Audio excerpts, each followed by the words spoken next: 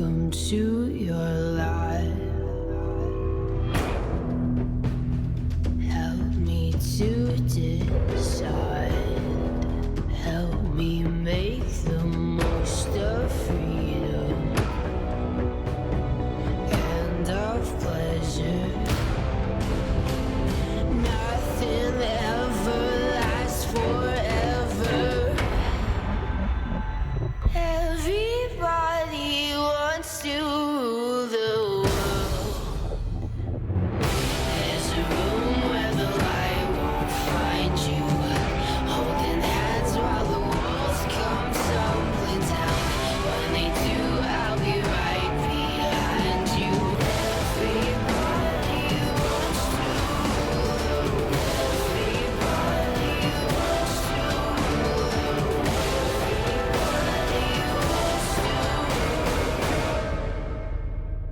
The world.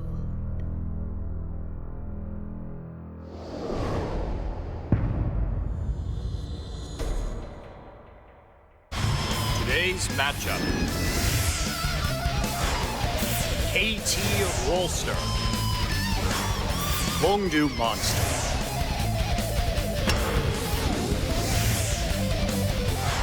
Jinair Green Wings.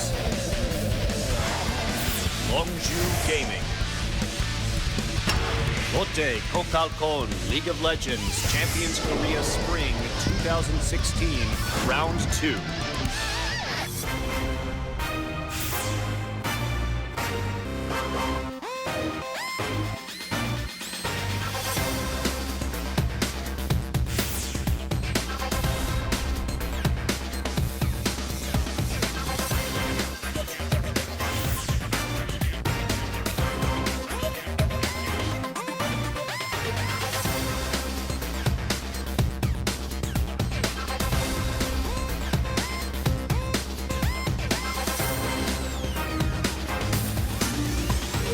Hey guys, welcome to the last day of the regular season here on Champion Spring. I'm Doa, that's Monte Cristo, and today we end it, well, we don't end it all. We end the regular season, and you know what, the playoffs are already locked up, so these matches today are just kind of for fun.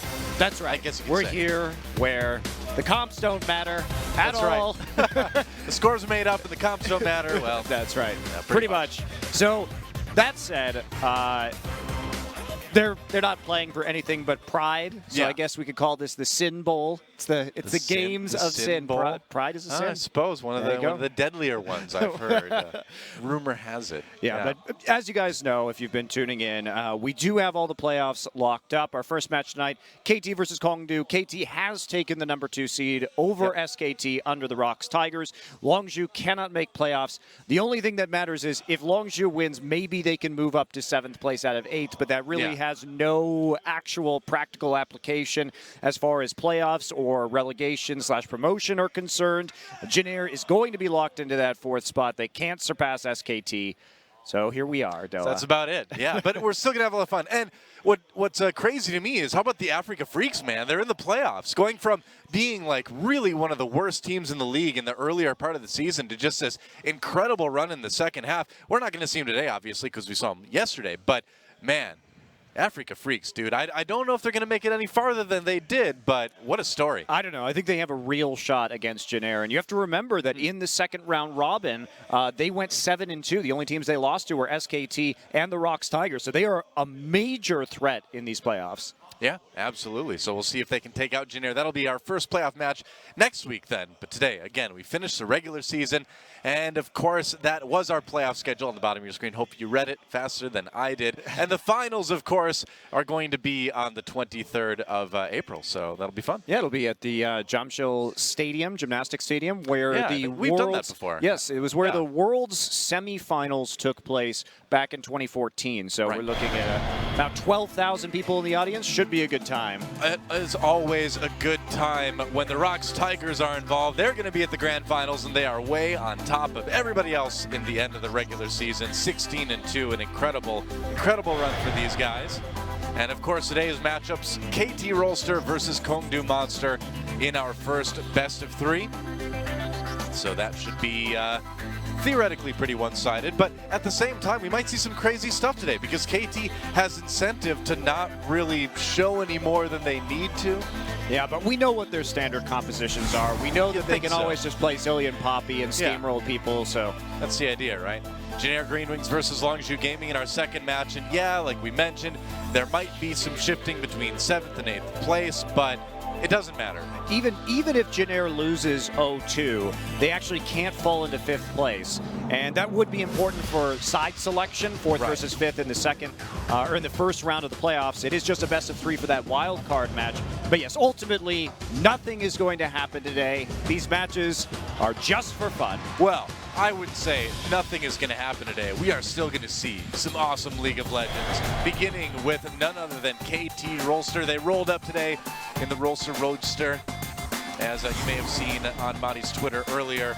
Someday score Fly, Arrow, and Hachani. And I just can't get over the fact that Hachani is actually pretty good right now. Hey, he's been doing well.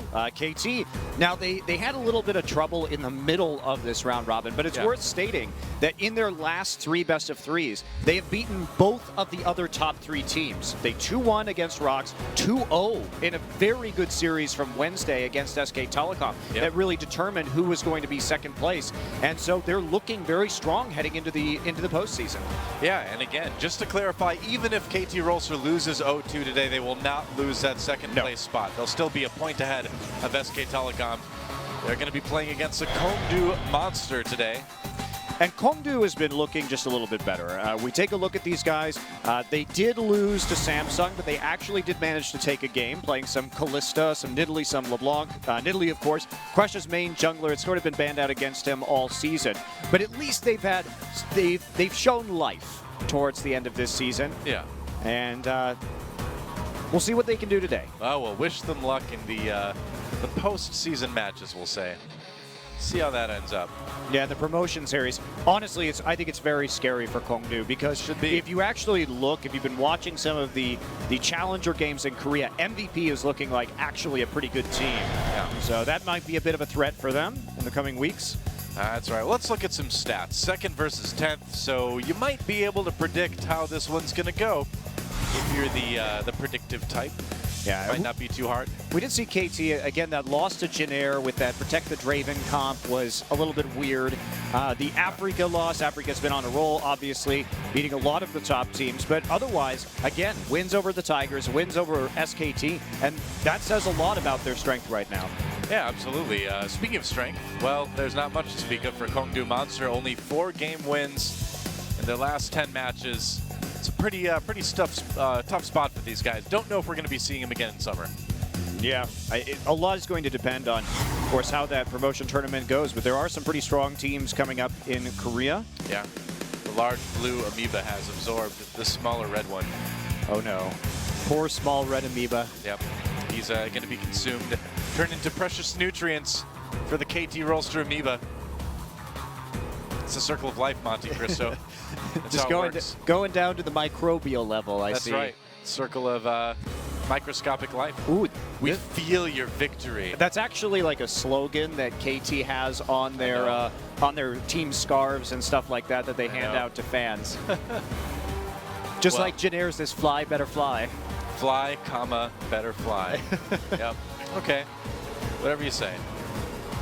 Well, I think Kongdu might feel KT's victory today. I think they might. It's possible. Possible.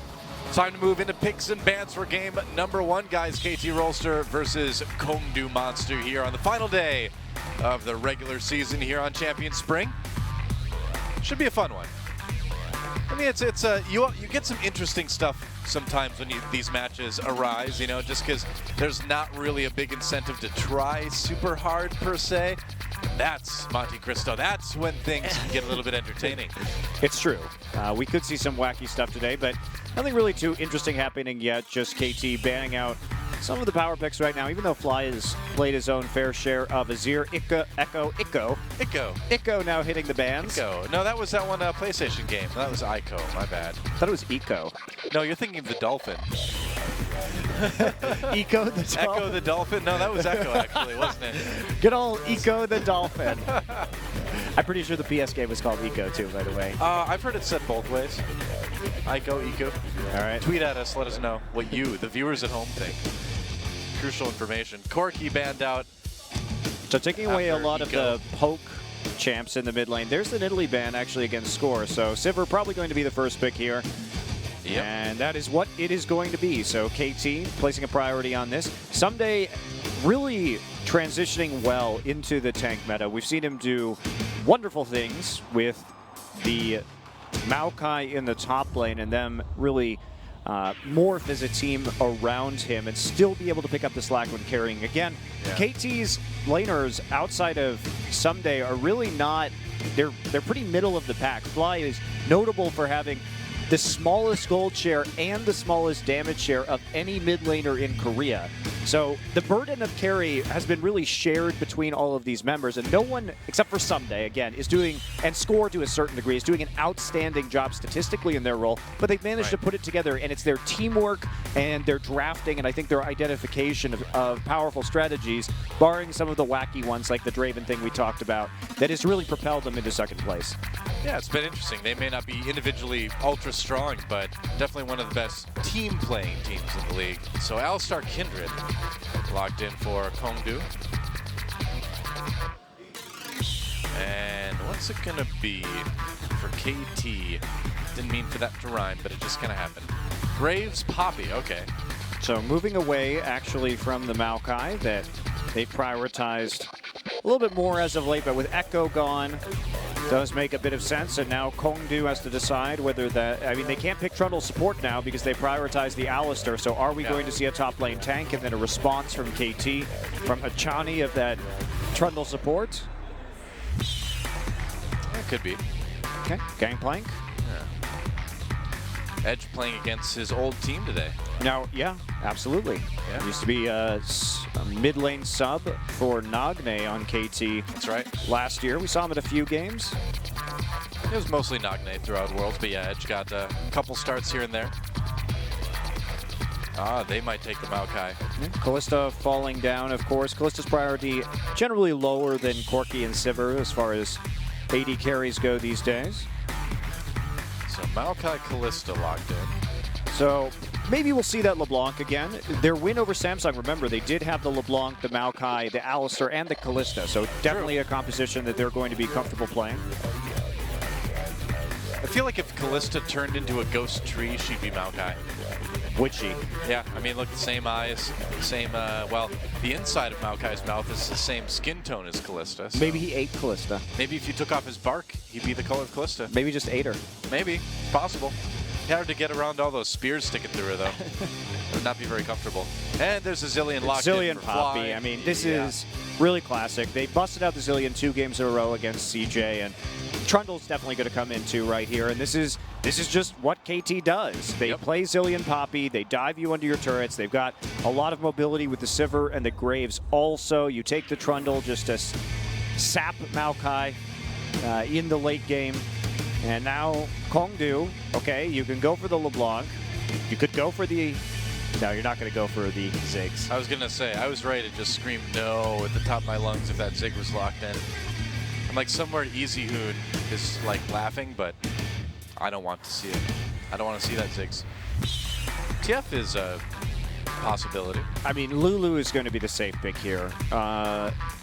I think one of the issues you have is if you play LeBlanc into Zillion, we've seen that matchup quite a bit, and it can be really difficult to trade with the Zillion because he just stacks bombs on your little... when you go back with the distortion, yeah. So you can actually get stunned that way if you don't play the matchup properly. There are some mind games that take place, but it's been a champion Edge has won on, so you also have to take that into consideration. One of your very few game wins in recent weeks has been with the LeBlanc. So basically they're going to run almost exactly the same composition they ran in their win against Samsung, just swapping out that Nidalee for the Kindred. That's not really going to affect too much here. They do have a strong pick composition as long as Hippo can get there. KT, gotta believe they're going to be doing their normal fast-paced Zillion Poppy push. Someday's been great about roaming on the map to set up the tower dives. Double TP coming in from KT Rolster. So they're the only team in Korea that still plays Zillion. Yeah, and they do it really well too. They do it really well. And with as much criticism that Fly has gotten too, Zillion is something he can do very well. He can, and part of why he does have such low damage is that he plays utility mids pretty much every game, but people respect it. I mean, SKT banned the Zillion in their games against KT because it's just so incredibly annoying to play against. And the KT as a team knows how to play a very fast-paced, aggressive game around the Zillion. It's something that is really refined. Yeah, very true.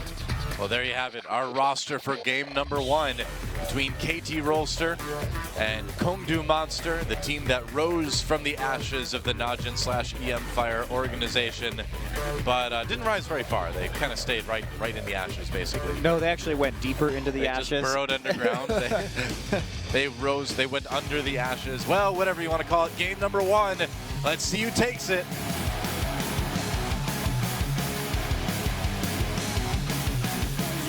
Everybody wants to rule the world. There's a room where the light won't find you, holding hands while the And welcome to Summoner's Rift. KT Rolster versus Kongdu Monster.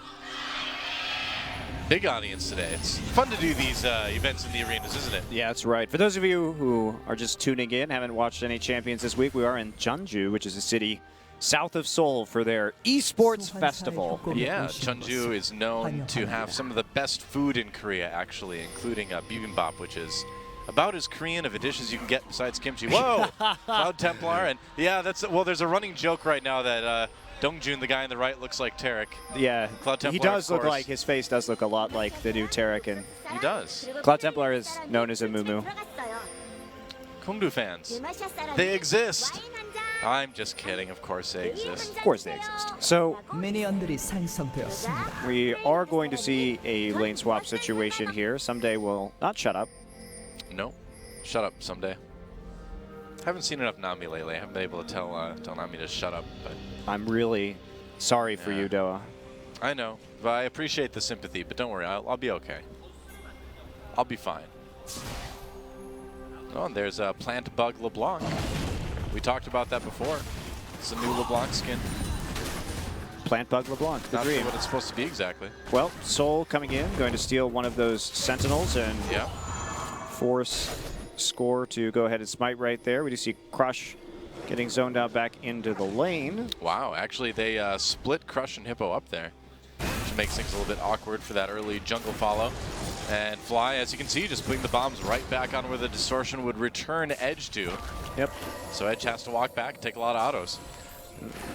Fly is really just fantastic at playing this Zillion. And again, it's about the coordination that they have around it. It's just this weird pocket pick that only KT plays. So it's also hard to prepare against it because no one else does what they do. Yeah. Really, I mean, of course, around the world we have seen other Zillion picks, most notably probably Energy in NA running that Zillion Poppy combination. That was one of their bright spots, I feel, in the regular season of the NA LCS, but they haven't really returned to it. And they were the first to unveil it, and we saw it that next week from KT, but KT is really just stuck with it. Poppy Zillion, diving turrets all day.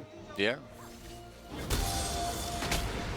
They need like a Doc Brown Zillion skin, you know, where it's got like the clock from the first movie on his back, and when he like speeds people up, they leave like trails of fire, like the DeLorean does.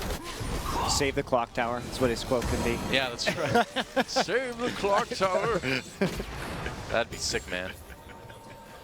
He lives in a clock tower, you know. Does he? In the lore. Why does he have a clock on his back then? I don't know. He's really bad at telling the time. And what is it? What use is that clock on his back? He can't even see it. Maybe he just counts the seconds because it's so big. It's very loud. It's easy to hear. That'd be really annoying to have a giant clock on your back. He wants everybody else who follows behind him to know what time it is. They're like, oh man, we're behind this like slow old dude. It's taken like, let me see. Let me look at the back. Yeah, it's taken like an hour to walk behind him because he's so slow. Oh, there we go. Hey. There's Mickey and know? Nagne. Yeah. Playoff bound Mickey from the Africa Freaks. Cool story. Hippo takes the first turret. Yeah, Africa second right now. Freaks actually super happy the other day to actually, you know, push out Samsung, get that Yeah. 5th slot in the playoffs. What an unlikely story for this team that started 1-6 to get it together.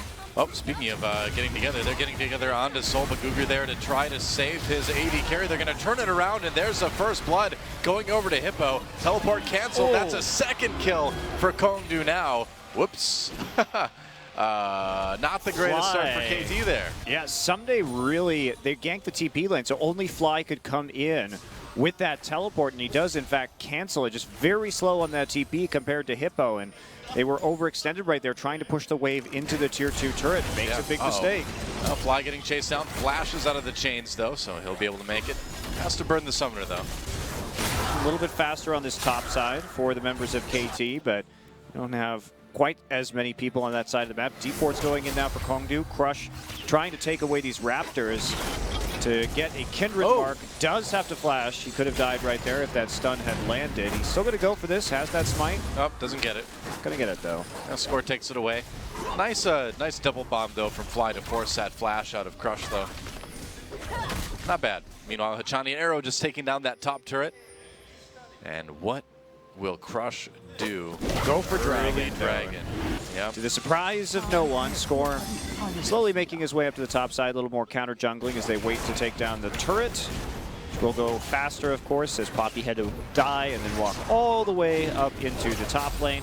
But nice early lead here from Kongdu. They're making it work so far. KT practicing playing from behind, I guess. Although, you know, the thing is Kongdu, when they have won games, they've won them against teams that you wouldn't think they'd be beating. That's true. Definitely true. They have taken games here or there, but it's about putting it together. And but getting Someday behind is very important. Now he's going to be a little bit delayed when it comes to actually picking up the necessary tanky items he needs to execute some of these tower dives. Johnny gets low. Score will just grab the Rift Herald buff as the standard lane swap continues. Dust settles. We're, despite the 2 kills, only a few hundred gold behind for KT right now, thanks to somebody may have died, but he did get a lot of farm by pushing up like that. So that is a big part of it for sure. You know, if I was a Rift Herald, Monty, I would just give people my buff if they ask politely, because it's not like as a Rift Herald I ever use that buff. So why die for it?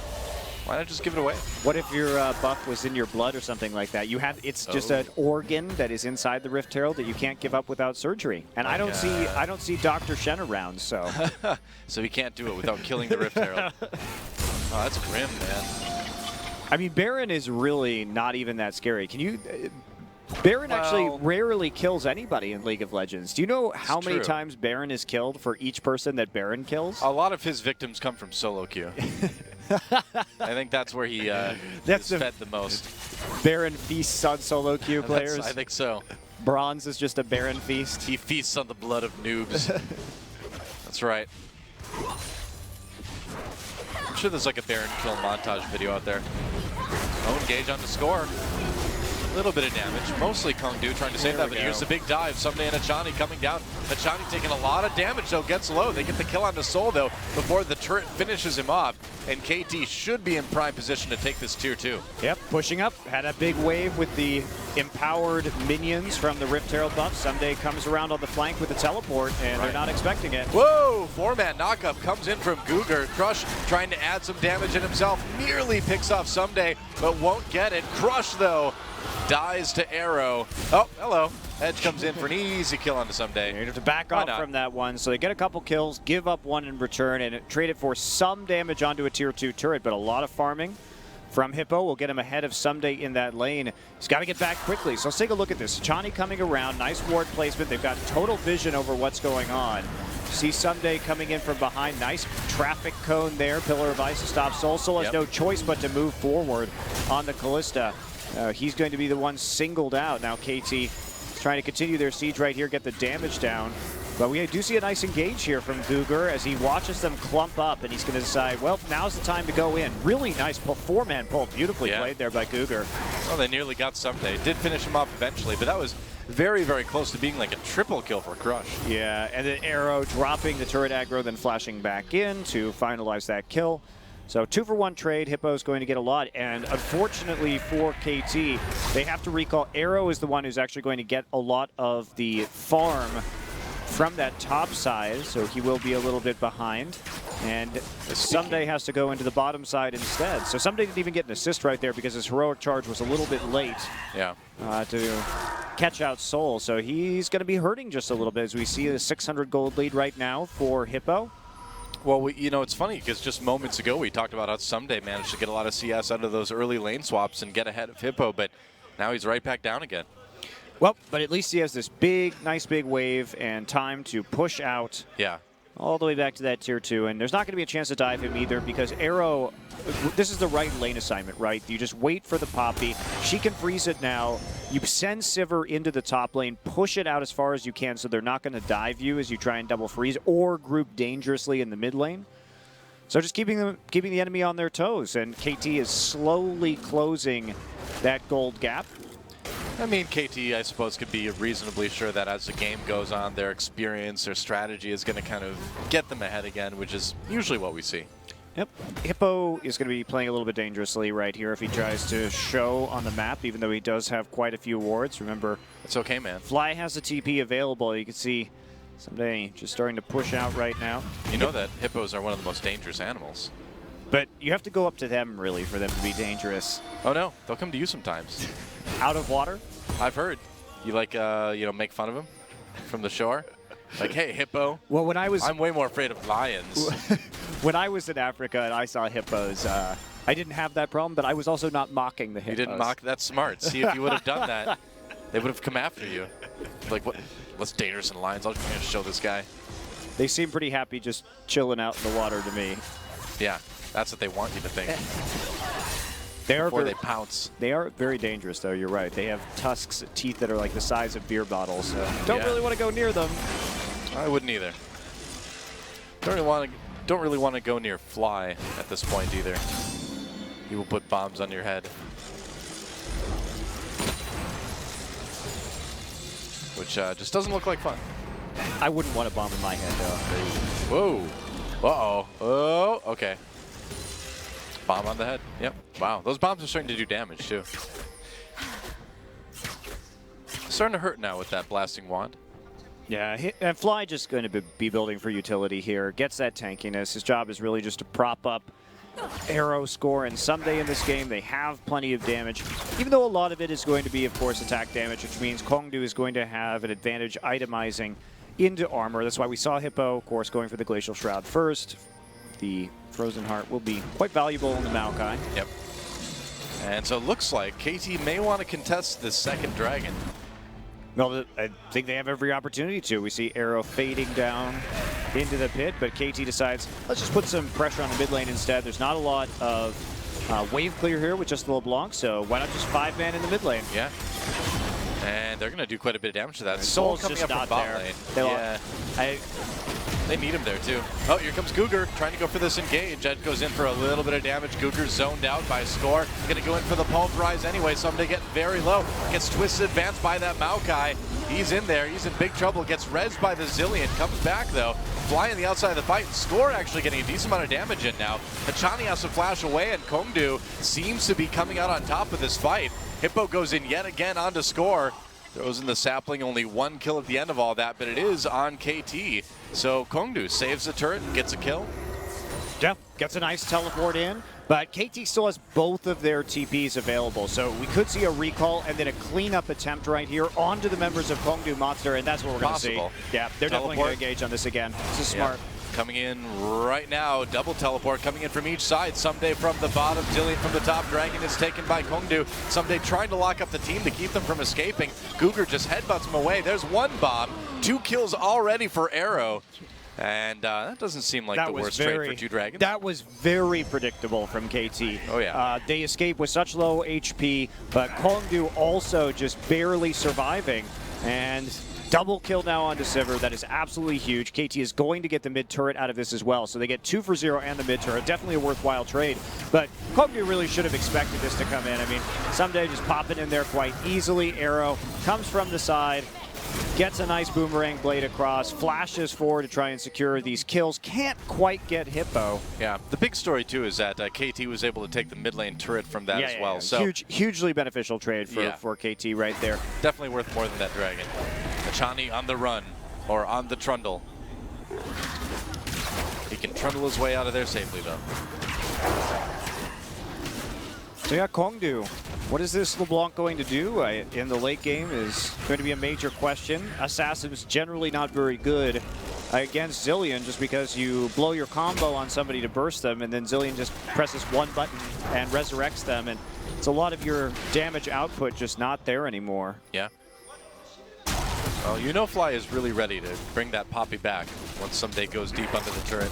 But you look at their bans, Azir, Varus, and Corki. They took away a lot of the champions that are good against Azilian because the sustained poke damage from any one of those champions is going to be much more valuable, because then you can force Zilean to maybe use his ult sub-optimally and then focus down another turret, wait for that ultimate to be off before you actually finish off the kill off the poke. Assassin's not going to be the best here because you're not going to kill somebody so fast. Most likely that Fly isn't going to have a chance just to press the chrono shift and save them. Yeah. Makes sense. So we've reached a little bit of a lull in the action, but KT already starting to pull ahead as expected. And Kongdu running out of options pretty rapidly. Looks like they're going to go after Guger maybe up in this top lane. Just scaring him off with the Pillar of Policing.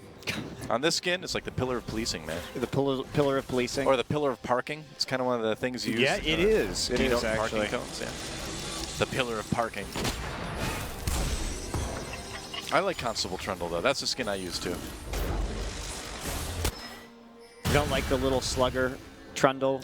No. Oh, here comes Score. They're going to go after Hippo here. Hippo's way overextended. Yeah, no kidding. He is an endangered animal right now. Knocking away someday for the moment. Edge coming down. Going to keep chasing, though. Should be an easy kill. Yep, certainly will be. And Edge immediately turns back into the jungle. You just can't be there, when there's so much pressure elsewhere on the map. Like, how do you respond to this? KT is in the mid lane pushing forward. LeBlanc is not in a place to respond. You only have one ward on the bottom side of the enemy jungle, and your Kalista is past the river on your side of the map and top. It's an easy gank for KT to make. Sure is.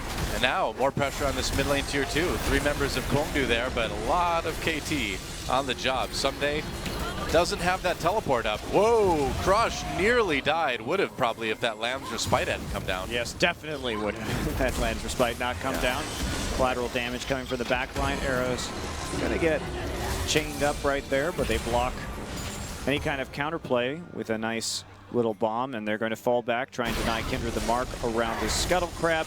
They get some damage onto a tier 2. That's all they really need right now. Someday starting to grow a farm lead here in the top side. Yep.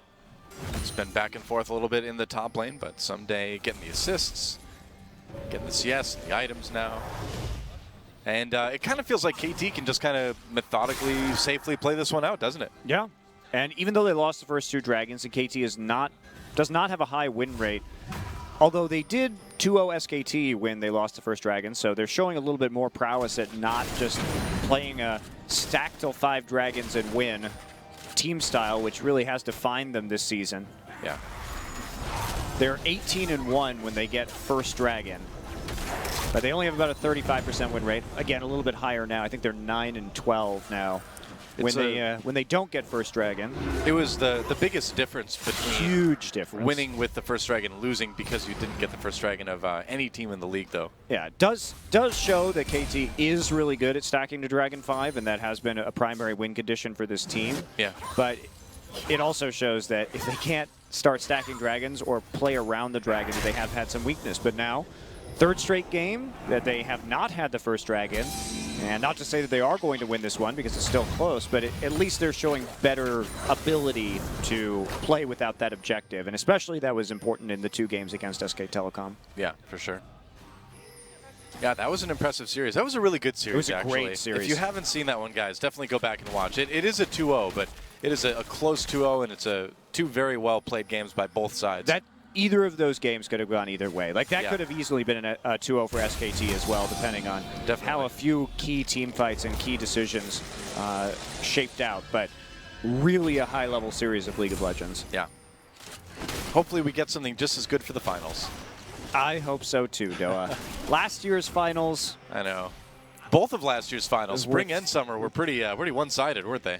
Yeah, 2 3-0s for SK Telecom. Yeah. Oh, we had like the curse of the 3-0 finals for a while, but we've had some good ones too. Edge over the wall, a lot of damage on the fly actually. Doesn't pop that ignite. One wonders. That probably would just alter himself. Cougar comes in, teleports, bringing the rest of Kongdu to the party. Score in a little bit of trouble here. There's a kill for Kongdu. They're going to turn right around. Fly's still low, gets a nice stun with the bombs though. Really good play from Kongdu right there. So they know they chunk out Fly, so they catch out Score, who is way too far forward. Fly has his TP up, but he would have had to go home. So their immediate decision to engage, taking advantage of the fact that KT was poked out, and that's going to get them a third dragon. So Kongdu staying alive in this one by virtue of threatening 5 dragon stacks. They've got 3 before 20 minutes, so we're looking at like a possibility of a 31-minute 5th dragon here for Kongdu, and that is going to be quite dangerous. Score with a bit of an error right there. No, KT needs to worry about this next dragon for sure. Let's watch that fight again. So Fly gets chunked out early on. Now, I don't know why Score just walks in right here. Easy flash from Cougar, Yeah. and they just collapse on him. You can't do that with that much burst damage. I mean, Someday isn't there. They're not ready for that team fight. You cannot walk into that choke point. Really silly mistake from Score. Yeah. Yeah, you don't see that very much too. What you want to do is what they did before, which is allow them to start the dragon, give Fly some time to recall, and then just let him TP in, and you can fight at the dragon. Who cares? But without Someday even there, Score just playing a little bit too cavalierly. You know, KT's been a confusing season in the second, or a confusing team in the second half because they've been so good and so bad depending on what day it is. Yeah, and it's not even that they play to the level of their opponents either, because they've had some really awkward games against high-level teams like Jin Air. True. Oh, Score maybe in a little bit of trouble again. He's going to get stunned up, trying to survive. Here comes Someday to help him out. Hachani there too. They're going to turn Kongdu around. Nice collateral damage. Gets the kill onto Edge. Not sure which LeBlanc it is. Just kill both. Why not? And now the KT chase continues. We'll see if they can catch anyone though. Oh, there they go. Flash. Knockup from Someday. Great engage on that Poppy. The rest of KT catches up. Soul barely gets out of the fight. Pulls into support. Throws him back in for a knockup, but Fly still comes out with the kill in the end anyway. Cougar a bit low. Nice double bomb from Zillion. Beautiful. Wow. Double stun. Fly is so good on From the the Zillion. double bomb, just waiting until that choke point. Yeah. Kongdu actually did a decent job trying to disengage right there. They headbutted Hachani away to try and prevent him from getting a crucial pillar up on their avenue of escape, but unfortunately with that nice engage there from Someday using the Poppy ult, they were able to catch up, get the pillar down anyway, and then the double bomb came in, the double stun into the double kill, and that was it. KT gets a Baron in 22 minutes. Yep. And so let's watch that fight one more time. They try to make a play on the Score, but it all goes wrong after that. Yeah, remember that Score does have that Hex Drinker and the Sterix, so difficult to lock him down right there. He plays confidently in the front line. Now watch this engage. Now watch how Cougar plays this, because he's going to actually headbutt Hachani back, prevent him from getting the pillar in that choke, but Someday there with the flash, heroic charge, straight into the ultimate, does get the job done, and Hachani makes it back in time to tie them up at the choke point around the Lamb's Respite. And here we go. 1-2, double bomb, bam, double kill. Really nicely played pursuit from KT. Yeah, they certainly know how to play this comp, don't they? Yes, they do. Kind of makes you surprised that Kongdu gave it to him, doesn't it? Well, I mean, what are you going to ban? Rise, Echo, and Italy are reasonable bans for the red side, because the problem with Fly's pocket picks and the fact that Poppy has sort of been deprioritized as a first pick, first ban with the power of Maokai and Echo in the current meta meant that this composition that KT is very fluent on now no longer even contains picks that are popular that are going to be contested for power picks. So now they can just kind of play this whenever they want, which is really nice for KT. Whoa. Someday onto Hippo under the turret. Looks like it's a 1v1. Hippo gets knocked up. Will he get enough from the passive healing? Stays barely alive, but no, not going to be enough. He flashed right at the end of that too. Oh, man. That is not what you want to do. Nope. And now this Poppy obviously is just a little bit out of control. And I'm not saying that Poppy is not a top tier pick because she is. Yeah. It's just she's not first pick worthy anymore. That's what I'm saying. You're gonna, if you have Echo available, if you have Sivir available, these are much more Nidalee, Rise. These are much more likely to be first picks in the current meta. So the fact that KT can keep doing this Poppy Zilean composition is really, really dangerous. Yeah, true enough. Oh, collateral damage goes through, takes a big chunk out of Crush. He gets low. Doesn't need to use that ult though. Someday coming back and down the mid lane after his duel with Hippo. And they've still got some Baron buff to work with. Not a lot, but a little bit. Yeah, it's tricky too. TP coming in, flanking TP from Kongdu. I don't know if Hippo's going to get there in time to make a difference. So Score goes in. Arrow on the outside just gets bypassed by that Maokai though. Arrow's getting so much damage in on this team. Here comes And Someday. Someday, yep, coming in from the mid lane. A kill onto the Kindred already. And KT diving this turret pretty effectively. Zilean ult used well. Score and Someday a little bit low, but man. A little bit too bold there from KT. That happens. Arrow Why not though? did manage to spell shield the Twisted Advance, but that Arcane Smash came right afterwards and disposed of him. They need to make sure they get out of this. Yeah. Edge is really, really dangerous, so somebody's going to pop his W right there, make sure nobody's going to be dashing in on him. Mostly LeBlanc. And so Kongdu manages to keep their top lane turret and inhibitor alive for the moment. Yeah, can't crack the base. And Yeah. I mean, Poppy's just not here. So Kongdu sees this. They're going to engage on it. Score just gets a little bit silly. This is a 4v5, and they're not waiting. They could have easily disengaged from that instead of walking forward. Perhaps they didn't see Hippo's teleport coming through. So KT messes up this siege, doesn't wait for Someday to simply push into the mid lane, thinks they have Arrow. more of a lead than they did.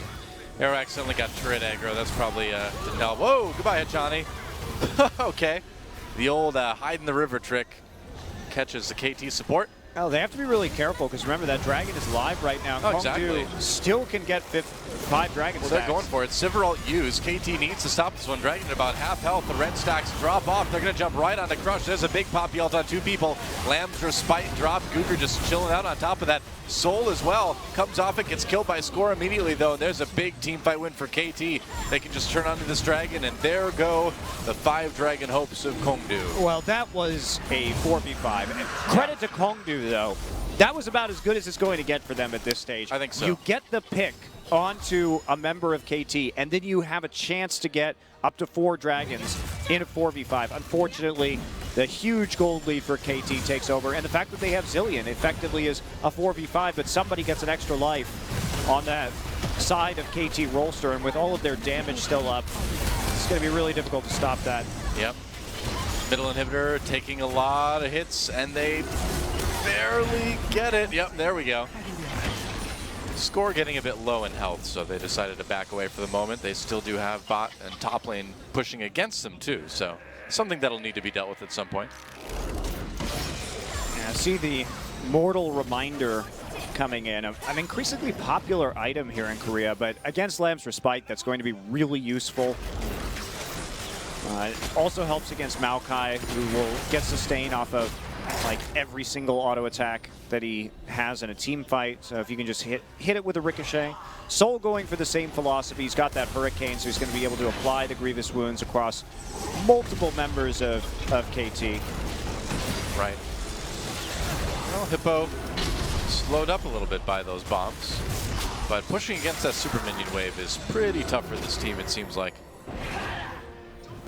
See Hippo too having to take that QSS because of the Trundle in the game, so not exactly the most optimal build. I have no idea why he's building more magic resist right now. He really doesn't need that. He needs armor.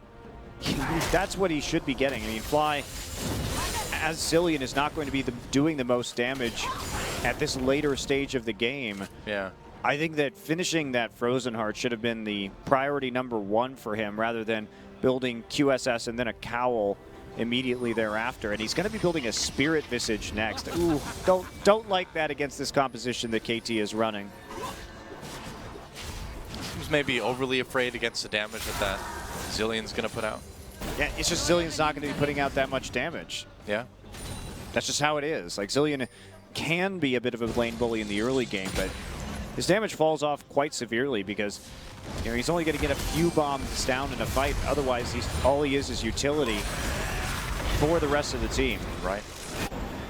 Helps a little bit, of course, against the Poppy, the Sunfire Cape, and just still not that useful. Not that useful. Well, Baron is back. Somebody goes in onto edge, but the reverse engage. Oh, Fly thrown in the middle of everything. Gonna res himself, though. He's gonna be okay. Kongdu trying to find an angle in this fight, but man, you just cannot get through this Poppy right now. Lamb's fight drop. KT just piles on as Achani chases Edge away. There's a double kill already from Someday. Edge forced out of the fight. Cougar and Hippo on the run too. Soul long dead in this one. And this may be This is it. Yep. Yep. They've got Super Minion Wave knocking on the door of the base of Kongdu. They'll ride this all the way to a victory. Someday going back just because he fell a little bit low. And Johnny is going to troll inside their base. That dancing in the turret laser, why not, man? There goes Nexus turret number 1, taken out by KT. And Achani will troll his way along with the rest of KT Rolster to an easy Game 1 win. It's a pretty tight first 5 minutes, but after that, it was all KT. GG. And that's how it's going to be in this first game of the series. I mean, Kongdu, I think, had some good calls in the early game. They did what they could to keep their Dragon stacks rolling. I think that was the only reasonable chance they had to win, so I like the fact that they set up that pick and then tried to fight over that Dragon. They certainly, I think, did all they could with the gold deficit that they had, but ultimately it was too overwhelming. That's what's threatening about KT right now, as I said in the game. All of a sudden, this composition that they are so good at executing with doesn't contain as many top priority picks as it used to. No one else even plays the Zillion, and I think that reminding people of this right before the playoffs is just a great idea. They're like, well, now you got to think about this. Yeah. Because when SKT earlier this week said, all right, we're going to ban the Zillion, well, then we saw what happened. Someday gets the Echo, it gets crazy. They're still good on the power picks. And then when you don't ban it, they're like, hey, take a look at what we can still do with a Poppy Zillion composition. If you don't ban the Zillion, we're just going to take Poppy in a relatively early round of the draft, in the second round of the draft on blue side, and then we can still just blind pick the Zillion into whatever we want. Well, it's a lot to think about, too, because KT are the ones sitting in second place, only 1 match away from the grand finals. So they're going to come into it with a big edge. And we're not done yet, guys. Don't go anywhere. Game 2 right after this.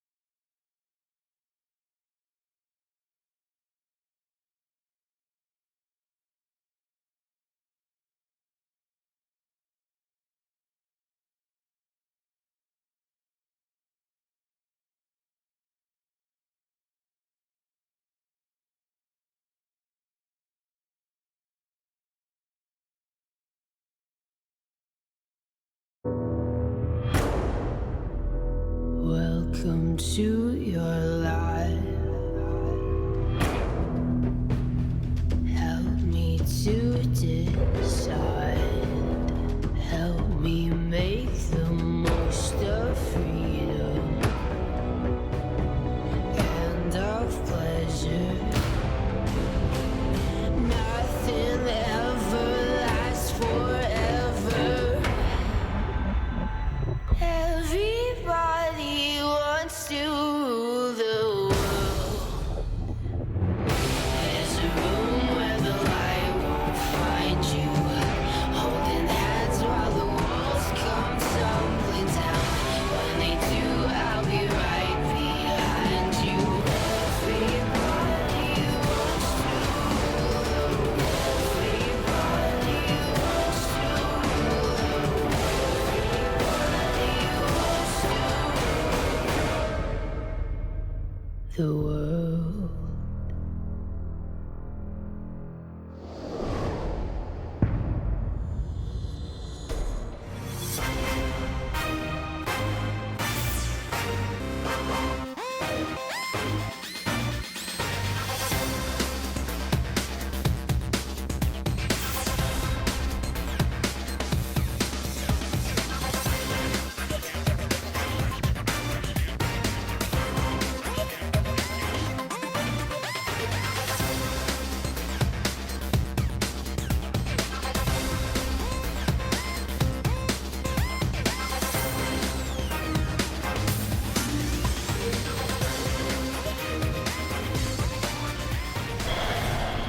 Wow, that was some sick cosplay, man. Not as good as our Shen stuff, but it was pretty good. I'll give it a, not That bad. Zed was really good. That Zed was awesome, dude. And Someday was awesome, too, on the Poppy in the top lane. That's going to move him up to 1,100 MVP points. But nobody's catching Smeb.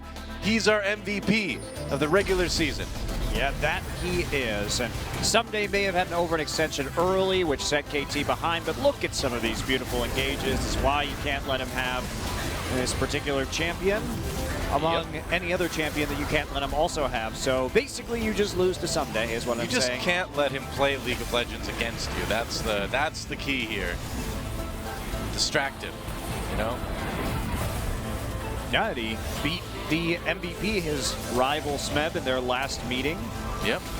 A couple weeks ago. It's true. But he may be the MVP of this game, but it's not going to be enough to get him the MVP of the entire season. Poor Someday. Well, he didn't have as many. Oh, well. He didn't have quite as many chances, but Smeb, of course, has had an excellent season himself. Yeah. But Someday, though, I think what's dangerous about him is he is so good on tank champions. Of course, his two most played champions of all time are Renekton and Maokai. So it's not like he... I think Smeb is a little bit better when it comes to carry champions, but Someday has shown time and time again that on these engaged tanks, he is top tier. Well, Smeb just seems to be one of the most adaptable top laners out there, that he really can play both. And there's that awesome cosplay again. Makes me want to dig out the old Shen costume. And then just dig it right out of the closet. Jump around in front of him, because that's what Shen does. Just very obviously shows himself. No, I only wear that on special occasions, Monty. Is that right? That's right. Well, see if Kongdu can do anything against KT. It was a, again, it was a pretty solid early 5 to 10 minutes. They more than that. I mean, Kongdu was stacking up the dragons. They were winning some of those fights. I think they did make some mistakes, like not respect the double TP of KT at one of those dragon fights, but I mean, they did play around to win conditions, so I suppose they had an opportunity to kind of come back into that game, and they took the game off of Samsung earlier this week, so it's hard to actually complain about the way Kongdu is doing towards the end of this season. They are showing more life than they did a few weeks ago. Well, they're going to need it when they go into the promotion matches later on. That's for sure. Well, same bans, even though we've switched sides. There's the Graves ban coming in. Against Score, probably a good idea. He was pretty good on that. Yep. In the team fights in the last game, but that means that they're not going to ban the Nidalee. They could try and first pick the Nidalee, but Score's going to be fine on Kindred too. So what do you do right now? Do you ban the Corki again if you're KT, or just throw away a ban and say, all right, if you want Nidalee for Crush, we're just going to take Corki and maybe Poppy, and they're going to ban the Maokai. Maokai. Okay. Huh. Yeah, I like this. So Nidalee will be the first pick for Gongdu. Yep. And that means, well, KT, they can take Corki and Poppy right now if they want to. They can take, they don't have to take the Kindred right now. Clearly, they could take Sivir Poppy. They could take Sivir Corki. Poppy Sivir makes sense, though. They could just pretty much run the same composition as they did last time, only without the Graves. Right. And now they can just sit there until last pick with the Zilean. And I think that's what you do if you're KT. Because right now you have so many options available. What is Kongdu going to do in the top lane at this point in time? Do you go for the Nautilus while you're opening yourself up to another Trundle support where you're going to have to buy the QSS on the Nautilus just to save yourself from getting shredded in the mid and late game? Yeah. Could take that Corki, too. We talked last game about how the Zilean is less good against poke composition or sustained damage compositions from long range because you may not use that Chrono Shift in exactly the best way, and is stronger generally against assassins who telegraph their combo just a little bit better during those team fights, so it makes the Chrono Shift a higher value. So they're going to take the Trundle instead for themselves, Kongdu. I think that probably a good idea, but KT could just take the Alistar now. Yeah. And that plays into their diving. And in the early game, if they can just get a big enough lead through their dives, then they don't have to be overly concerned with a Trundle ult in the late game. Yeah, it's looking more and more like we're going to see probably a pretty similar composition from KT that we saw in game number 1. Just waiting for those next 2 picks to confirm that. Yeah, if I'm KT and I'm up 1-0 in this series, I just run the Zilean Poppy comp again. Why not? Yeah. You want to show that you prioritize it and that you are strong on some of these champions. Don't play Draven. Arrow used to be this Draven master, but he has fallen far. The Kennen pick also not exactly terrible here because they can use it to flex either at support or into the top lane, but instead they could just take the Kindred and the Zilean. I was going to say, all right. Yeah, they're not going to take Janna with this composition. That wouldn't make much sense. No surprise. Only 1 second left, but they swapped over. I don't think Janna's a very good support pick right now because it doesn't power you up to do a lot of dives. The only reason I think Janna is useful is if you're running a siege composition and you want to play a really lane-dominant lane like Janna Callista or Janna Caitlyn, so that you can push up in the early game and start to get a turret advantage. But even then, I think it's a pretty big risk. Right. Obviously, much more of a disengage support than a dive support. And Janna Sivir, I mean, Sivir just doesn't have the range to use that Eye of the Storm extra damage to the utmost effect. So it's more diving, basically KT just running the exact same composition. Kindred and Graves are pretty interchangeable from that front. They're both like highly mobile, high damage junglers to dive turrets with. So it's possible, I guess. Yeah, they're going to run the Trundle up in the top lane, and they're going to have a mid-gangplank then. Okay, so Corki's going to ADC. Interesting. I don't really like Trundle in the top lane anymore, and this is the first time we've seen it in Korea for a very long time because Trundle's advantage comes from, in the top lane, comes from being a late-game split-push threat. But when you have a QSS, basically he can't split-push any longer into you, and other top laners are going to be able to hold against him. So he doesn't offer much as a top laner when compared with the support position, because once you cleanse off his ult, he doesn't do much. He like chops somebody, okay, he runs around really fast in his frozen domain. His pillar's good, but his pillar would be there even if there's a support, right? Even if he's a support Trundle. So now that people have just figured out you buy QSS and solve that problem, not going to be too worrisome. But I think they just wanted to deny the Alistar pick more than anything. Right. KT mulling over their support choices.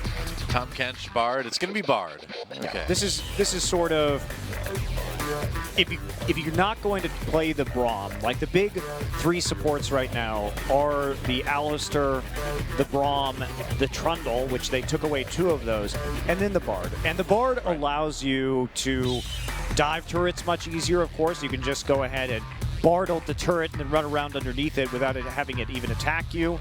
It does provide, they have 2 forms of invulnerability with the Kindred ult and the Bard ultimate right here, so a lot of good utility And it gives you some nice laning too, obviously with that Thunder Lords. Bard hitting like a truck in the early game. So a lot of options here for turret dive. So many chances just to be invulnerable. And KT basically just running the same style as we saw last game. Yeah. Hongdu is switching it up. That Trundle in the top lane, but again, based on how things are going currently, Sumday's going to be perfectly happy building a QSS. Look at the composition he's against. So cleanse off the Trundle ult. Well, there's some less damage from Nidalee. Corki does well over 50% of his damage as magic most of the time. So you're going to be happy about buying that extra MR against the Corki too. It's actually going to be a more efficient item than it usually is. It really seems like Kongdu plays even worse into KT's comp this game than they did last game. Yeah, they've got that scaling too. Gangplank, at least he's going to have TP. Yep. Well, we'll see if Kongdu can tie things up or KT gets a 2-0. Let's get in the game and find out.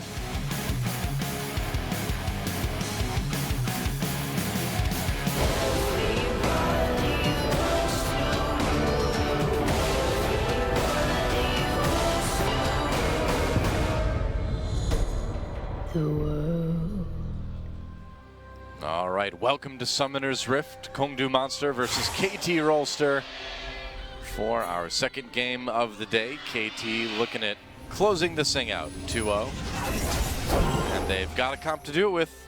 In fact, they've got more or less the same comp as they did in game number 1, stylistically at least. Only this one may be a little bit better. 소환사의 협곡에 You think? 오신 It's pretty 것을 comparable. suppose. 환영합니다. Yeah, it's pretty comparable. Yeah, I guess Bard provides less like hard engage than Alistar does, but he does provide more Well, tower dive ability too. They had Trundle last game, and so Trundle is good at tower diving because he can steal some of those tank stats to absorb more damage. And also, he has that pillar to really stop people from retreating. Yeah. So, just Bard more useful though, of course, once he has that ultimate up. And the nice thing, it's just different. It's slightly different, obviously. You can use the Magical Journey for faster rotations to tower dive with the rest of your team. You could just negate the tower entirely or save somebody who's taking too much damage with the Bard ultimate. So it's just a little bit different here.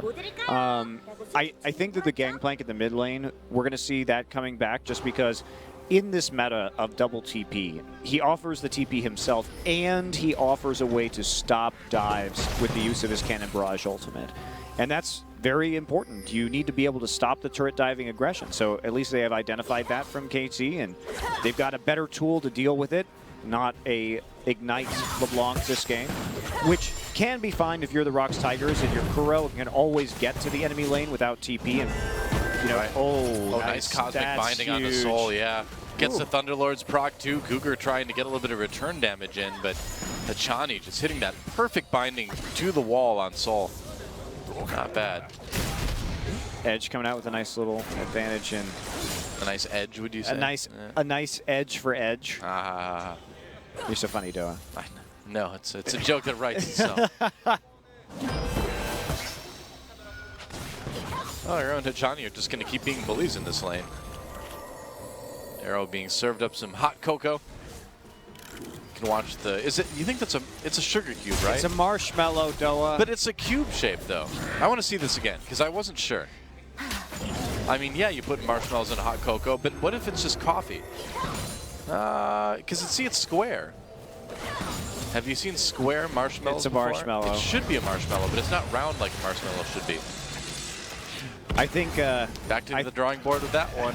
I think that would be a very large sugar cube to put in your hot cocoa, and also sugaring hot cocoa sounds disgusting. That's the thing. Maybe it's not coffee. Maybe it's not cocoa. It's coffee. Yeah, I think Christmas and coffee go together really well. Well, there's a candy cane in it. I don't know. Hey, I'm just wondering why this marshmallow is cube-shaped instead of round and cylindrical like every other marshmallow on Earth. Maybe it was just easier to make a cube for the art team. Could be. Suppose that's an option.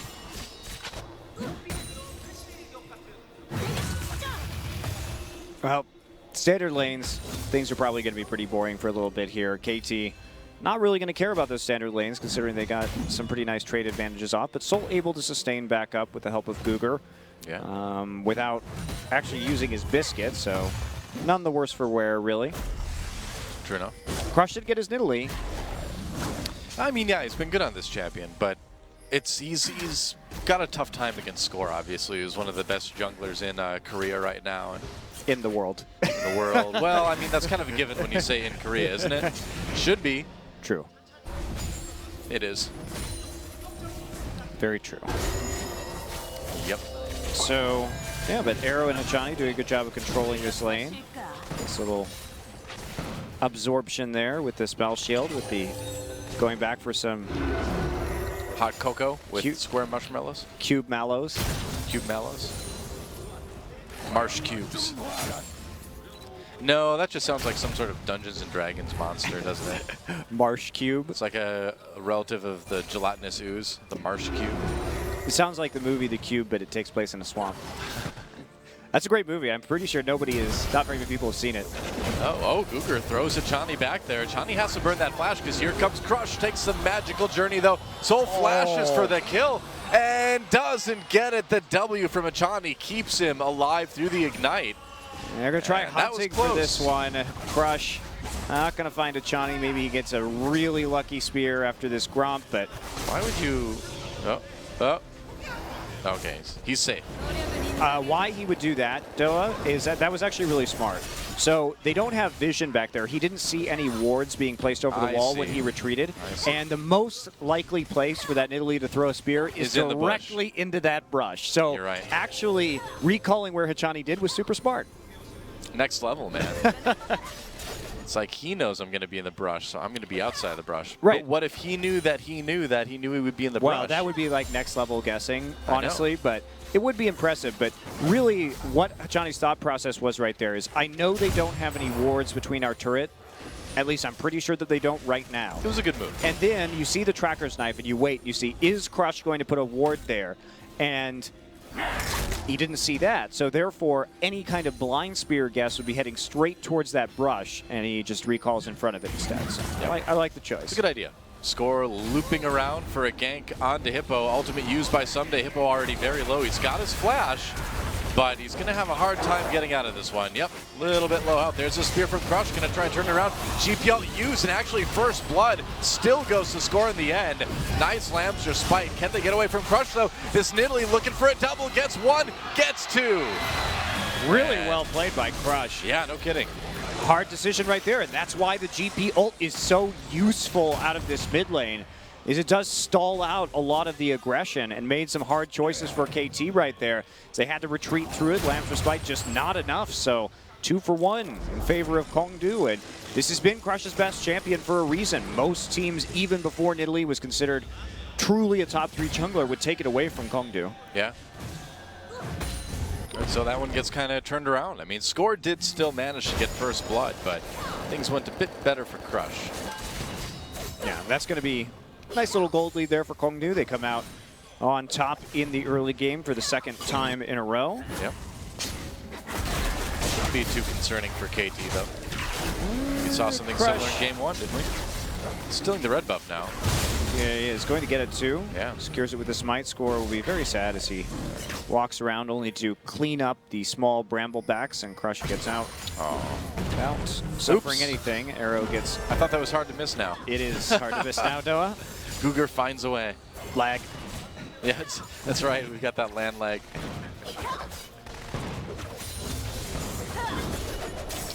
I'm used to doing it with all the 9 ping on the Korean server. Well, we're in Jeonju, so maybe that was it, Doa. Oh, you're right. Maybe. Maybe we don't have 9 ping anymore. We're about,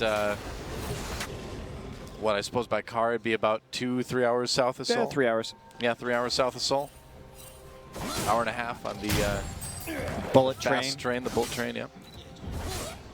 It's fun. Bullet trains are fun, though. I agree. They are. They get you places quickly and comfortably. Kind of, I mean, airplanes get you there quickly, but not necessarily comfortably unless you fly in a nicer class. Depends on the airline, though. It depends on the airline. Yeah, that's actually really true. We're in a good regional world for that. Indubitably.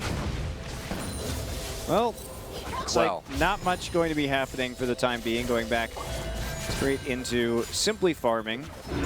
KT almost has level 6 on anybody, and we'll see what they do with double TPs. But someday using his to get back into lane, and Edge also having done the same may make it a little bit more challenging. Edge take the stun right there, but not having much to worry about, of course, with his E, and he's doing a great job of farming up. And yeah, I think the mid GP is a really good answer to this Zillion. You do have that chance to cleanse off the stun and avoid taking a little bit of follow-up damage, I suppose. Never have to worry about scurvy. That's good. Just cure that. Crush finds the ward right away. So no ganks up in top lane. And Crush is solidly out 5 score up, but he may have gone a little bit too deep. Fly trying to zone with the bombs. Crush flashes, over the wall he goes. And he'll be able to get out.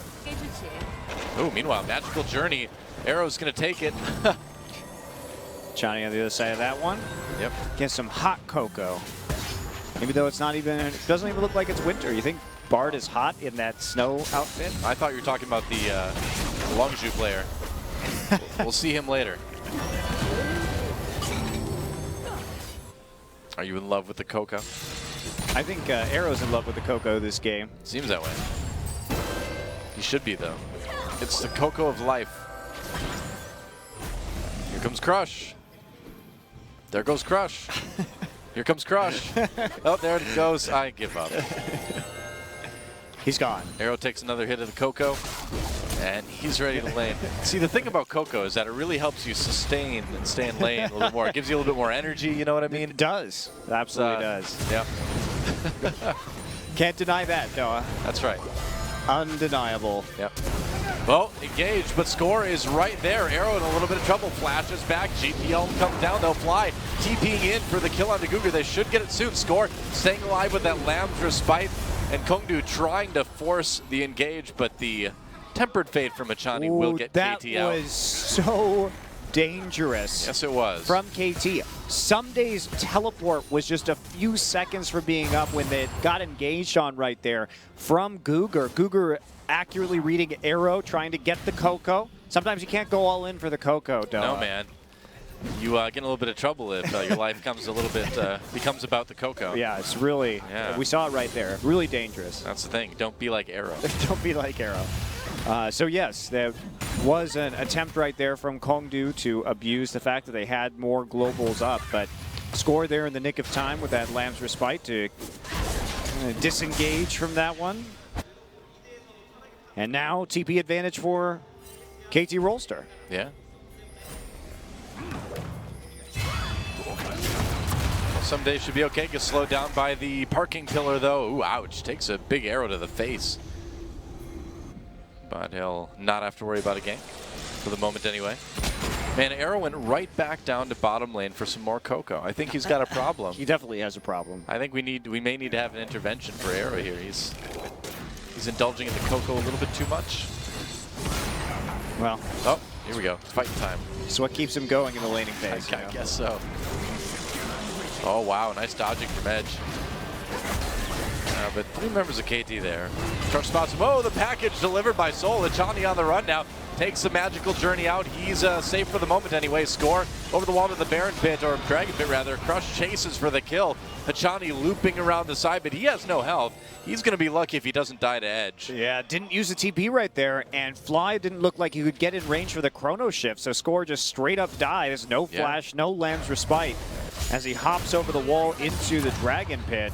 The rest of his team just not responding as fast, and Kongdu will pick up another kill, putting them at a 1,000 gold lead here at 13 minutes. So KT, they got to be careful because this GP is going to be dangerous in the late game. Crush has all 3 kills now, meaning he's going to get a fast route of ages.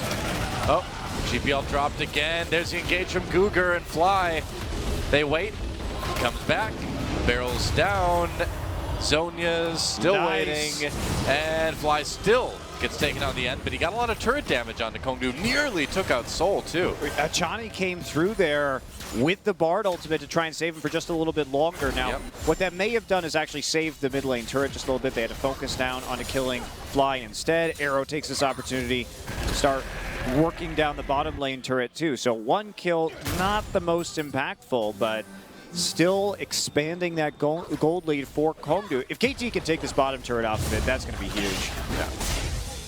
Arrow should be able to get it. Look, he's off at Coco, and look at what he can accomplish. That's right. Wow, what a success story. A triumph of the human spirit. Congratulations, Arrow. It's all right. I'm pretty sure Bard is, he's going to just be spreading the Coco to the other members of KT right now. He really is a bad influence. Yeah, the first one's free, he whispers.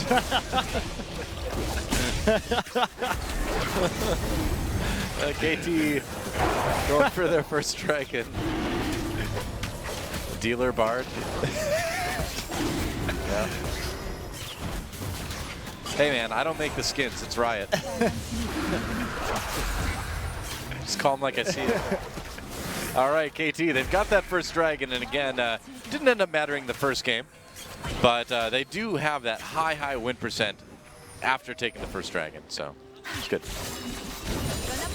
Is a promising sign. Yep. Pretty late for a first dragon this game.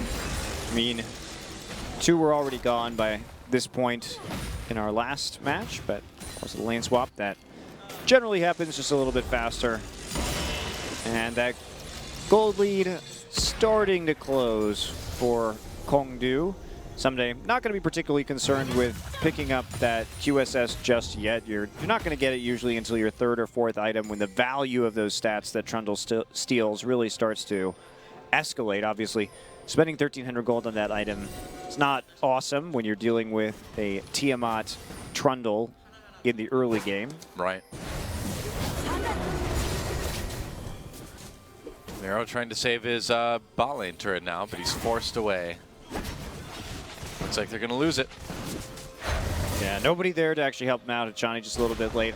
Is he going to ult the turret is going to be the question. I don't know. Do you think? I don't think they can save it even if he does. Yeah, it looks like they decide against it. Score was motioning forward, but makes a deviation, just doubles back and goes right back to farming. But they could maybe make a play here with the TP and try and catch him out while they're overextended.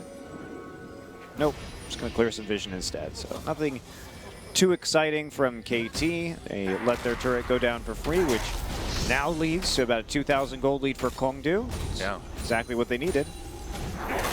You ever notice that not only does Bard give people Coco, look at that right now, he leaves the rock stuff laying around just for anyone. That's the hard stuff right there. That's the real dangerous stuff. That's true. You want to stay away from that. Wow, Bard. I know. Terrible influence on the other champions in Summoner's Rift. This is your brain. This is your brain on Bard. Any questions? I think that should be like Crepo's tagline right there. This is your brain on Bard. Oh, aha! You've been spotted when covered with hot phosphorus. Ouch. Oh, Cougar finds himself between 4 members of KT Roll, so here comes a teleport to bring Hippo in there. Hippo over the wall right onto Chani. Chani will Tempered Fate himself, though. Really live, flashes over the wall. He's alive for the moment, right onto that Lambster Spite. Stays alive for the moment. KT trying to find an angle to fight this, but it's so awkward. I don't know, man. Nice coming back in with the bombs. Yeah, gets him with the stun. Someday charges back in for the kill. Had that W to prevent the disengage. And now Score chasing with that Kindred, doing the damage. KT decides to disengage, and so Fly blocks the choke with that bomb, and they'll get out after getting that kill onto Hippo. Yeah, really just a battle back and forth there between who is going to be willing to walk into that choke point with all the GP barrels and the Corky rockets, of course the double bombs hitting up there as well. And it will just be a 1-for-0 as Fly uses the Chrono Shift onto Someday at the end of that fight. So Someday making it work. He actually made Hippo, I believe, cancel his teleport coming into this fight just by going ahead and using that ultimate. So look at the timing here that he uses his Poppy ultimate. It actually forces the flash immediately. That's what happens. So Hippo gets in there, but he gets the flash right out for the use of the Poppy ultimate. And then we see this. Somebody's going to flash right over the wall onto Hippo. Fly is going to come around. He has the vision, so he's going to get a double bomb onto Hippo and Crush right here to try and secure these kills. Someday still will finish off the Trundle, and then Score wisely decides, no, I don't want to walk into a bunch of Corky rockets and Gangplank barrels, and it's time to leave. Yep. Yeah, and that measured team fighting is really what's been great about a lot of KT's play later on in this season here. Is they don't overcommit too often. No, and they have been quite good at these little skirmishes. Not that it helped them when it came to the gold lead right there, but at least Someday picks up some extra money for himself, and they get a TP. So now they have a TP advantage, at least in the top lane. Well, Fly had to come in with his, but making plays going to be pretty good option right here. Cannon Barrage is up, so they have to be a little bit careful. Yeah. Yeah, if they try to dive this, I think the Gangplank is just such a great answer to the dive, too, from Kongdu. Yeah. Oh, poor Hachani. They killed his ward. Or you get that last shot, then he starts to take some pot shots from Corki, decides probably don't want to die from Corki Nidalee Burst right here. Has to leave the pink ward there. I mean, really. Think about it. He gives you some cocoa and then wants you to take a magical journey with him? Really? Wow. Stay away from this Bard, man. Bad influence. Horrible influence. Yeah.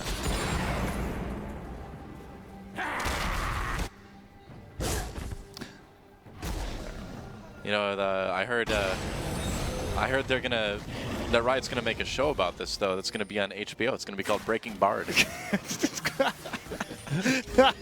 That is the best skit idea ever. They've got a TV series in the works. Can he be wearing the Heisenberg hat? I think so. I think that's possible. Breaking Bard takes you on a magical journey. Yep.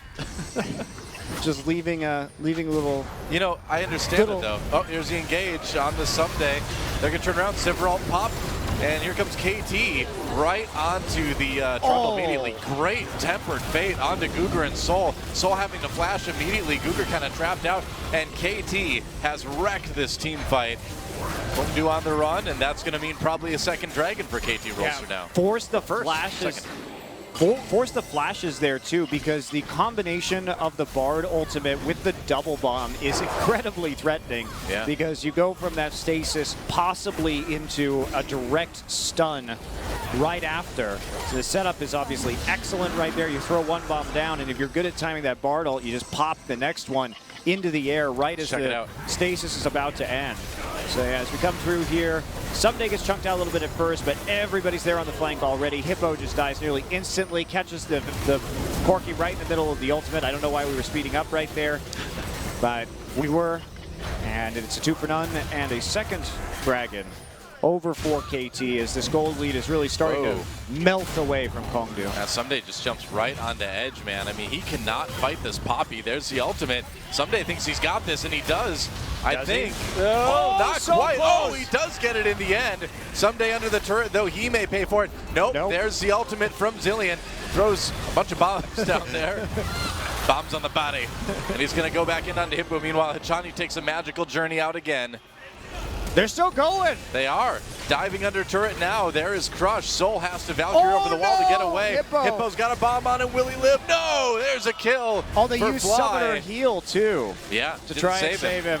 Didn't work out. That was really well played by KT. Hello, Score. What are you doing? Okay. Someday has to back away after seeing his jungler throw his life away. Arrow, though, looking for a kill. This is getting a little bit silly now, guys. Arrow. Why? This is what happens, man. Achani's giving out the cocoa. Oh, no! Man! It's rocket time. Goodbye, Someday. Oh, whoa. How did he live through that? What? Okay. Well, that was really silly. Oh. There's the ace. All right. Edge comes back just in time to drop that one. The dangers of Coco. Right there. Well, that was silly. I mean, it was really good at first from KT, but then they overcommitted, started flashing around inside between those two turrets. And are they going to give up a Baron now? Didn't we just talk about how KT was really good at not overcommitting? Yeah, we did. That's the answer, and then they overcommitted. Yeah, hugely. Yeah. Well, yeah, it was a pretty big overcommitment. This is very silly, but a Baron will be taken by Kongdu, expanding that gold lead. And I mean, to start this, this is so good. So yes, that's a way to say it. Yes, indeed. So Someday going to come in right now, slowing up Edge. Edge getting knocked around, knocked into the wall, and he thinks he's got this one. But with the TPs coming in, Someday's going to go ahead and flash for that because his passive auto attack doesn't quite finish it off. Flies there just to put a billion bombs on top of Someday's corpse. Someday revives. Score is there. He's going to try and zone out the Corki that's attempting to come up to help, and they want to get this play. So they going to go deep right here. Fly coming through while Someday tanks the turret, gets that bomb in spite of the summoner heal. Arrow ulting in, Achani already nearly dead. And this is where the silliness happens. This is where you just zone him out and take the turret. But no, Score's like, oh, I would like to go in. He has no mana, so he can't really do anything and dies with his ultimate still up. And then Arrow finds himself on his own. And then Arrow's like, flashed for that. I would like to flash in right now for this kill, but standing next to an Italy who can burst you down, not the brightest. Soul's going to hit a big one. And then Someday, he's like, well, I know they have a ward here, so I guess I'm just dead. I might as well try and kill Soul. Then Edge realizes that he's Gangplank and kills Achani. That was pure silliness, Doa. It was. Now the Baron-powered push coming in from Kongdu in the bot lane. I blame all this on Achani. Me too. Yeah. He's definitely breaking Bard. People are losing their minds here. I can see what drove him to it, though. I mean, you just can't make enough as a support to get by. So he had to turn to the Bard has real chime greed, you know. Yeah, that's true. All he wants to do is stack up those chimes. It's a tough life. I mean, I'm a little bit sympathetic for him. He's a villain, but I'm a little bit sympathetic, you know. You understand why he did it. Yeah, you can see his reasoning. Yep. Ochani tried for the Tempered Fate that last little siege, but didn't hit anybody.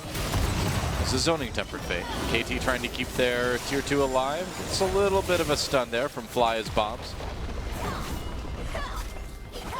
Still haven't cracked a tier 2 yet, so as long as KT can resist these pushes, they are still perhaps able to win this game, but the GP is really online right now, and that's getting a bit scary. Someday did go for the third item QSS, items he needs to stop this Trundle split push, so you know, Trundle's going to be able to do something, but trading's going to be pretty even, and the all-in is not going to be there, really. Oh, there's a tier 2 take, and Arrow pops the ultimate just to make sure he doesn't die.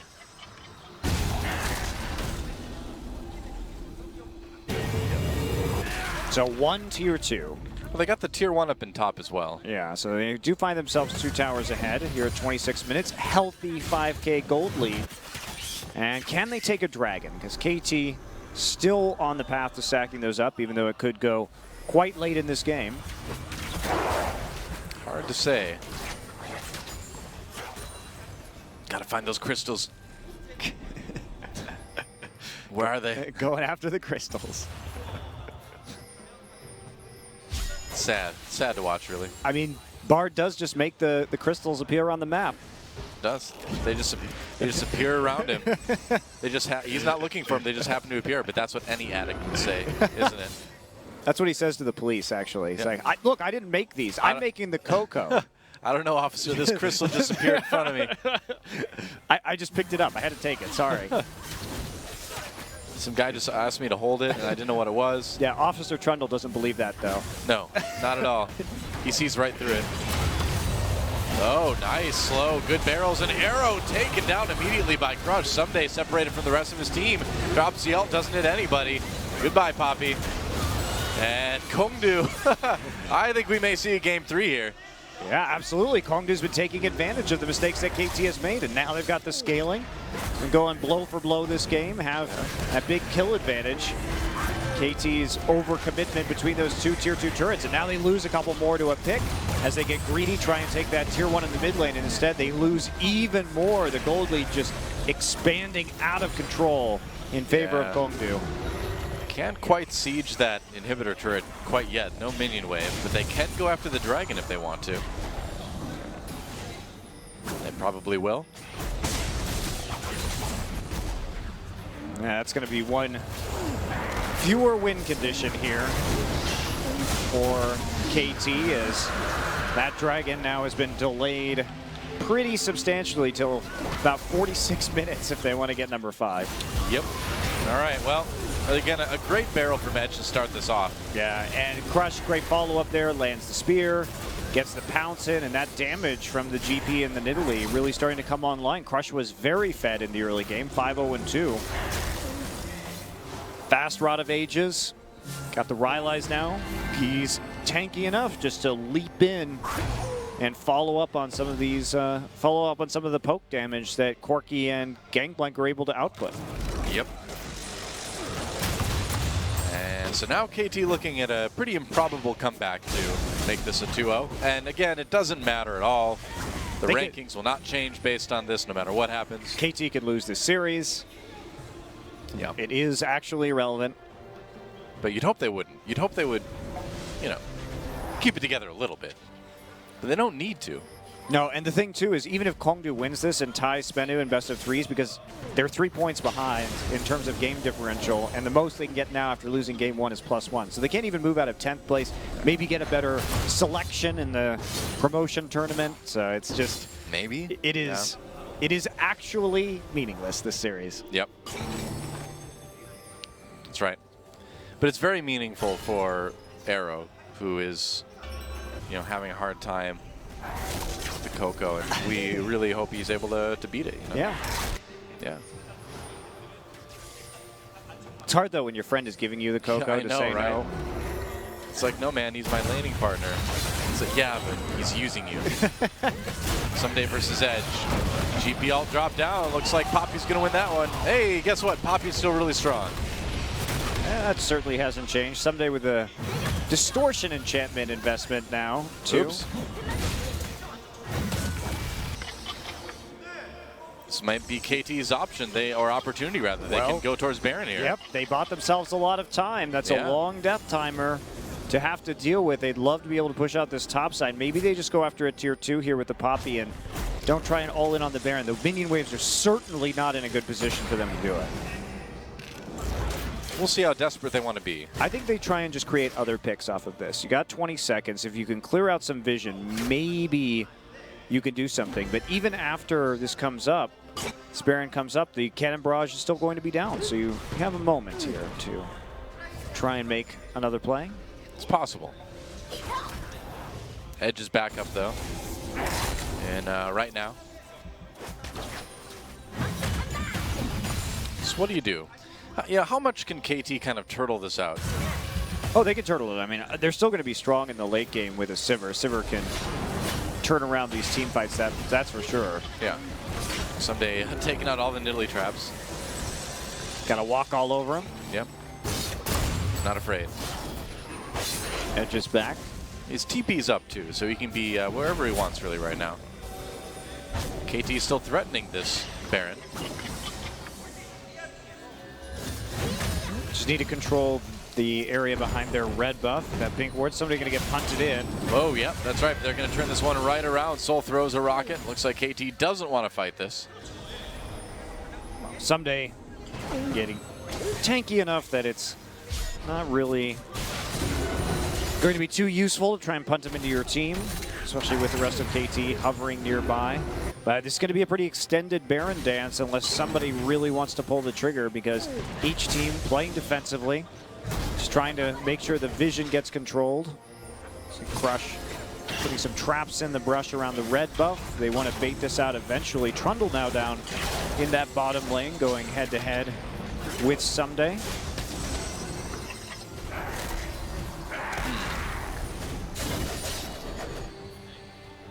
Arrow's still going to be doing a decent amount of damage on this Sivir too.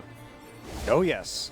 He is behind, though, worth noting. Obviously, quite a bit, actually. He is quite a bit behind, as you say. This has got a lot of money sitting on. Kongdu just going for the Baron, though. They want it. Can KT stop them? KT unaware that this is happening. Yeah, I think they're going to know now. Tempered Fate throws in. They save the Baron for the moment. Here comes KT. Can they get it? Baron getting lower. KT diving in. They're going for it. Kindred ult goes down. Baron's still alive. Oh, score! Stole the Baron. And KT trying to back off. They're happy with that. Wow. Kill on to Hachani, but KT gets it. Oh, goodbye, Arrow. You are dead. Yep, you're dead. They're going to try to catch Score and Fly out of this too. Looks like they'll probably get Fly, but Score makes it back to the base, and Fly actually gets behind the tier 2. Forgot that was there. Well, yeah, but how much longer? I don't know, not much. Gonna ult himself. Nope, not. Oh, I guess he didn't have it. He did not have his ultimate available. But man, talk about that Baron steal right there. That was actually really well done by KT. Chaining the Bard ultimate into the Kindred ultimate to just thieve it at the last second. Now, Kongdu kill 3 members so they can still get an inhibitor on this push, but it's going to be hard to finish off the game because they can't actually push into the base with the Baron empowered minions. Well, score is there. They're going to try to engage onto this. Crush a little bit low. And there we go. Someday right onto edge. Score gets punted back for the moment. Ajani misses that Cosmic Binding. KT doing a good job of defending this inhibitor. Wow. And they'll keep it alive. Yeah. Someday going in and just being threatening enough with Score. And they're not going to be able to take down Inhibitor, get an Inhibitor turret, but that's a major win for KT, who can recoup a lot of this gold deficit now. True. By taking out turrets with the Baron buff. And Arrow finished his Infinity Edge throughout all that too. So yeah, now he actually is doing a lot of damage in these fights. That's big. KT, they're going to go for their 3rd dragon as well.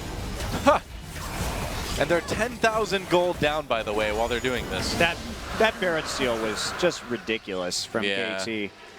Clutch, the thing that they needed 100% to stay in this game. And they're alive for now. They may not be alive for much longer. I mean, it's still 7 turrets to 2. It's still 14 kills to 7. They stalled out the game by catching Edge and having Someday win that 1v1. They stalled out the game now just by stealing this Baron. There's not really a way for Kongdu to push efficiently while the Baron buff is up on a couple members still of KT Rolster. True enough. So KT still likely to lose this game, but they are giving up. They're putting up a hell of a fight before going down. It's just practice, right, man? They're just practicing being behind. That's what they want to do. Fly going for a little bit of a different build this game. Actually, Death Cap instead of that Abyssal Scepter, and probably a Void Staff up next. So really just trying to chunk them out aggressively, but certainly less durable. Well, going late game, he definitely does need to do more damage than the average Zillion, I suppose.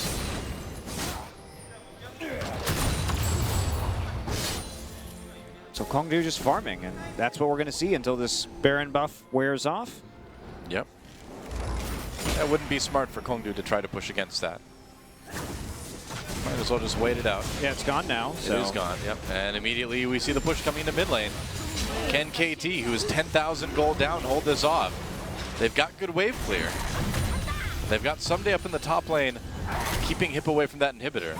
But I don't know if KT can defend both points at the same time. They're doing okay for the moment. I mean, this is just a fruitless battle in the top side. This is why we don't see Trundle picked to the top lane anymore, because he's just worse than most of these other tanks at team fighting, and anything he does in the top lane now with the use of QSS, he can pretty much just do as a support champion instead. Yep. So why bother picking him? I think he's way more useful as support. But the intention here, I think, was Kongdu just to take away the Alistar too. Yeah, pretty much. Excuse me. It's that fresh soul air. It's a little bit nicer down here in Jeonju, though. It is, but the air's been terrible. All the dust blowing over from China. Yep. The yellow wind, they call it, because it is actually yellowish because it's like pollution that picks up some sand from the desert as it comes over to the Korean Peninsula. So, thanks, China. It's kind of gross. Yeah. Every spring. But hopefully not for too much longer. Oh yeah, take the blue buff, why not? What a convenient blue buff spawn it was. And then walk back. Well, Kongdu may just be waiting until another Baron spawn right here to try and take that and have that as their condition for closing out this game. I wonder how many meeps that Hachani has right now. I bet he's full of meeps. Probably. He's got a big stash. Oh, all right. On to Cougar. They get that Cosmic Binding. Someday over the wall. KT's going to try for this one. Some bombs onto Cougar. Someday still looking pretty good. And KT engaging through here. Gangplank all dropped, though. It's starting to get a little bit split up. They need to be careful here. but they've chunked out the support from the Kongdu side. They KT forced still the has their Alistar ults. ultimate. That's right. Whoa, big bomb from Fly, and that's a lot of damage on the Crush and Edge. Someday comes in yet again. Gets low this time, though. He could be in trouble. Bombs on him. Zillion's going to keep him alive as they turn on to Hippo. Hippo getting low. There's a kill on Chani, though. I don't know if KT can win this fight. Kindred drops a Lambster Spite, but it's looking pretty rough for KT. Kongdu trying to turn it around, but there's the kills coming in. And it looks like Kongdu is just a little bit too strong. And a 10,000 gold ahead, yeah, why wouldn't you be? So last-ditch effort from KT, but that is going to be it for Game 2, and it looks like we're going to Game 3. Yeah, Someday too, he didn't respect the Mercurial Scimitar that Soul had. So he comes in for a flash heroic charge, but it just doesn't have the intended effect as it's immediately cleansed off. Yep. Fly not going to be able to defend these turrets. At the end of the day, too much damage from the double Trinity forces that are on GP and on Corki here. And that's going to be Game 2 going over to Kongdu Monster. Yeah, Fly, he stays alive. Wow, Cougar is a benevolent guy. He wants to kill the Nexus. There it is. GG, and Kongdu ties it up. So, maybe not the most serious game we've ever seen here on Champions, but Definitely not, Doa. it is what Definitely it is. not, but Kongdu, they played well with the advantages that KT gave to them. KT sloppy in their engage under those two turrets that allowed an immense lead to develop. And Yep. Soul did a lot of work that game on the Corki. Huge amounts of damage coming out of him.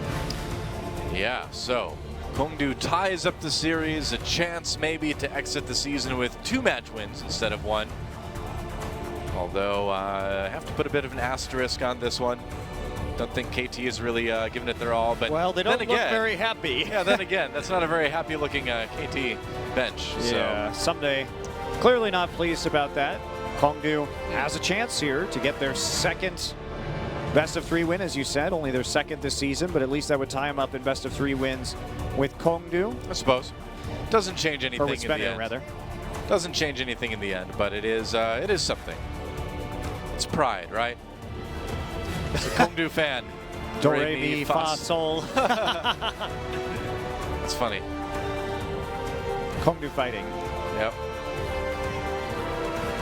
Well, not much more to say about that one. When we come back, guys, we'll see if KT can close it out or if Kongdu gets their second match win here on the final day of Champion Spring regular season. Don't go anywhere. We'll be right back.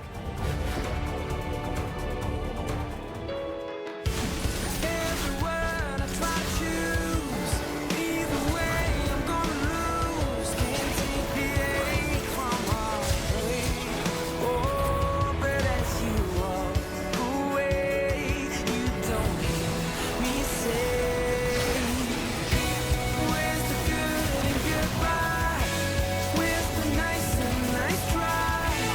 Where's the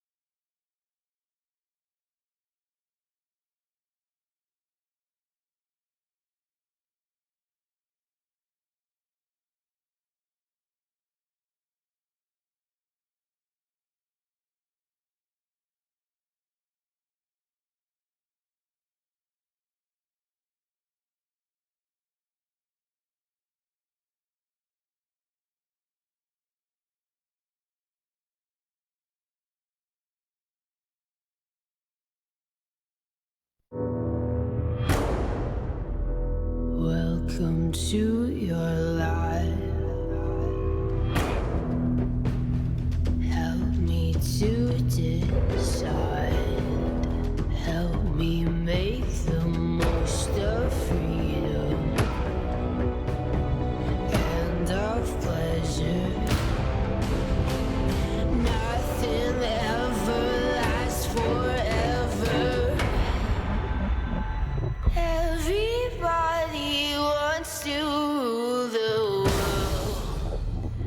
There's a room where the light won't find you. Holding hands while the walls come tumbling down.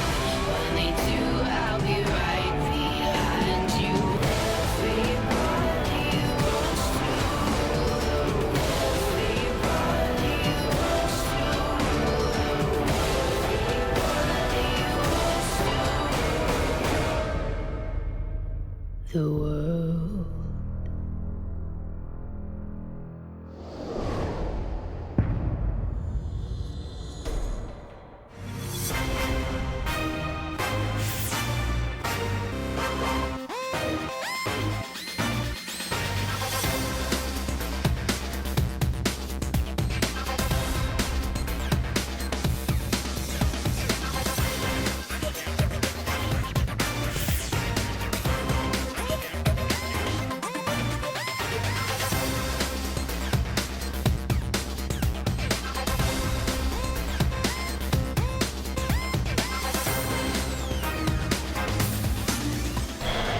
Hey, did you see? Manny's back. We What love do you know? Manny. We do love Manny. And we love Crush, too, because he plays pretty good games on Nidalee sometimes, doesn't he? Yeah, he does, and this is why we've seen a lot of people try and take it away from him. Start out this game with a smooth little double kill right here, even through the Kindred ultimate. The Cannon Barrage getting a couple of extra little ticks right there to help out finalizing those kills, and doing work right here, pouncing over the wall. Go ahead and finish off score once again. Score no mana. This was the big whoopsie from KT Rolster as Arrow starts taking turret shots and everybody overextends. Then he can't kill Soul, misses the boomerang blade, gets basically one shot at melee range there for the rest of his HP by Crush. Arrow, ooh, It was bad. It was bad. KT did everything they could to get back into this game. They got a Baron steal, they got some picks to extend the game, but ultimately Kongdu's advantage with the fact that they had these late game high damage dealers like Gangplank was just a little bit too much to overcome. I mean, the other fact is that they just never should have been in that spot to begin with. You know, I mean, KT just, they kind of put themselves there, you know? Yes, they did. Very silly fight between those two turrets, but credit to Kongdu. They took that, they snowballed it. They played around the objectives, denied the Dragon stacks. They did what they had to do to close the game out, and here we are, 1-1 as a result. That is true. So that means we're going to game 3 between KT Rolster and Kongdu Monster. It's fan for KT there, obviously. Coaches in the booth now for Kongdu, looking to perhaps end this season with more than just a single best-of-3 victory. Yeah, we'll see. I feel like KT's going to play this one a bit more seriously. I bet the coaches had some pretty strong words for the players after game 2. See if it had any effect. Going to game number 3, there's the Azir ban coming out of KT right away. Azir, Rise, yep, looking pretty familiar, isn't it? Sure is, Doa. So GP, a champion that KT actually likes to play. They did play mid GP against SK Telecom, but not wanting to deal with Edge's Gangplank again, which means that Varus or Corki will remain unbanned on the KT side of things. So what will the last bans be for each of these teams here? Alistar and what? So I wonder if Kongdu is actually not going to ban the Nidalee this game, and then see if they can get some of these power picks on the other side. Because you could take something like Corki and Sivir if they first pick the Nidalee, or you could just get the Nidalee yourself if they don't take it, and KT continues to prioritize the Sivir. True. They're thinking about it. They really want that Nidalee again, I'm sure, for Crush. Yeah. I say you leave it open. Sivir, they will leave it open. Oh, I don't know. I don't know if you do that, though. I don't know if that's the answer, banning the Sivir, because that makes first picking the Nidalee even more attractive for KT. Yeah, if they ban something like the Poppy, maybe that would be... Yeah, exactly. Yeah, a little bit better for causing KT to pick something else. Like the Corki or something. Nidalee, yep, of course. First pick, that's going to go to Score. They have a chance to take the Corki and the Poppy right now, though. Go ahead and grab those away. Kongdu did take Alistair Kindred, but Kindred not going to be a priority pick for them right now, and it doesn't really matter if you can take power picks if you're going to be showing something or other. Yeah. So what do you take here? Do you maybe take the Poppy away? Do you just go for like the Maokai or something? Maokai Corki maybe? Poppy Corki? You could do that. Looks like if Hippo's hovering the Corki, though, they're not going to take a top laner, otherwise he would be hovering that pick most likely just to make sure they don't have to swap it. It's usually a pretty good indication of what a team had planned. If you really want to hide things, you could take the Kindred or the Graves right here. So what's it going to be? Yeah, the Graves wouldn't be bad. Okay. Think about taking the Braum, yeah, against the poke that might be coming in. Not a bad idea. Yeah, so they go ahead and they take the Braum because Braum would be very useful for KT to defend against the Corki, and it will be also useful for them now that they know the Nidalee is in the mix. So definitely not a bad decision, but KT again, they have a chance to go Poppy Trundle perhaps right here and force Kongdu into potentially a not very tanky top laner. We'll see. Do you grab the Callista here because the Sivir's off the table? Do that. I think Arrow would be comfortable on many champions, but I think Poppy Trundle is going to be what they trend towards right now. No, that makes more sense. I mean, take the Poppy for the top lane, make sure they don't get the Trundle. Yeah, I like that a lot better. There we go. You're right. Poppy Trundle. I'm just predicting all of KT's draft, Noah. Well, so Kongdu at this point needs to decide whether or not they're going to do something different. Some teams, most notably KT, when they see that Trundle, they've decided to play Kennen top. They actually won a game against SKT by doing that, playing Lissandra Kennen in their solo lanes. And so making it a little bit of a different matchup. You can play Kennen, that ranged matchup, into Poppy in that 1v1. So Callista Kennen here would not be too terribly bad for them. Arrow will probably play Lucian. Or Draven. No, I'm just kidding. He'd play Lucian. Draven is strong into Callista, so don't necessarily count that one out. But with a Maokai, I would be concerned about playing Draven. Yeah. Varus here, not really convinced about that. You don't know, well, you know the mid lane's going to be the Corki, but you're also going to be slightly concerned about a lack of teleport in that case. So I like the Karma. Karma would be certainly a Fly-esque utility mid laner to use. Yeah, definitely would. I would say the Lucian, but I think Lucian Karma is probably best. I don't know about the Jhin. Wow, that would be definitely different than what I thought they'd be going for. Maybe hovering the Lissandra, kind of trying to show Kongdu they kind of are predicting what the pick's going to be. Just depends on what Fly is comfortable playing into the Corki. He will eat a lot of harassment early on from a Thunderlord's Corki in the laning phase, but I guess he feels like it's going to be enough, and they go ahead and take the Lissandra alongside the Lucian. It has been a key pick for KT Rolster this season. I'd love to see the Volibear, but I don't think we're going to see that probably ever again. It's either going to be Graves or Kindred here. Yeah, Graves makes sense. Yeah, what do you think? It only depends on what Crush is really comfortable with here. I think Elise would be really odd, but it would give them a lot of kill pressure around the Maokai lane, because you can just Twisted Advance straight into a Cocoon and put down a lot of that pressure. Braum, too, if you can stack up his passive, makes landing Cocoons quite easy, but it does make you really only a 2 damage threat composition. Yeah. Yeah, I feel like Kindred Graves just gives you so many more opportunities to win team fights, all that kind of stuff. I think it's way better than Elise right now. Well, looks like Kongdu doesn't agree with either of us. They're going to go with the Elise. And so they've got the CC. You know, they got the pick potential, I guess, with the Elise, but not a lot of team fight damage.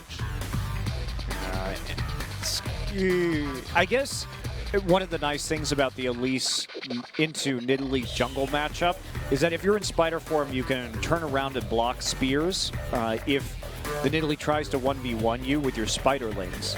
So it is safer, I suppose, in that regard. But even so, I think that Elise is really just like a second-tier jungle pick right now. The top-tier picks are Nidalee, Kindred, and Graves, because you can build so many compositions with them, with a utility mid laner and tank, like melee tanks at the top and support positions. True enough. There's our rosters for what will be the last game in the regular season for KT and Kongdu, and possibly the last game in Champions for Kongdu. Well, don't be too dire, Doa. Possibly. I'm saying this possibly. Possibly. Possibly. They might not make it back. This might be it. The world might end. Is that too much? Yeah, you're turning into the doomsayer right now. The doomsayer? Yep. The end is coming. Well, it is coming for this match anyway. KT versus Kongdu, game number 3. Let's see who takes a win. Time to get in the game.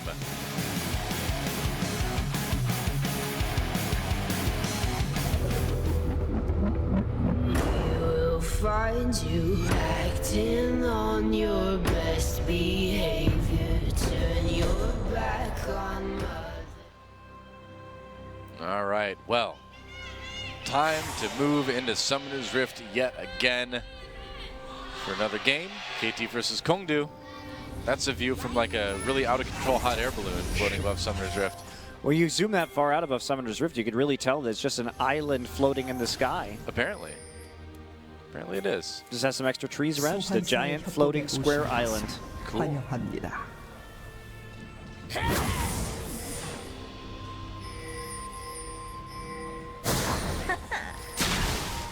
Wow, Score's not afraid of that spider. 미니언 생성까지 30초 남았습니다. Not like Widowmaker in video. He's gonna crush that crush spider. I used to be afraid of spiders. It's a very accurate impression. That accent, man, I don't know. What's it? If he wasn't, he's like mom today, something like that. Lonely. Wow, I feel bad for that guy. He's just wearing it right on his shirt there. He's a lonely person. Well, nobody go talk to him then. Yeah. No, we've got some people from Africa watching, because remember, when they were Anarchy, Achani was their coach back in the day. So here to watch their old coach try to finish out the season strong. Strong-ish. Strong-ish. A little bit late for strong after last game, isn't it? They're just here to see him finish out the season, or at least a regular season anyway.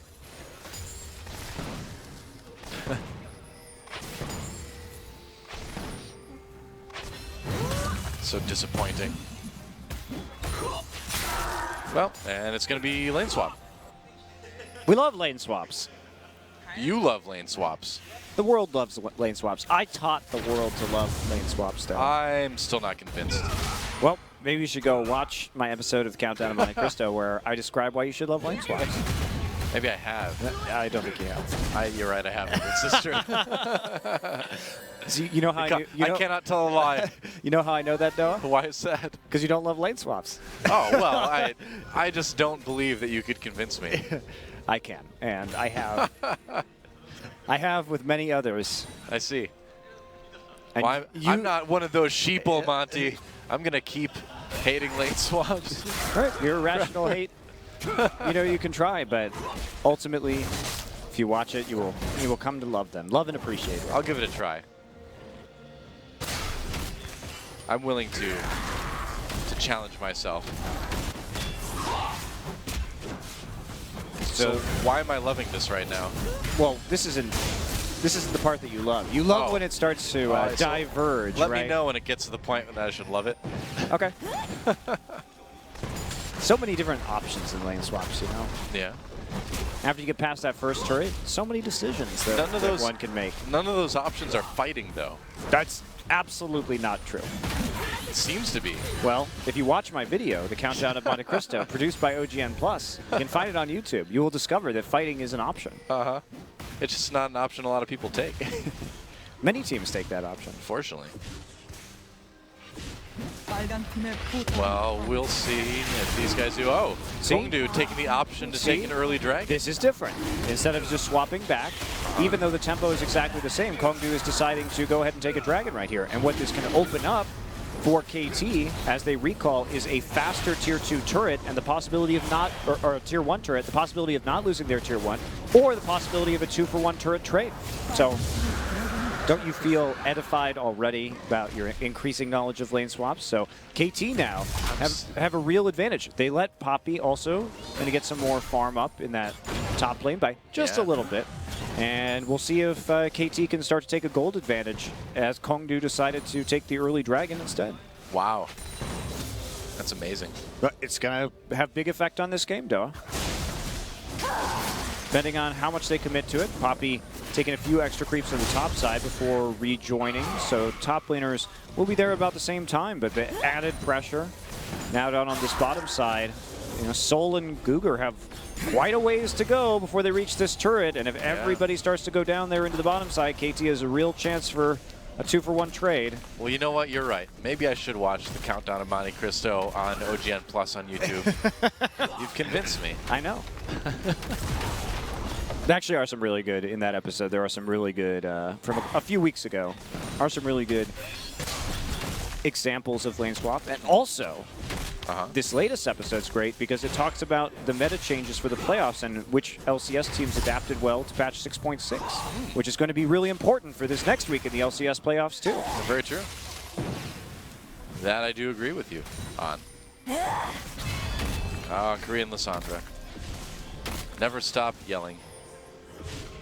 Okay, so now what we see is Crush joining up in that top side just to try and push a little bit faster, and that forces, well, interesting. So they're not actually going to go for it. So what Kongdu did to adapt was send their jungler up there while Score continued farming. So Score got a little bit of a jungle advantage, took a few extra camps, and Kongdu has a chance perhaps to take the Rift Herald. This is dangerous, though, because there could be a fight right here from KT. They'll get there in time to contest this objective, and Kongdu realizes this and just backs off. So Poppy going to stay on that bottom side, though, and KT, their decision-making after that, Kongdu sends 4 people top just to match the tempo. They have to do that, but they trade Dragon for a disadvantage in the jungle and also some more farm onto Poppy in that bottom side. But again, KT can come back right now and push down to a Tier 2. They've got the pressure on the map. So it just depends on where Score and Someday want to go, if they want to go for a Tier 2 turret or not. Hippo used his flash there. He was very worried about getting dove, getting surrounded. Saw a Score coming up through the river. Decided he had to do it. Pushing continues. And yeah. Again, Kongdu just remains a little bit behind. They tried to mess with that Rift Herald. That was a big mistake instead of just going back. They didn't lose too much besides that little jungle disadvantage that they got out of that. And instead, they now, because of the later recall, not really going to be able to threaten this Tier 2 turret. And so KT, they can push up right here. There are a couple choices they can make, Doug. So you ready? I'm ready. So KT can push up to this Tier 2, then fall back, take the Rift Herald, catch the wave on the bottom side, and then Rift Herald push onto a Tier 2. That's an option. So you take away the red buff from the enemy jungle. And it looks like that option they're going to take. They're not confident enough right now in their ability to push. Or are they? Exciting times with lane swaps. I don't know if they are. Ready to push, I mean. A little bit more CS. So Poppy's going to get some farm down in this bottom side right now, and everybody can go ahead and recall after this, after Score takes the buff. They'll get 2 red buffs out of this also. And then, oh wow, they're going back up to top. That was unexpected. I think they should go to bottom side and just 4-man push. Wow. Well, it's kind of been opposite day today because KT won the game that they didn't get the first dragon, and they lost the game that they did get the first dragon, and now they didn't get the first dragon again. So by virtue of today, you'd think that means they're going to win this game. even though it's kind of opposite of the rest of the season by a long shot. And here comes a teleport, a deep ward, allowing somebody to get through, and that's an easy first blood for KT. Score picks that one up. Yep, and there's the decision that they're going to make. Have the Goodbye. ultimate. Farewell. Oh, except for Cougar. Hello. Cougar was fate's called, so he somehow so. manages to stay away. I guess he might have like, activated it right as everyone get knocked back. And Yep. Yeah, smart move. So they don't get the turret, but they do get the first blood, and that's going to be the decision. Go ahead and use that TP. Put some damage down onto the tier 2 tower, and then recall right there. I do think that KT swapping back into the bottom side was going to be the better call ultimately, because it would have allowed Arrow to, and the rest of everybody else to go back and buy. So they would have had more damage to maybe take down the tier 2, but... Yeah. Thanks, Grump, bro. Blocking the queue. Grump's got your back. Really your friend. Yeah, he's got every side of you. He's big. He can cover a lot of sides. Whoa. Fly. Gets his own blue buff after all. Hachani was, or rather, Cougar was trying to steal it away, but no such luck.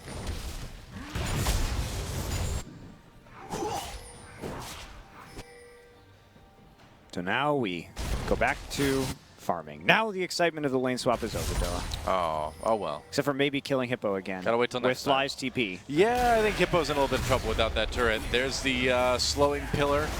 He's gonna twist advance onto Hachani, trying to get away, but remember, no flash. Arrow and Hachani still chasing. Hachani burns his flash just to stay close, just to get that slow and help Arrow pick up the kill. That's 2-0 for KT now. Yeah, big Dragon's back up. overextension. They did have a ward back there just in case Fly had a chance perhaps to teleport onto it further down the lane, but they don't end up having to use that. And Hippo without a flash is an easy target. Overextended. Yeah. They can just kind of keep doing that whenever it comes down. But it looks like they're going to rotate it back up to top lane again. Fly, uh-oh, ouch. Trying to get away, and he should with the E, yep. Score there for the heal too, just as a little bit of insurance. Yep.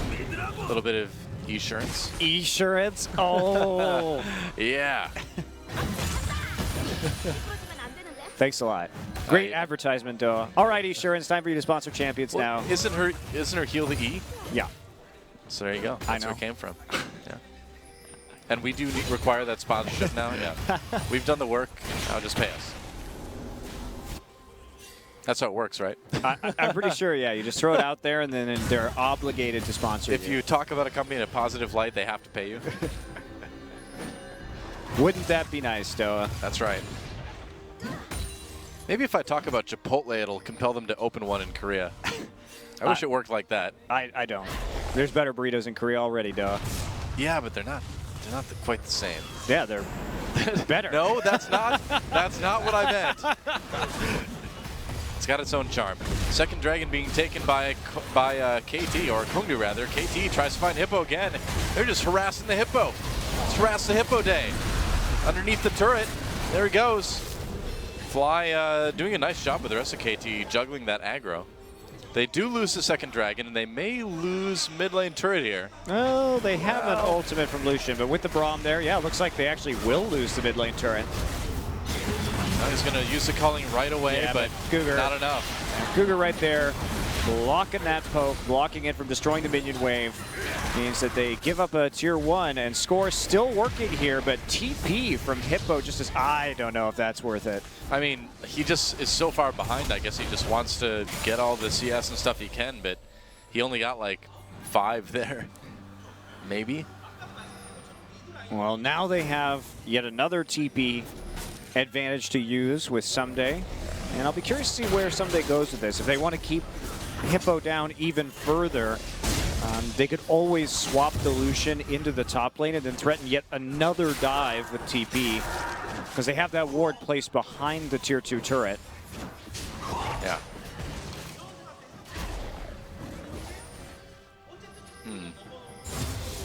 Well, KT seems to have decent control of the game so far.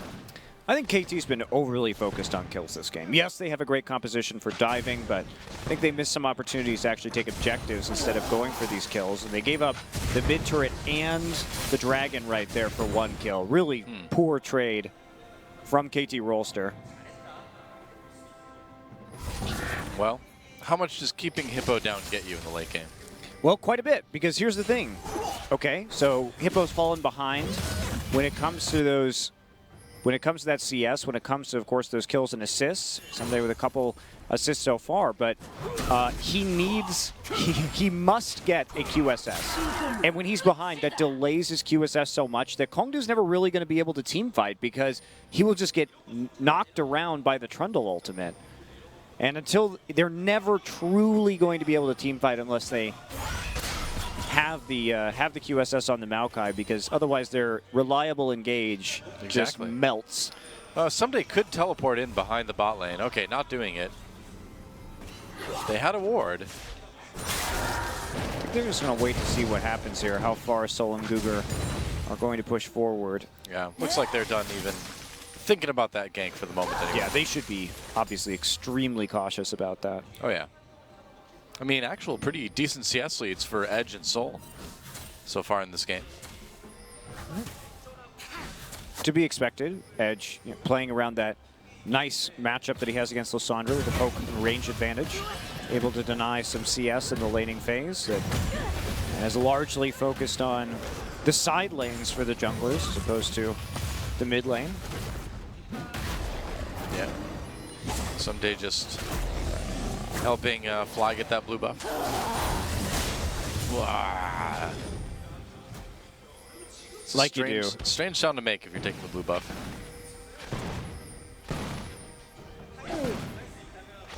There's a lot of strange sounds in League of Legends, though, aren't there? Indeed.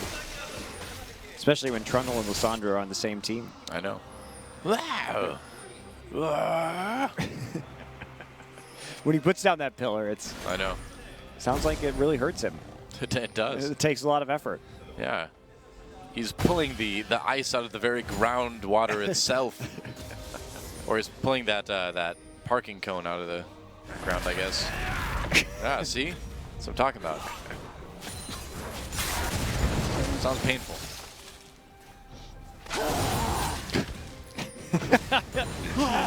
The noises of Korean League of Legends. I know. Always entertaining.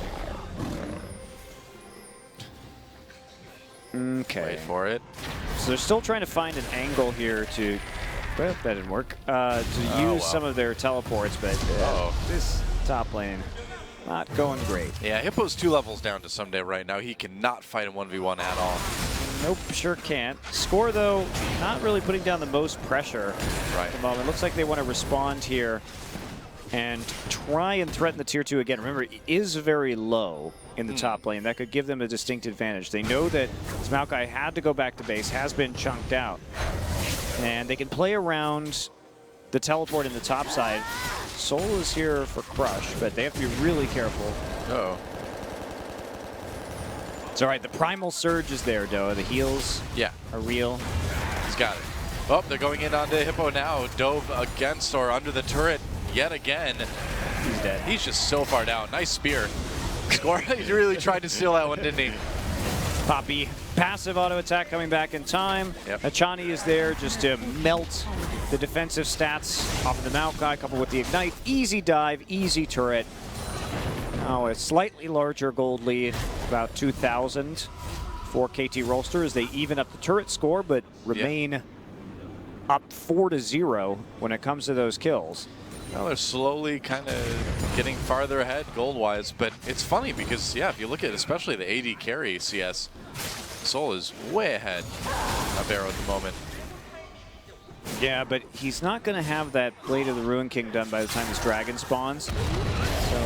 Whoa, here we go. Edge right on the fly, going for it big time. Teleport comes in, though. Someday joining the party, and Kongdu has to run. I may have been a bit overly bold by Hippo, but I sense a little bit of desperation in Kongdu. They did chunk Fly out. We'll see if they can get a dragon off of it, though. Is that what your Doa sense says? That's what my Doa sense says. It's true. It's been wrong in the past. And here we go, teleport immediately from Fly. Dragon taken by Kongdu though. Someday throws the ult through the middle of everything. An arrow drops the culling. Fate's Call used to take Cougar to safety, but Someday flashes ahead to try to get in. There's another kill on Hippo, and Kongdu thoroughly on the run now. Score a little bit low, biding his time, coming back in. Nice ult onto Edge. There's another kill for KT. Cougar gonna be the next one to fall, presumably. Yep, goodbye. Goodbye, Cougar. And they're gonna leave it at that. So they don't get the dragon. That is a problem, but they do get 3 kills off of this, and we'll see if maybe they can pick up an objective, but the tier 1 or the tier 2 in top is down already. Yeah, we'll see. And just like... Uh-oh. Soul tries to hop past the pillar, barely gets through it, and he's not going to live through this one. Oh, he is, because... oh, wow, Crush is right there. Whoops. Missed all his spears. I was going to say, yeah, that should not have happened. It shouldn't, but the skill shots were missed by Score, so he actually couldn't get the hunted status and actually close that gap very effectively. I mean, you don't see Score miss skill shots like that very often. I thought that was a done deal. Yeah, well, should have been. Nice dodging there from Soul. And again, this is the same mistake that Kongdu made in the first game, which is disrespecting the fact that the TPs can come back in after you poke somebody out. This is how they lost game number 1 in the series, fell to a really large deficit. Fly easily able. Look how long Fly holds his ultimate for, too. Frozen Tomb is still up, remember. Hachani going to knock them around the side, and they just want to get Edge. If they can kill Edge, then everyone else is so low that they can no longer fight. Yeah. So they finish off that. Flash in from Hachani just to help off finish Cougar, who sacrifices himself walking forward so the rest of his teammates can escape. And then an overextension in the enemy jungle gives Kongdu their first kill of the game, but still an increase by another 1,000 gold for that lead for KT. And Hippo is just in dire straits right now. He really can't do anything right here. And yet there isn't even another attractive target for this Trundle to use his Subjugate on. Yeah. Crush has decided to go Runic Echoes into Abyssal, so even he's not tanky. Cougar just has a Sight Stone, a Kindle Gem. It's not really going to do much, and so as a result, Hippo still has to be super worried. It's 3 levels down now. That's a lot. It's a big problem. 0-5-0. Man, they have really picked on this guy. Well, it's not Hippo's fault either. No, it's just gets dove. He gets dove, and to the credit of Kongdu, when he has gotten dove, they have taken objectives, right? They took the dragon, they took the mid lane turret. It's not like it's been wasted, but Hippo is a big vulnerability right now, and Kongdu doing the best to play cross-map, but not offering him a lot of help on those dives either, and they can't. This is part of the problem with playing against a double TP composition when you do not have TP. Yeah. Right now it's just ridiculously strong what teams can do with it. Obviously Corki is good, but you have to be able, if you're going to play a siege comp, first off, Corki and one of the reasons why I don't like Elise here is that if you had like a Graves or a Kindred, you could push turrets a lot faster in response to Fly TPing out and diving somebody. Be definitely an advantage. But they don't really have a siege comp either. They have Corki Callista. It's not, Callista's better at skirmishing and better at team fighting around objectives. And Corki, it's not bad at that, but you have Corki and a long-range poke AD carry instead, and it does change the dynamic, and at least you don't TP. You just commit to whatever lane you're in and push, push, push once they do use TP. Yeah. Well, KT continuing to keep the pressure on in this game. And now pressure onto the mid lane turret. Someday forces Edge to Valkyrie away here. So really, Kongdu, the only thing they have going for them right now is the 3 dragons, but it's going to be tough to take a 4th. Yeah, Someday in score too. Look at those gold leads right now. Yeah. 1,700 for Someday in that top lane. That's where most of this advantage is coming from with the CS lead that he has. And with the many, many kills and assists that Someday has managed to acquire thus far. Oh, it might be time again. Well, it's been a few minutes since they've killed Hippo. He has no business being up this far. Yeah, there's a flash right away, but Someday just comes in. The score slowed up a little bit, but there's the ultimate, and Hippo shall die once more. I mean, these are overextensions by Hippo 100%. You cannot be up that far. You have no wards, even in your own jungle. Makes it so easy for Score and Someday to make that play. It's the second time he's done that He's been doing a lot tonight overall. Let's put it that way. Yes. So the lead extends. Interesting to me that Score went for the Rylai's and now seems to be going for the Rod of Ages. It's going to be a ways away. I mean, you're looking at like a 35, 38-minute fully completed Rod at that stage. Huh. I mean, do you think he just wanted the slow for more I don't think easy ganking potential? I don't think you need it. You have an Iceborne Gauntlet on your Poppy. You have hard CC from your Lysandra, and you have the Pillar from the Trundle. I really don't think that's necessary. I think you should have gone Rod first. Interesting. 20 seconds until the next dragon comes up. Kongdu feeling a lot of pressure in the mid lane right now. Score and Edge just throwing projectiles at each other. Well, this is Kongdu's one of their last hopes in this game is continuing to secure this dragon. At the very least, number 4 at 24 minutes into this game sets them up for 5th dragon from 30 minutes onwards. So I think Kongdu probably should fight this. They need to. I mean, if they don't get that, they don't get anything. Achani getting chunked out a little bit there.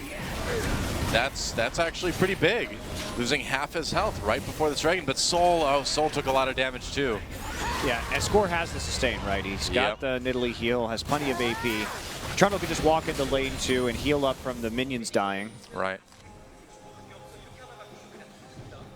So KT in a good spot to take this dragon, but first, a pause. An intermission. That's right. Looks like issues with Achani. What's going on, Achani? Did you kick your computer? What happened, man? Hachani intermission. Oh, poor Hippo.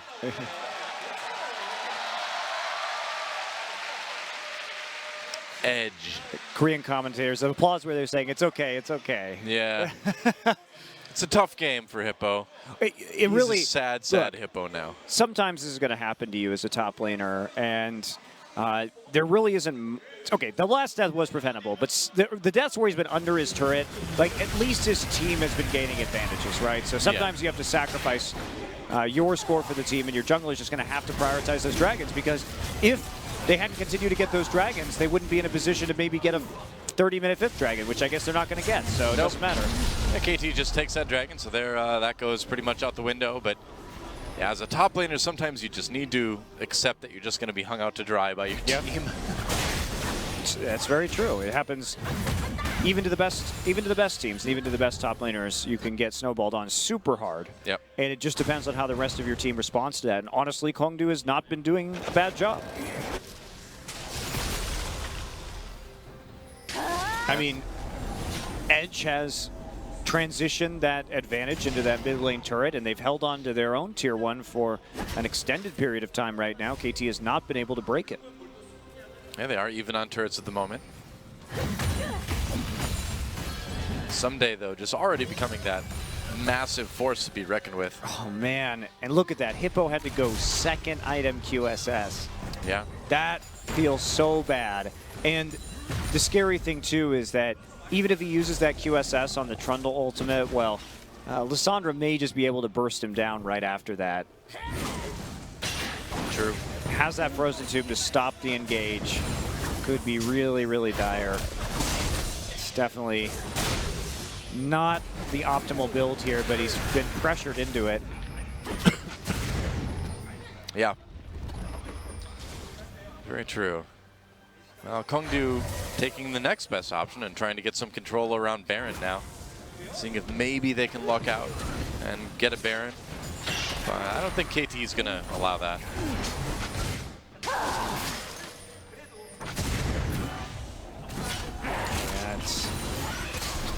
They're doing what they can, but Hippo's Yeah. still going to have problems split pushing against the Poppy. So KT just dictating the pace of the game right now. He's going to start pushing in, getting deeper wards, taking buffs. They grabbing away a blue buff right there. Playing cautiously though. Yep. That's a good thing people in real life don't make like League of Legends sounds when they do regular activities. Because like an ability for a champion is something they regularly do. So imagine just like eating breakfast in the morning and you're like bringing the spoon up to your mouth out of the bowl of cereal and you're like, "Ah!" It would make going to the gym really annoying. Or ironically, everyone would just be dead silent there. Lysandra at the gym would just be awful. Yeah. Oh, mid turret. Almost taken by KT. Yep, they will go for it. Big spear on the Soul. And yeah, they're just going to chase him away. Get the objective. Yeah, they just needed to take the mid turret right there. Chasing through. No big deal. No real follow-up after Arrow had taken that much damage.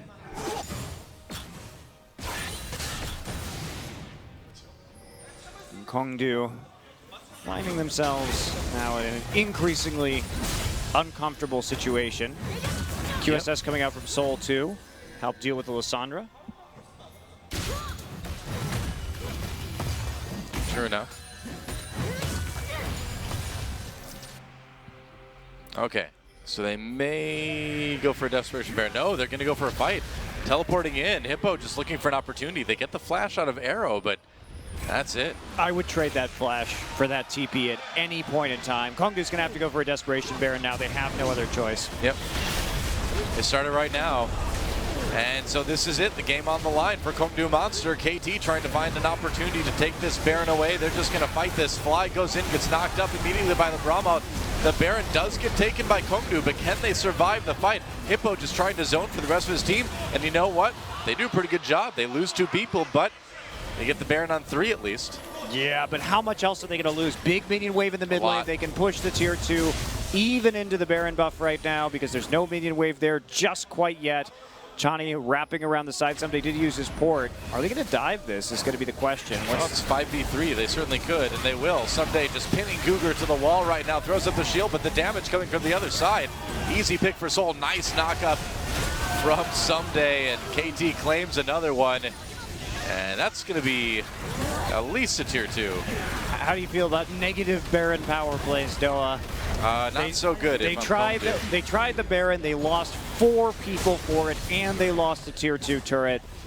The Gold League just expands, actually, for KT as a result of that Baron call. And KT, they didn't even try and take the Baron. All they did was want to damage the members afterwards because they knew they weren't going to be able to take it away from Kalista. I disagree with Someday's recall right before that Baron fight.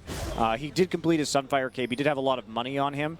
But at the same time, I think that they could have engaged a little bit sooner had Someday not decided to recall while the Baron. He didn't get back until the Baron was only at about 50% HP yet. That didn't give him enough time to actually engage that fight before Kongdu had pretty much already finished it. Yeah.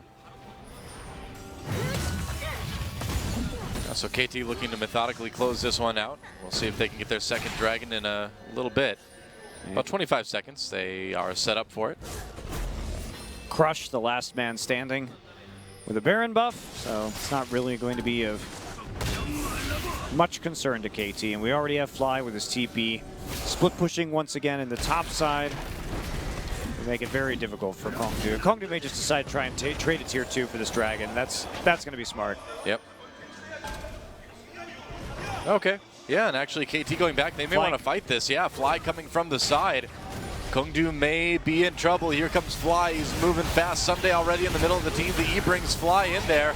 Going to ult himself to slow down Kongdu. A little bit of damage thrown in. There's a knockup on the KT, though. Kongdu trying to disengage. The culling doing a lot to Soul. There's a kill for Fly at the end of it all. Edge slowed down by that Trundle Pillar. Cougar trying to block the damage, but at no life. It's hard to do that. They do lose score, but they are going to win this team fight. A double kill for Fly. Close call for Hachani. But things are looking pretty good for KT. Yeah, 3 for 1. 2 members of KT split off into the mid lane just to make sure that they can push this into an inhibitor after the fight is over. So nice split up there just to maximize their victory after that team fight and make sure they can take a major map objective afterwards. And pretty much Someday kind of low, but he's super tanky, so it's no problem at all. KT does take the first inhibitor of the game. 31 minutes in, so it's been slow and steady for KT, but looking like they really do want to win this final game of the season. See Someday coming in with the engage, Fly, following up immediately thereafter, ults himself, so he hits 3 people just to slow them up on the exit. Arrow skirting the edges right there, does get the culling off, and then it's just clean up here for score. He's going to hit Cougar with a spear. Cougar's going to get the leap over on the Braum to Edge, but unfortunately that just brings score a little bit closer. They do get the kill onto score. Follow up there as the Glacial Path comes off cooldown and easily able to close that gap to Edge and finish off the kill. Well, Edge was zoned out of that fight for most of it, too. He had to take like the really long way around back through river to get there, and so he just simply didn't do any damage. Immortal reminder once again with the Hurricane, cutting down the Lysandra ult if she ults herself, because right now she can't ult Soul, and she can ult Edge, I suppose. But at this point in the game, at this late stage of the game, mostly Lysandra's going to be ulting herself. So you limit that self-heal. If Score tries to heal himself, limit that too. Yeah. Also the Trundle health steal on his ultimate. It's good stuff. Whoa. Cougar goes in, tries to be brave, gets pulled back out with the Fate's Call again. Someday pins Hippo to the wall. Edge getting some decent damage done now. Here comes Score, a little bit late to the fight. Coming in from the side, though. Fly has to ult himself before going down, and KT is going to need to disengage here. Yeah, trying to take that 4v5, bit unwise. Score was not there. They shouldn't even be pressuring this hard anyway. They were fighting 4v5 when the super minions were not in the base, so a bit of a freebie there, actually. For Kongdu Monster, they're going to be able to clear the wave in the mid lane and avoid any kind of follow-up pressure onto their last remaining tier 2. Greedy play from KT. Right. I think KT feeling a little bit restless, just wanting to close this one out, but that's actually the type of thing that makes games go longer, isn't it? Yeah, KT just needed to sit there and siege, have Score there, kite him out if they try and engage, and wait for the super minions. Pretty textbook stuff. KT fails to do so. Yeah. Oh, here we go. Score on his own. Flashes back in. Crafty flash there. Gets out of a lot of skill shots, but that is a summoner down. Yeah, and Fly used his teleport, cancels that. Really not a very smooth closure here for KT. No, and it's, you know, again, it's a meaningless game, but one does worry a little bit seeing this kind of thing, because you can't play like this against a team like SKT. They couldn't have played like this on Wednesday and won that match. Probably not, but they did play very well on Wednesday. So yeah. They played very well in game 1 of this series, and they lost their heads in game number 2. But they still have a chance, of course, to close this out with a 2-1, a very good one at that, the kind of gold lead that they've got. I don't know why they're so fixated on this tier 2 turret. They really shouldn't be. They should just go do the Baron. Because it's the farthest from Baron. Come on, you always say this is the most important turret to take. It's the most important inhibitor to take. That too. It's also an important turret. And they get it. They will get it in time to set up vision around Baron too, but yeah, I just don't, it's not going to get you a whole lot. And I think is overly risky. You could see Hippo was actually just thinking about TPing in there right from the fountain. True.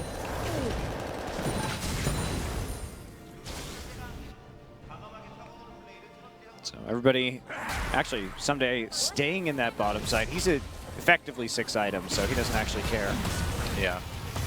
Right on to Hippo again. Hippo uses QSS. Oh, that is really bad. Seems kind of like an odd place to use it too, isn't it? Well, he was worried about the stun or the consecutive slows coming out of the Iceborne Gauntlet, but now if there's a Baron fight, he has no QSS for the Trundle ult. Yeah, it's awful. Oh, hello. Fly actually goes in onto this one. Ult burned away though immediately. And here's a fight. Achani gets caught. That's a kill for Kongdu. They're going to turn around on the Fly, and Someday actually here Score on the run. Whoa! Poppy sends some of the Kongdu members flying. Still getting low though. Fly himself comes back in, trying to add a bit more damage. Gets a nice W down before popping that zone. Is Hippo coming in though. This is a fight for Kongdu. KT playing it out pretty sloppy. Arrow the last man standing, and he's on the run now. Q misses. They don't get the slow, but Hippo just needs one more twist advance. There we go. That's it. That's the game, Doa. Yeah, I mean, is it long enough? Do you think they can actually burn their way through it? Yeah, they get close. And again, KT takes a fight with a man down and gets clean aced right there because Arrow isn't part of that engagement. And Hachani gets blown up on the pick, and now it's just Someday. Only Someday. Against the world. I think that's it. Well, they're going to go for it here. They have to go for it. It's their only chance. They find the team fight they were looking for. There's the inhibitor. They have to try to close. I think they could have closed right there. I really do. I don't know. I'm not so sure. Chani and Someday were both up. They could have caused a lot of trouble. I think There they would have wasn't just really a minion died. wave. And Kongdu should do Baron now. Oh my, this is really. So Hachani, we'll get back to that in a minute. Anji's getting very upset now. Hachani is, was picked off instantly right there. Somebody tries to use his ultimate. Remember, Arrow is not part of this engagement. KT with a really preemptive. And also Fly. He ulted the Callista that he should know has the QSS available, right? And this was in the bag for them. They force a fight at Baron, and without that QSS, Hippo gets Trundle ulted. Hippo dies instantly, and that's going to be the game for KT. Instead, they engage a bizarre fight and just die one by one. Don't use their abilities properly, and they pay for it. Now, I think that Baron should have been done by Kongdu immediately. Yeah, there was no reason not to. I mean, as far as Baron goes, Someday and Hachani certainly couldn't stop that. They had plenty of time to do it. Had plenty of health as well. Gonna go for that dragon, though, instead. Dragon number 4, and now KT fighting from behind. They're the ones with the inhibitor down now, but it is top inhibitor, so not going to be that meaningful. But Kongdu has a chance in 6 minutes' time to go for a 5th dragon. They could just wait it out. Well. Oh, KT. Stupid deaths. Stupid and unnecessary deaths from KT. Yep. Pretty much. Yeah. And it's like we were saying before, they cannot afford to do this when the playoffs come around. This isn't the performance that they've turned in their last couple weeks. Hasn't that been the conversation we've had a lot about KT in the last month or so? Is that which KT will it be? And I think this is sloppiness due to the fact that the match just doesn't matter. Agreed. I'd like to think the KT we saw 2-0 SK Telecom earlier this week is the true KT roster, but still, it's ugly to see, isn't it? Yeah. It's not really respecting Kongdu, and Kongdu took a game off of Samsung in their last match. I mean, yes, they've only won one best of 3 in the entire season, but they've shown that they have improved, they have gotten better, and you do have to take them seriously. And even in this game, they're coming back. They were down like 8K gold, now they're only down 5K, everybody approaching 6 items. This is the point where gold really ceases mattering. Yeah, very true. Moving down towards the mid lane, they want to try to protect their inhibitor as much as they can. That's the dangerous, is that if Kongdu goes for that Baron, then can't KT just push that inhibitor really hard? Yes, they can, but you really can't give up the Baron, so... Not at this point, I suppose. And also, I don't even know why Fly has a yellow trinket right now. That's also not good. All right, Baron started by Kongdu. They're going to go for it. KT has to stop them. Here comes Fly from the side. Hippo engages just a little bit. They go off of the Baron, though. Fly ults himself. They sent Crush away from the party, so it's a 4v5 now. Fly picks up the first kill, and there we go. That is it. KT getting the near clean ace. Where'd Crush go? Our observer lost him, too. Sneaky spider. And yeah, that should actually be the game right here, but I really think that Kongdu had a chance to close this, or at least take the Baron. Well, Crush trying to delay KT as much as he can, but it's only a matter of time. And yeah, no inhibitor turret, nothing to really worry about. They're really chasing Crush, aren't they? Yeah, someday Flash right there without the Iceborne proc. Yeah, a little bit awkward. All right, well, there he goes. There's the ace. And there goes the inhibitor, and should be plenty of time for KT Rolster to close out this game. It was a messy affair, but in the end, again, a match that didn't matter in the standings. KT just kind of messing around. They're going to get the win anyway. 2-1 victory for KT Rolster. GG. Yeah, you see how their faces, though, a little bit stressed out after that one. Yeah, nobody wants to really win like that. No, and just a couple bad fights there by KT. Almost give Kongdu an opening back into this game. And Kongdu, I think you just go for the close right there, man. Yeah, why not? I really do. When are you going to have another opportunity to actually win the game? You had 20 seconds. And if Hachani and if Someday try and defend, you dive them. Yeah. And you just kill them. Exactly. So I think it's a bit of a missed opportunity. Again, it doesn't really matter, but Kongdu, I think, not maximizing everything there. And yeah, Chani, that's the look of an embarrassed victor right there. Well, it's like, that wasn't good. Gonna have to... Aww. And poor Hippo. Well, again, it really wasn't his fault this game. No, but it's a tough loss for Kongdu either way, because again, you know, now they've known for a while now that their spot in Champions is in jeopardy too. So at least they ended the season stronger than they started. You know, they started. That is true. They took a game off of KT. They nearly won this series. They took a game last time off of Samsung, so they're hanging in there. yeah, I'll see what they can do in the promotion matches a little bit later this year. Score laughing it up. Yeah, I don't know. Who would you pick as MVP for that one? That was, I don't know. Fly maybe? I don't know. I think Fly Fly's Fly ultimate on played the pretty Soul well. was like a really big problem that nearly lost them the game. And he did actually draw out the QSS from Soul by ulting himself later on. So, in the fight around that Baron, but tough to say. We'll figure it out, guys. And while we do, take a quick break, because when we come back, it's going to be Longju versus Jin Air. Don't miss it.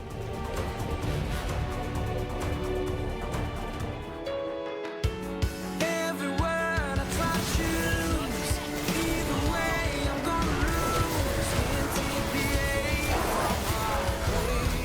Oh, but as you walk away, you don't hear me say, where's the good and goodbye? Where's the nice and nice try? Where's the us and trust gone? Where's the soul and soldier on? Now I'm alone and lonely, 'cause I don't know only I can take this mistake, but I can't take the hate from my brain. No, I can't take the hate from my brain.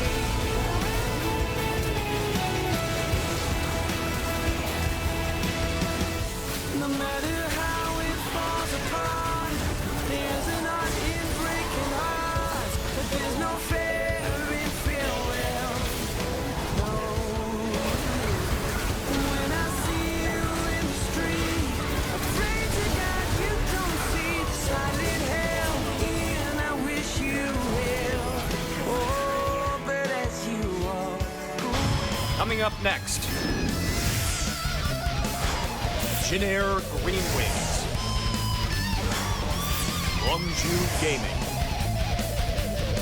Lotte Kokalkon League of Legends Champions Korea Spring 2016, Round 2.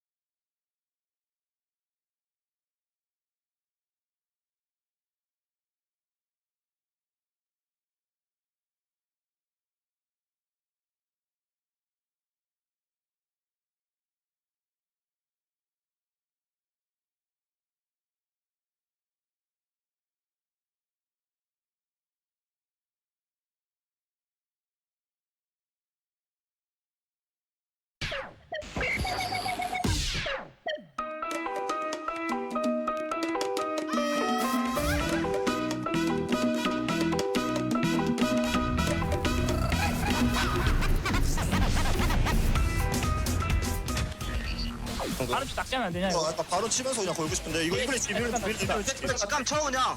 탈까? 에 쳐봐. 타봐 이거 치지. 탔다. 그런데 오, 속도를 네. 속도를 자, 갱플이. 갱풀공 근데 속도 빨라요 일단 이걸. 속도 빨라요 끝까지 치나요? 속도 빨라요 근데 미스포츠 리포 공꼽아 그냥. 보다 쓸게. 전주 네. 일단 빼. 바로. 얘네가 바로 쳐.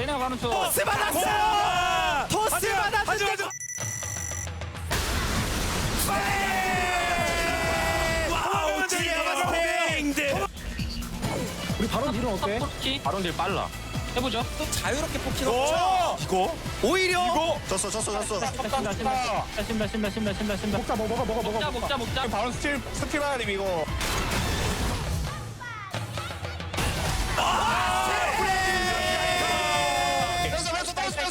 뺐어. 브라질리안 강타의 역시.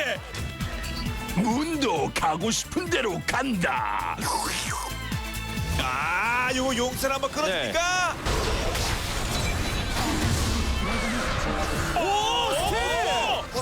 왔어. 이거 뭐 솔로 플레이. 두벅두벅 걸어가서 스틸하고 아 근데 이거 뺏겼네.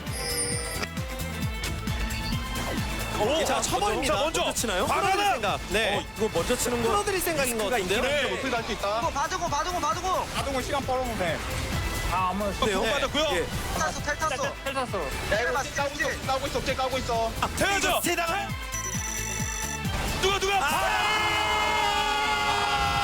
브라질의 강타는 너무 매섭습니다 네네요 피도 브라질, 강타도 브라질. 와, 축구도 브라질.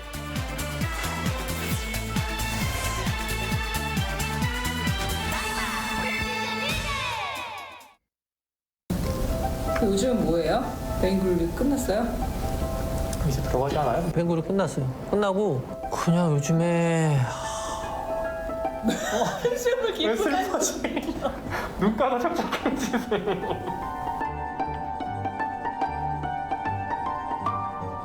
자, 승강전이 확정된 스베누가 롱주를 향해 핵폭탄급의 고춧가루를 투척했습니다. 그 중심에 미드계 김밥 천국 사신 선수가 있었죠. 그의 20번째 선택된 챔피언은 바로 라이즈. 마치 축지법을 쓰는 듯한 달리기 속도로 롱주를 제압한 데 이어 2세트에서는 21번째 챔피언 자르반으로 롱주팀 승리의 의지를 죽창으로 내리꽂아 버렸습니다. 그러니까 20번째 라이즈, 21번째 자르반으로 이긴 거예요? 알바인들이 롱주팀한테 일을 알았구나. 역대급 고춧가루 뿌려버린 스베누 그리고 사신 선수 베스킨 사신스 31이 될 때까지 넓은 체프폭 쭉 보여주세요. 반면에 지난주로 가끔 불타오르게 만든 특급 스로잉 장면도 있었습니다. 미키 선수의 속 시원한 특급 배송 서비스가 바로 그것이죠. 무려 4명을 향해서 불나방처럼 뛰어드는 코르키의 2단 발키리. 이건 뭐 듣자 하니까 뭐 팀원들이 들어가라고 뭐 했다던데 뭐 진짠지 뭐 아니면 뻥인지. 근데 이거 먹힐 것 같은데? 절대 못 먹었잖아. 앞살에 오면 먹으면 다 죽여. 먹으면 따라가. 먹었다. 다 죽여. 야, 루샤 없어 지금. 여기. 와우. 나쁘지 않아. 웨이브 좀 밀어놔야겠다. 어쨌든 근데 이거 억제 밀어서 우리 죽으면 안 된다. 이제 죽으면 안 돼 우리. 아 괜찮아. 지금 글로벌 내가 대충 보기 15,000이야 15,000. 자, 지난 4월 1일 CJ와 KT의 경기에서 전설의 정글러 클템이 CJ의 버블링을 제끼고 CJ 정글러로 다시 돌아왔다란 그만 좀 해, 넌 좀 제발 현우야 적당히 좀 해. 뭘 그렇게 자꾸 네가 하려 그러냐. 자, 이게 끝이 아닙니다. 양팀 감독 라인 수화까지 이어지는데요. 하지만 진짜 하이라이트는 바로 이 사진. 형도 좀 그만 좀 괴롭혀 애들 좀. 그렇게 나랑 정석이랑 진호를 그렇게 괴롭히다 나이 먹으면서까지 그렇게 괴롭혀야 되겠어 정석이를? 근데 나는 이거는 좀 믿기지가 않아. 그 스풍들을 롤챔스가 아니라 이지훈 감독이 준비해 왔다라는 거는 이거는 거짓말 아니야? 거짓말이지? 진짜 그거를 지훈이 형이 준비했다면 이 형 요즘 할 일 없는 사람이거든? 감독 안 하고 그거를 무슨 만우절 이벤트 어떻게 할까를 지금 대회 중간에 뭐 그런 거를 준비하고 있어 이 사람아.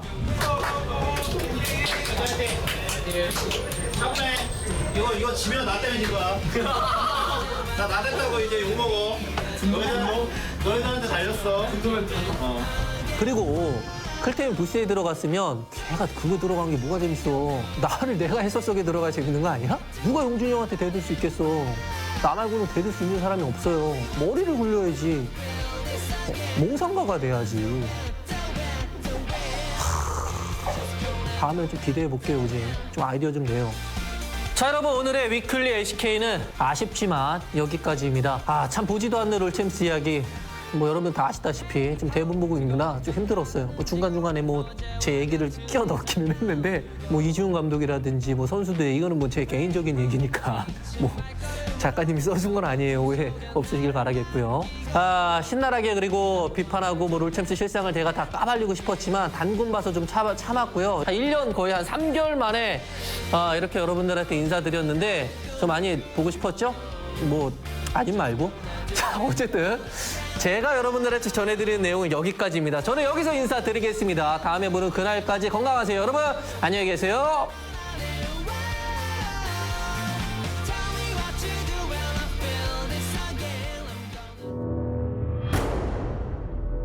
Welcome to your life. Help me to decide. Help me make the most of freedom and of pleasure. Nothing ever lasts forever. Everybody wants to rule the world. There's a room where the light won't find you, holding hands while the walls come tumbling down. When they do, I'll be right behind you. Everybody wants to rule the world. Everybody wants to rule the world. Everybody wants to rule the world.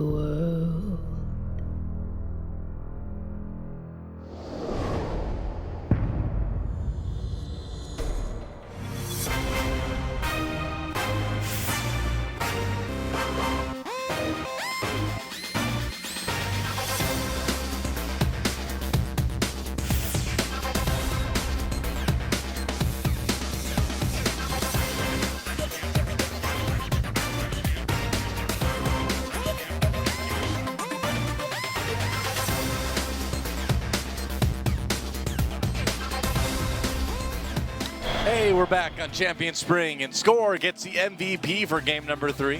KT Rolster getting the 2-1 victory over Kongdu in that one. Yeah, still really sloppy on that closure with the lead. However, KT, after acquiring such a nice advantage in the early game, but you know what, Kongdu, they played for objective trades around that. They were threatening Dragon 5 by the end as a result of them playing cross-map on Hippo's deaths. They dove him in that top lane. I mean, they basically just asked themselves, well, what's it going to cost us to get a turret? What's it going to cost us to get a dragon? And the answer is usually it's going to cost you 1 Hippo to get this objective. And they're like, yeah, we'll pay 1 Hippo for this. Sure, why not? Well, and I've talked about this before, but since Maokai has the scaling magic resist, he actually needs less farm than he used to because he doesn't have to buy so much MR when it comes to his items. So it's definitely not the end of the world. Maokai is a relatively low economy top laner right now. True, but not this low economy. Well, it also hurts that, yes, not this low economy, and the low economy combined with the fact that he had to go a second item QSS against the support Trundle, that's where it really hurts. If he hadn't had to go second item QSS and there hadn't been a support Trundle in the game, would have been a lot better for him. That's right, so now it's time for a team interview, and Harusol will be doing the translating for us. Take it away. Hello, we are back at Jeonju, playing some of the last matches of the day. And KT versus Kongdu was the first match of the day. KT has 13 wins overall in the season and confirmed their second place at the playoff. Please give a round of applause to them. Congratulations. First, let's talk to Somne. 마무리한 소감 어떠신가요? How do you feel about having that last victory in the second round? This is a different gym, so it was amazing to grab this victory today. And we played a little sloppy today, but overall we did grab that victory. So I'm very glad and proud of myself. You got an MVP and you have 1,100 points with the MVP point right now. SMAP has a lot more victories as a team from Rocks, so I'm not exactly jealous of SMAP at this point. 플레이오프에서 MVP는 또 기대해봐도 될까요? We'd love to see more MVP from you at the playoff. 선수가 이렇게 MVP 2위 할 정도로 좋은 모습을 보여줬지만 한편으로는 좀 아쉬운 평가들도 있었습니다. 기복이 있다는 평에 대해서 어떻게 생각하시나요? 그건 저도 인정하는 바이고요. Yes, our team does stumble a little bit, 기대치가 있고 and we have our ups and downs. 선수가 최고의 선수가 될 수 있다고 생각하기 때문에 그렇게 나쁘게만 보지는 않고 있어요. 그렇죠. 또 But please just don't hate on us because we are trying our very best. 선수이기도 한 거니까요. 플레이오프전 치르기 전까지는 이제 다른 팀들이 올라오는 거를 지켜봐야 하는 상황인데. And you just have to wait on other teams until you guys have a chance to play the playoff. How do you feel about that? 제가 며칠 전에 팔목이 아파서 병원에 A couple days ago, I had a little issues with my wrist. I had a little pain there, 상태가 좀 안 좋다고 해요. but yeah, my wrist is at a bad condition, so we're gonna have to deal with that and make sure that my fans get to watch the perfect games from me and my team. 아마 저도 그렇고 많은 팬분들이 걱정하실 것 같습니다. I'm sure that a lot of fans are worried about your injury. Please give any last words to your fans. Thank you for visiting to Jeonju and rooting for us. We'll be back with better gameplays in the playoff. Thank you. 축하드립니다. 자, 이제 스코어 선수 만나보겠습니다. We're now gonna move on to score. 네, 안녕하세요. Hello, how are you doing? 선수 이렇게 정규 시즌 마무리하면서 어떤 생각이 드나요? How do you feel about ending the regular season? 지옥 같은 Spring is always the hardest season for me, the most difficult season. 기분이 좋네요. And I'm very glad that our team made it to the second place. 스코어 선수의 위험을 보여줬고 또 3세트 MVP 받기도 했잖아요. You also got an MVP at Game 3. Compared to last year, what do you feel about this season that's different? 데뷔를 해가지고 Last year was my debut as a jungler, and 되게 헤맸었는데 이제 I had a difficult time adjusting myself into the new position, but this time I feel a lot more confident. Let's talk about your team. What do you think was improved as a team? I think I'm a better jungler now, so that really helps a lot with having a better team. And I think that the rest of my teammates are just very, very strong at this point. Score, you're one of the oldest pro gamers in the scene, but you have never won League of Legends Championship yet. What do you feel about that? I don't think we can win the whole series, but yeah, thanks for reminding us. I'd love to actually have a chance to win the whole thing now, but it's going to be very difficult against Rocks Tigers. 목표는 당연히 결승 우승이겠지만 Our goal is to make it to the grand final and win at the grand final. 네, 여러분 스코어 선수에게도 큰 박수로 축하해 주시기 바랍니다. Please give it up for Score. 자, 이제 플라이 선수 만나보겠습니다. 안녕하세요. Now we're gonna talk to Kuzan. 네, Fly, I'm sorry. 표정이 밝아진 것 같은데 이제는 인터뷰 Fly, you look a lot more happy and positive. This is about my fourth time doing the interview, so I'm getting used to that. KT팀에 합류하면서 You are one of the new addition to KT, 이에 대한 소감 좀 남다를 것 같아요. and you have made a huge accomplishment. How do you feel about that? 네, 감흥 없습니다. I don't feel any special. I'm just doing what I'm supposed to do. 결승을 가지 않는 이상 Unless we make it to the grand final, I don't think anything I say in this interview is very meaningful. I just really want to play at the grand final as a team. 이라면 엄청난 성적인데도요. 어떻게 보면 굉장히 빠른 시일 내에 KT에 잘 적응했다고 볼 수도 있는데. You have adjusted so quickly to KT. How do you think this was possible? 별로 저는 그냥 하던 대로 하는 건데. I'm just doing the usual thing. I'm just talking to my teammates. It's nothing special. 이상하네요. It's a little weird that my fans think it's very special that I'm adjusting the team so quickly and so well. 분위기가 좋다라는 생각을 하기도 했었는데 플라이 선수 마지막으로 혹시 하고 싶은 말 Do you have any last words? 잘 부탁드립니다. 여러분 플라이 Please keep watching us. 보내주시기 바랍니다. 인터뷰하느라 And please give a round of applause to Fly. 자, 에로 선수 만나보겠습니다. And now we're gonna move on to Arrow. 네, 에로 선수 이렇게 전주 큰 무대에서 경기해 보니까 어땠나요? This is a great opportunity for you to play at Jeonju. How do you feel about that?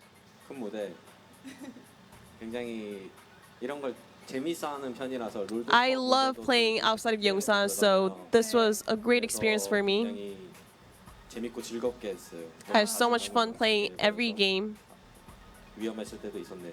Although we had a little sloppy moments. 많은 만큼 즐기는 것 같습니다.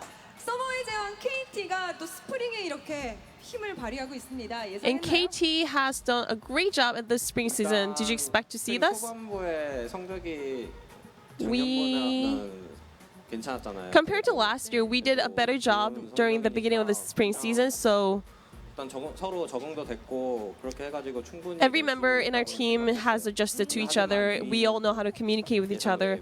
So 그 정도.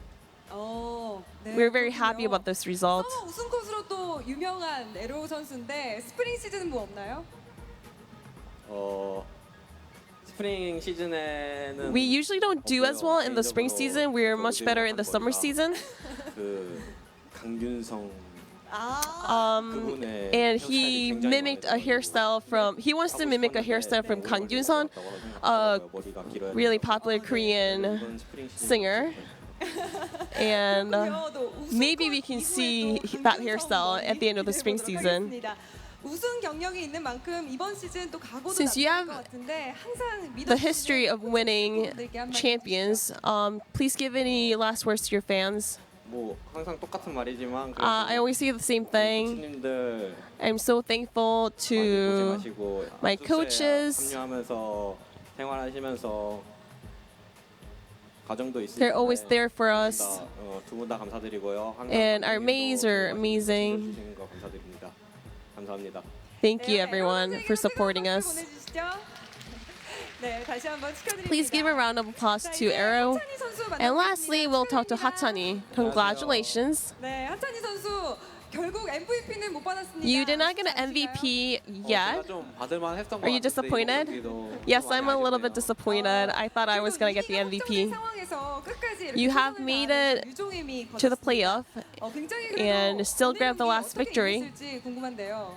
사실 오늘 How do you feel about that? We already confirmed our position at the second place at the playoff, so we wanted to play some more casual game. But Kongdae Monster did a great job, so we had some sloppy plays in the middle. I'm very disappointed about that. Were you nervous about the second game when you guys lost? Yes, I was a bit nervous, but I just had so much trust in my teammates, and we knew that we could grab the victory if we went to the third match. At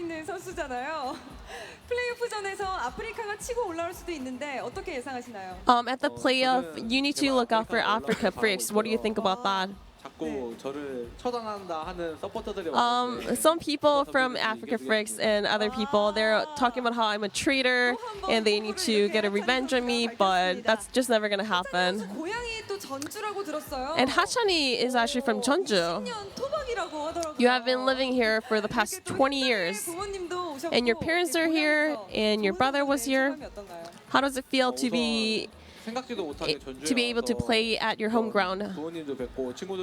It was great because I had a time to meet up with my parents and my friends, so that was a great experience. And that's his dad right there. Do you have any good places to go for food or like just a tour? Any recommendation? Hanongmaul is a great place to go.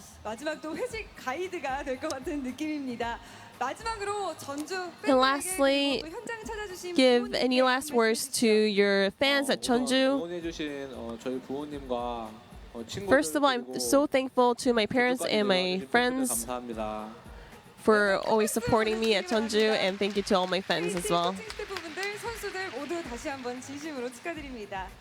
자, 플레이오프에서도 좋은 성적 거두고 결승까지 갈 수 있을지 기대해 보도록 하겠고요. 저는 잠시 We'd love 후에 to see more of KT roster 진행을 later, and back to you guys. 나오도록 하겠습니다. All right, thanks for the translating, Harsol. And so there you go, KT Rolster. Now they've got a little bit of time to practice because they don't have to play again until the very last match before the grand finals. They're just going to play whoever's left at that point. Yeah, that's right. And we'll see how they do. Obviously, a bit concerning tonight, and they knew it too, Yeah, a little saying bit. that they played a little bit sloppy in those last couple of games. But on the whole, you have to say, well, the last 4 games, they beat Rocks, they beat SKT. They're probably going to be a very big threat in these playoffs. But everything's so close, honestly, between the teams right now that are going to be in this playoff race that it's kind of up in the air. Yeah, I mean, even a team like the Africa Freaks, who just barely squeaked into the wild card match, I mean, they've got a real shot.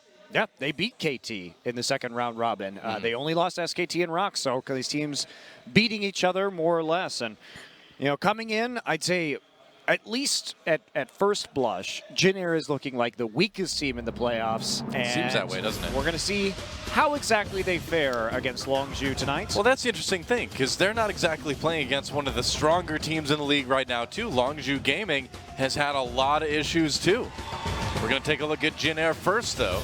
And yes, they stayed in second place for a long time this season. They look good early on, but of late, they've been suffering a bit. Yeah, they're coming off of 3 consecutive losses to Samsung, Africa, and Rocks most recently, and they've looked disjointed. Their TP flanks haven't been very clean, their initiations. Pilot has not been performing on that Ashe, including that weird Rage Blade build we saw from a couple of days ago, but it just, the Ashe arrows aren't on point.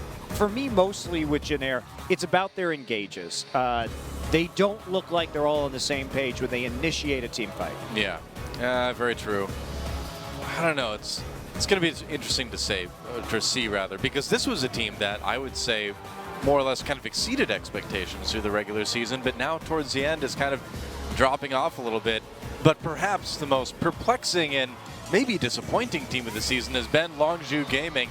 Like, these guys, on paper, have so many talented players, but they just can't seem to put them together in a way that wins games. And we're going to see the roster they've been using most recently, which is Expression, Chaser, Coco, Fury, and Pure, starting tonight. It was actually very funny. In the lobby while this game was going on, Jin Air Trace was pretending to be Jin Air Real Foxy, which is Chaser's old name from when he used to play on the Jin Air Green Wings. Yep.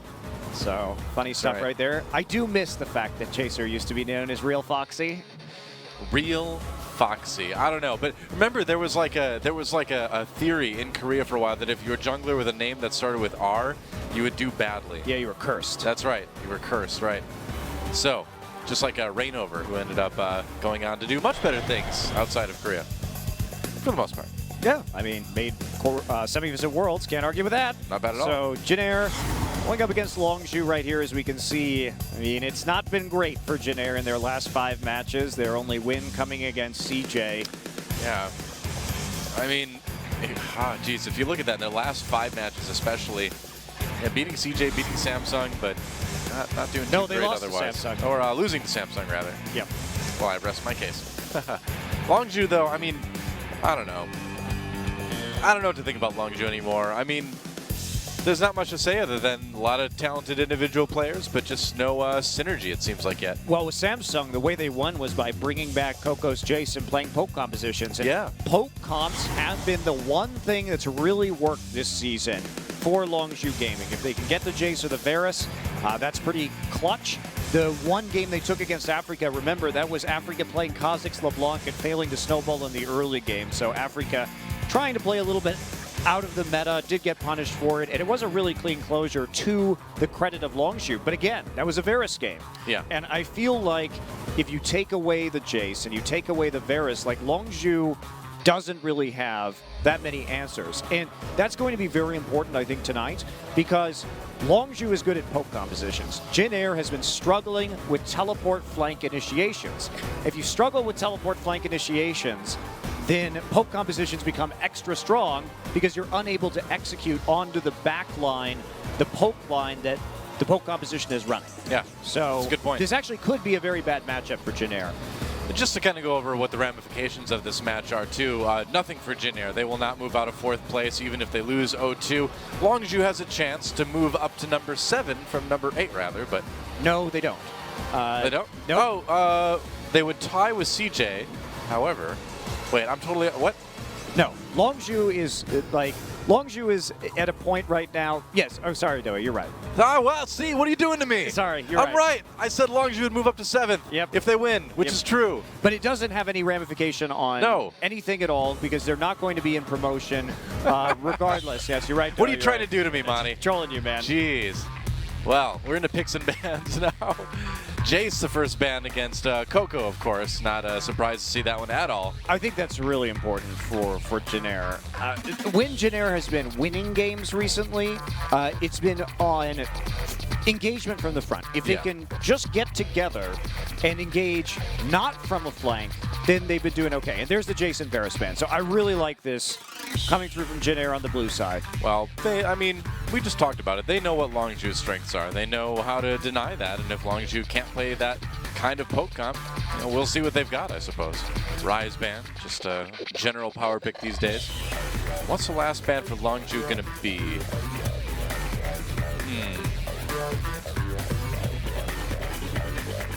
Hard to say. Maybe I was going to say Varus, but Echo, that's a good ban. Yeah. Echo is pretty strong these days. So Nidalee will be the first pick for Wing, not something you want to hand over to Chaser if you can at all avoid it. Of course, and they know that better than just about anybody. Yep. Well, Expression is hovering the Ashe. I assume he is perhaps trolling Pilot a little bit right there because Pilot's Ashe has been less than impressive. It's true. Some mind games, man. You hover over the champions that torment these players in their dreams. Pilot's Ashe certainly torments him, I'm pretty sure. But what about the Shaco? I don't know about that. I'm not sure who's supposed to be tormented with that one. No, I think Longzhu... Whoa. Oh, huh? Okay. All right, Ashe, Alistar. They're actually going to go with the Ashe. So lots of engage in the first couple picks there. I wonder what Longzhu has to prove Interesting. right here with this Ashe, because you'd think blind picking an Ashe would open you up.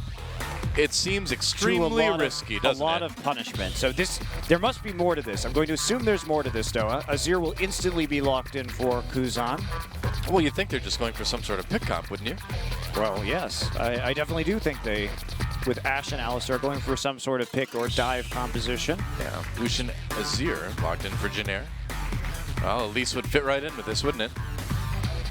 Well, there are a lot of junglers that could work. I think you take the Lissandra now. I think this is right. You want to have the TP advantage out of that mid lane and try and make the plays alongside Ashe by diving the turret with the Alistar and the Ashe combination.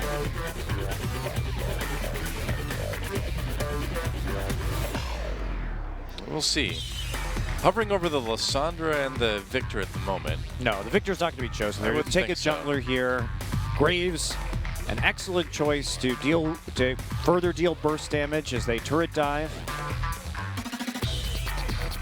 This composition looking a lot like something the Rocks Tigers would run with the Lissandra Ashe combination. Yeah. Yeah, Praise Ashe is great. Maokai, equally good. Now they have pressure on both of the side lanes for instant kills with crowd control, and you could definitely follow this up with an Elise, but you would be relatively low damage in the late game. I think Graves is the better choice, but they're going to wait until they see everything that Jin Air has on offer. Jin Air doing a little bit of Shaco trolling themselves too. I remember back when Shaco was played once in a while, although he was played more, excuse me, he was playing more of it in China, I believe, way back when. The Insec and Mokuza days. That's still right, with yeah. us, Doa. Well, Makuza's still with us. He's one of the observers now, That's anyway. right. Maybe they're doing it for his benefit. Maybe. One of the great Korean Shakos. Makuza tribute hover. The Trundle makes sense, of course. Trundle Poppy, okay. Seems reasonable. Yep, and that's what it's going to be. So Trundle support, Poppy up top. And that Graves probably going to be locked in for Longzhu to finish off this comp. I do think they should have taken the Graves instead of the Maokai in that last round of the draft, just because at that point you keep them guessing as to whether the Lissandra is going top or mid lane, and the Trundle support maybe becomes a less great option, right? Because you're not going to know whether they're going to play a tank. Expression could play something like, they could play Lissandra Kennen, which is a way that KT has gotten around having to buy the QSS for the Trundle support. So I don't know why you would, if you don't have a special jungle pick lined up here, and you're just going to take the Graves anyway, and you already know the jungle matchup, I don't think that's the best way to draft.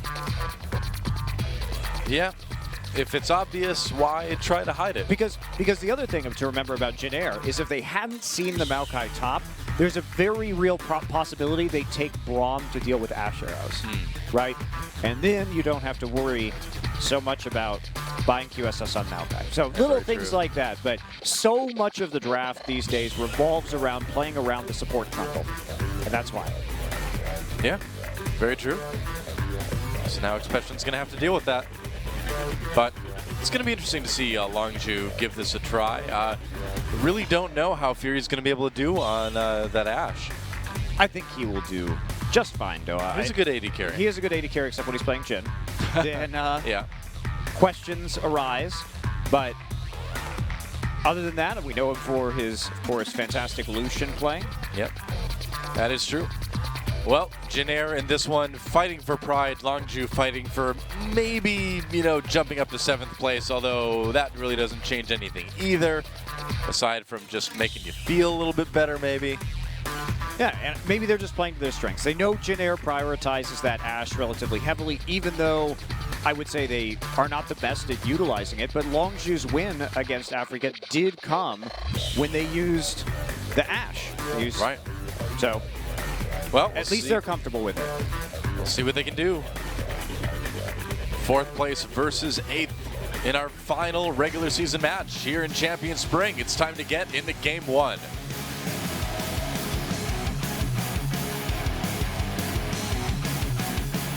Everybody wants to rule the world. There's a room where the light won't find you, holding hands. And welcome to Summoner's Rift. Longju versus Jin Air Green Wings. Fans getting into this one. Jin Air has a chance to show that they are a serious playoff contender today. Yes, it's against the number 8 team in this league, but they really need to do better, because if we take a look at the rest of the playoffs teams, the Africa Freaks, the Rocks Tigers, SK Telecom, and KT, they are coming in the coldest. If they lose today, they'd be on a 4 best-of-3 losing streak heading into the playoffs. Their second round robin has been nowhere near as strong as the first. They've dropped from 2nd place all the way down to 4th. And that means that they have earned themselves an extra best-of-3 and a best-of-5 that they would have to play to even get to the point they were at 2nd place. That's pretty rough. And Longju just all season long has been this team that you feel like you should take very seriously because of all the talent that's on it, but just continuously has, for the most part, underperformed. But then again, you still want to take him seriously. Chain Pilot moving way up there. Wow. Really want to deny this double-headed wolf. Expression taking a ton of damage. Yep. Nice. They got the reset. Yeah. And it was never within smite range for Chaser. Yeah. So really good aggression right there. Trace and Wing, though, going to react interestingly and just push the wave in. So as a result, they've actually bought themselves some time here. Really weird level 1 play where they just went up and pushed the wave instead of actually doing any jungle camps at all and then running down to wolves as Pure tries to chase them. I've never actually seen anybody do that before. Interesting. It's not really going to buy them much time because they're going to be slower doing camps. And as you can see, Chaser already level 2, Expression still level 1. And how starved is Trace going to be in this situation? How starved is Wing going to be? Well, Trace with a little bit of an early CS lead. We'll see if that holds up. So the important thing about pushing that wave into the turret is they melted the first minion wave of the game. And usually we see these lane swap scenarios play out on the first cannon wave, which is the third wave of the game. But they may have a few less minions to tank the turret with as a result of this as Jin Air comes in. So let's see how exactly this is going to work, because it's come at the cost of a few camps from Winged. But because they chased Chaser off of the Wolf camp, there's still the big Wolf there for him to take. It's not a complete camp. So Winged a little bit behind, but how much does this affect the turret swap? I don't know the answer to that question. Well, we'll see. Both turrets being taken pretty evenly by each team. Yeah, it looks like not much. So yeah, in the end, ends up about even. Yep. So probably not worth it, considering Chaser is now up 15-8 when it comes to that CS. True. Yep. Kuzan pushing up the mid lane pretty aggressively too. I'm curious. I'm gonna have to go back and watch that now. See if there is a way that you possibly could take an advantage right there, but it just seems like not really worth it to push up that first minion wave. Well, yeah, doesn't it seem like if you're pushing the other jungle top off of their first camp, you would just take camps normally to get the edge that way? Well, I think the thought process was if they push up that wave and deny the first wave into the turret, that it would take longer, but because you're slowing down, you have to run. Then they had to run all the way back to the bottom side of the jungle across the map, and it didn't end up actually buying them very much time. So okay. Not worth it. Not worth it. Winged is fallen behind on CS. Very true. Coco just continues to be pretty harassed by these sand soldiers. Or undead soldiers. Zombie soldiers with the skin. Kind of zombies. Exciting times. Easyhoon getting a skin for SK Telecom. Well, he deserves it. He was certainly a big does. part of it. Yeah. Oh, sneaky Poppy. We talk about SKT's year last year, and Easyhoon played 5 games at the World Championship, so a valuable part of their nearly undefeated World Championship run. He also played all 3 games of their spring season finals victory, too. Yeah, so integral part to getting him even to the World Championship in the first place. Trace is trying to be sneaky right there, but then the minion wave saw him. He's like, aha, I will absorb all of this CS. Jin Air doing some weird stuff this game that I actually haven't seen in lane swaps before. So what they did here is on the swap back, they're like, well, if there is an award here, and even if there was one in Tribrush, maybe he won't be seen and he can actually get an experience lead as a result of getting solo XP on the minions that are getting killed there next to his turret. And then they sent Winged into the top lane as the third man to push instead. So Jin Air doing some interesting experimental tricks here in the lane swap. Well, why not? Ultimately, it hasn't meant anything. It really hasn't made a difference either way. Hasn't hurt them too badly. Hasn't really helped them either. Interesting. First strike of the game going over to Longju. And Longju, this is going to be their last match for a while. Yeah, it is. And not going to see them again until summer season. And I wonder what they're going to look like in the summer season, Noah. Yeah, I mean, what would you do? I mean, would you drop a few of these bigger names just to kind of thin it out, try to make a more cohesive team? I have no idea. It's a tough situation. It's hard to know unless you're within the team itself what the right call is or even what the problems are. Obviously, we know that they haven't been performing well as a unit and that they have been swapped out repeatedly over the course of the season, reminding us a lot of Najin from last year, but we don't know why, really. It doesn't make a lot of sense from the outside, but maybe they're trying to diagnose where things are at for the summer season right now, which players perhaps to keep, or really just ultra challenging to tell. Yeah. We'll have to wait a little bit to find out. And Kuzan getting a nice little CS lead here in mid lane. I suppose you'd expect that lane to shove up in the matchup, though. And now Jin Air going for a tier 2 down in bottom, using that Rift Herald. Getting a little bit of damage onto the turret.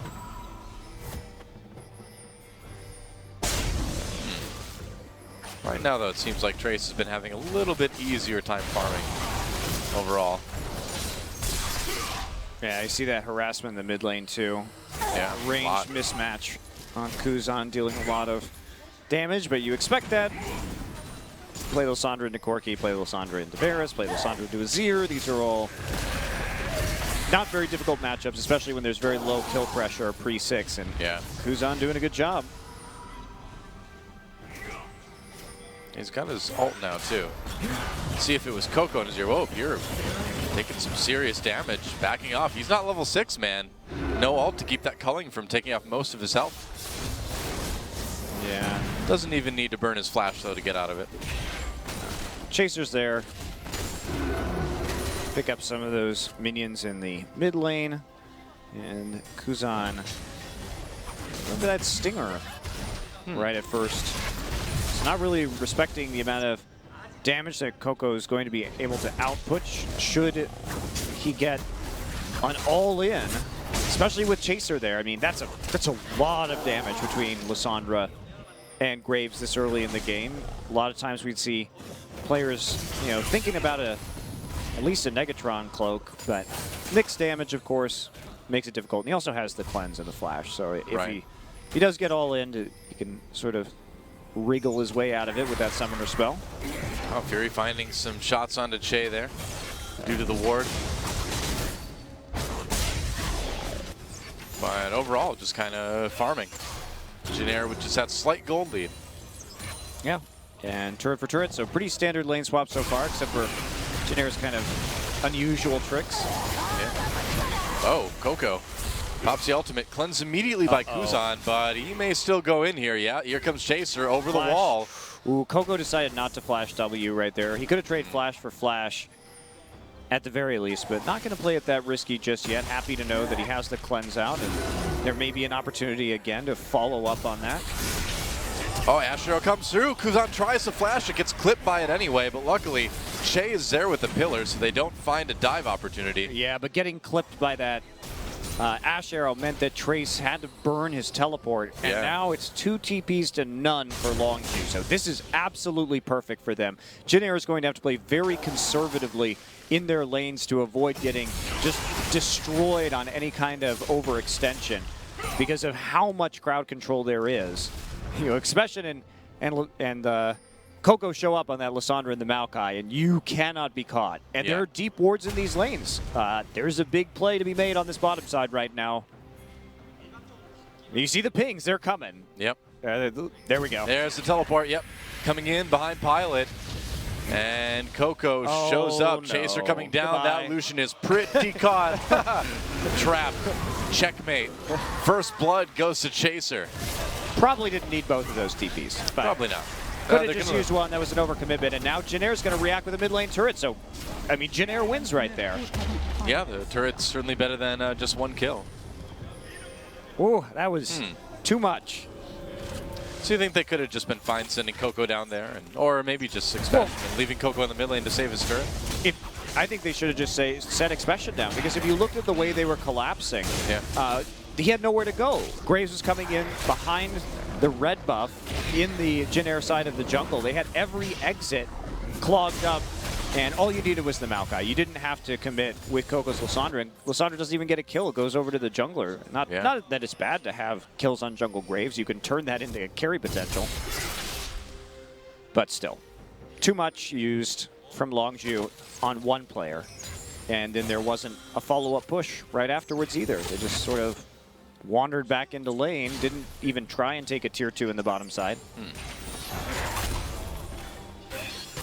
Dragon back up at 15, so Longview does have the lanes pushed up to maybe go for a second one here. And I think that's what's really different about the way that great teams use the double TP. Because the way you should use it right there if you're Longview is you see only Pilot there, and you commit one TP to that, right? And you get the kill.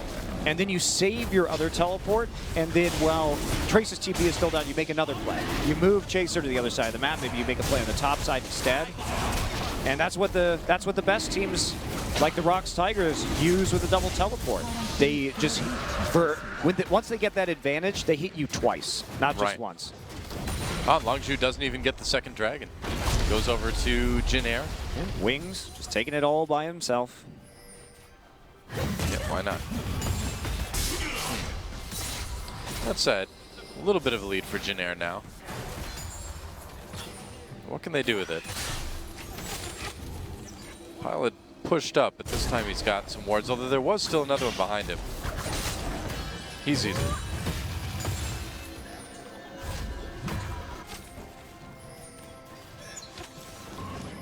See what else Longzhu can do, but got a few more minutes to wait before they're going to be at all comfortable making a play again. Because by losing that mid lane turret, while Lissandra may have previously been able to roam without TP into the side lanes, much harder now. Yeah. Especially because there's an Azir there who can just push up the lane and then put his passive down straight onto that tier 1 mid turret and just keep Lissandra bottled up at the tier 2. Creating a lot of pressure plays. Winged. Waiting to see if they're going to overextend. Well, Trace has his TP available, but they're not going to do that. So it really is all about the minion waves right now, as you can see. That's kind of where the meta is at. That's what Rox was one of the first teams to really play around effectively, was diving with the minion waves on pretty much every opportunity. Right. Nope. It's not there anymore. Winged. Yeah, the Rox Tigers, man, they have been so much fun to watch this season. Hopefully they'll stay in top form for the finals. This is the second year in a row now that those guys have gotten to the grand finals in first place. Second spring, yeah. Yep.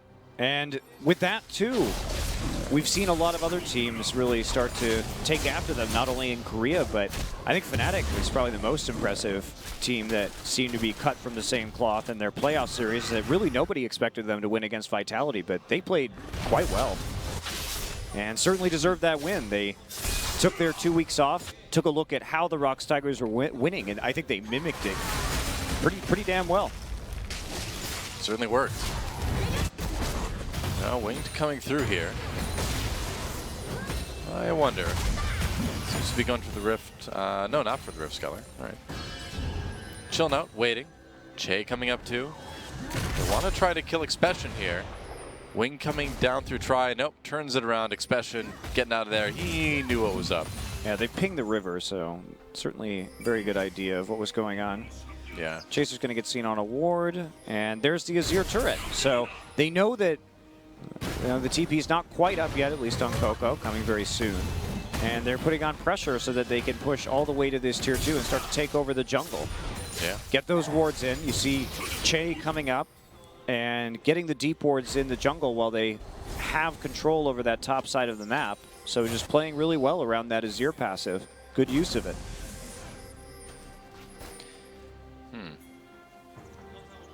Well, Longzhu starting to keep a little bit better hold of that bottom of the map. Yeah, and here's the thing. So Jinair, when the TPs come back up for Expression and Coco, that's when they put the pressure onto the tier 2s. So basically what they're threatening right now, using that Azir passive at this particular time, is they're forcing Maokai and Lissandra to stay in lane, and if they try and leave, they will take more turrets, right? So just smart counterplay to double teleport. And then as soon as the Azir passive dies, they back off, take the Rift Herald, and then refocus on other parts of the map. So they're doing a good job. And now Longzhu adapting. Coco's like, okay, this is dumb. I'm going to go into the bottom lane right now. Especially because Ashe does not need to be caught overextending with that low mobility. So they can start a 1-3-1 split push. Or they could play around a possible dive here at the tier 2 in the bottom side. There's nobody there to react right now, so Longzhu with his minion wave may have found something, but they can try it. But not too many minions, yeah. Yeah, I think Jinair's coming down too. Just not a big enough wave, unfortunately, for them to do much with. Right. So the waiting game continues. Minute 20 until Dragon comes back up, though. Each team with 1, so it's not like that's going to be super fast for any team to pick up 3 this game, or 5 rather this game.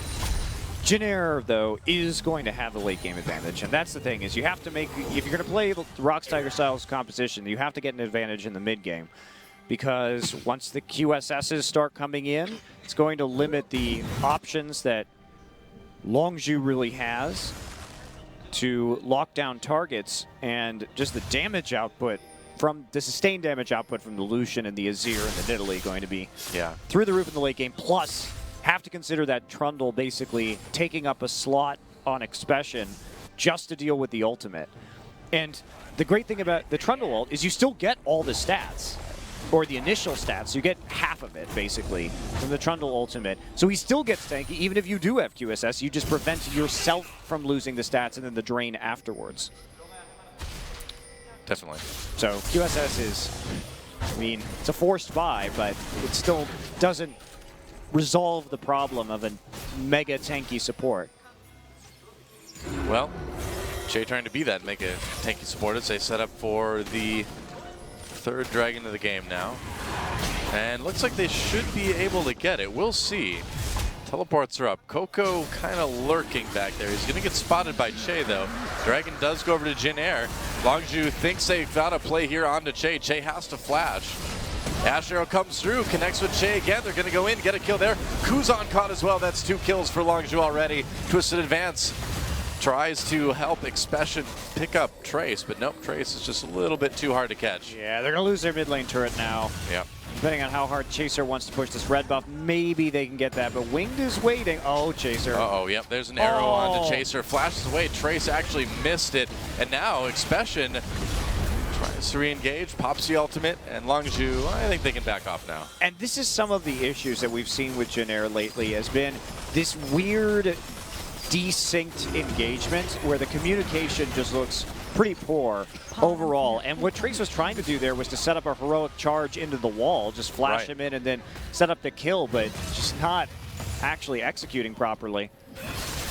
Take a look at this. I mean, there are only 3 members there.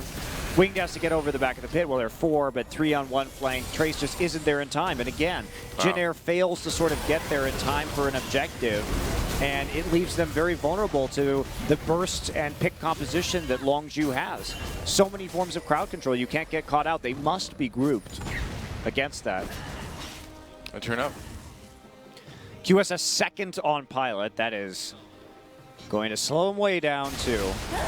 Yeah, well, after that one death, I think he's a little bit nervous. I mean, Longzhu again, like it's a big comp. They have a lot of CC. And Longzhu just getting themselves right back into the game. Yep. Couple kills, evening up the turret score. And down a dragon, but that's not the biggest deal right now. So we're going to be in for a long one, as we often are with Jin Air games. I was going to say, yeah, it's Jin Air, so this really shouldn't be too surprising. These guys have had a near or over 40-minute average game time this season.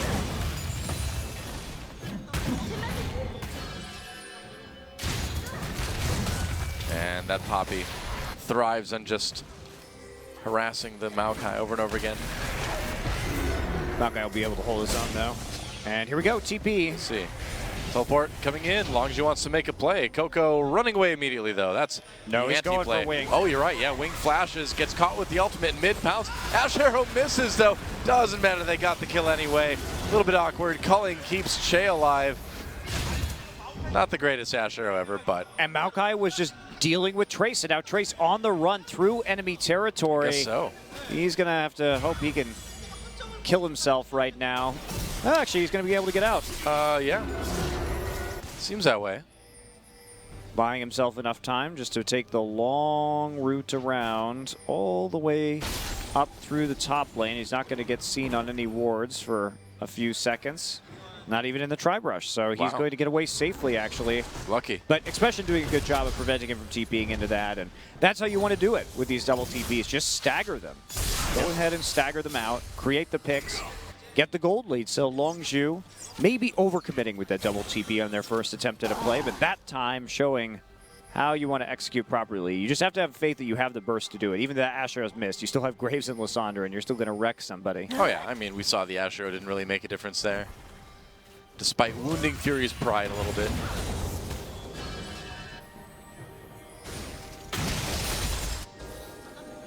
So Longzhu, got to keep this momentum going, though, because Jin Air grouping in the late game is a big danger for them.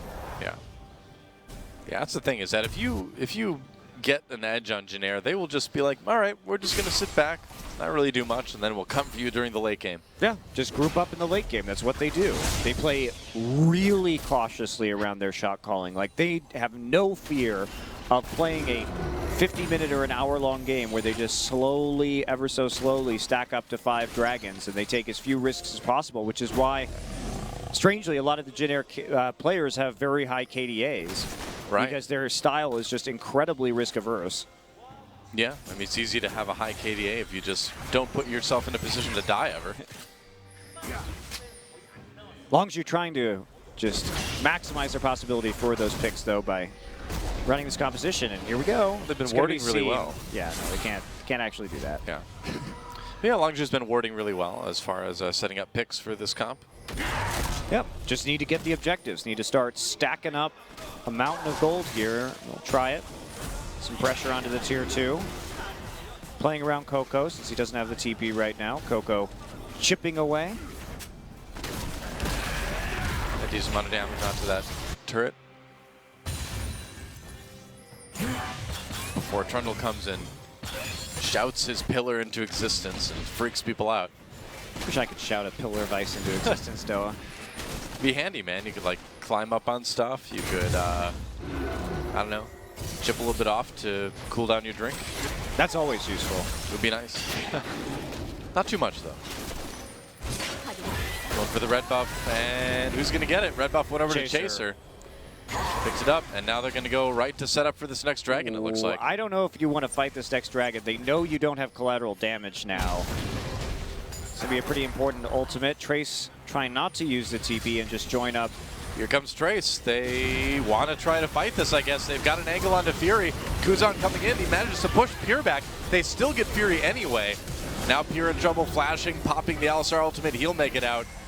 But Janair making a play onto the AD carry. They'll take that tier 2 in mid. And we'll see if maybe they can claim a dragon off of this too. I think they will be able to. Kuzan showing those tricks you can do with the Azir on the engage to create picks, as we've seen Baker do so many times this season. Yeah. And Coco. Coco's seen that from the other side many times. So far as playing that aggressive Azir. Yeah, they catch him out. They look for those lower mobility targets. Well, Ashe is about as low mobility as it gets. And Janair now, that Azir ultimate can safely retreat to a blue buff, and also a dragon right here. And that's going to be just immensely helpful for them as they take number 3, looking at a sub 40-minute 5th dragon. Yep, going for it.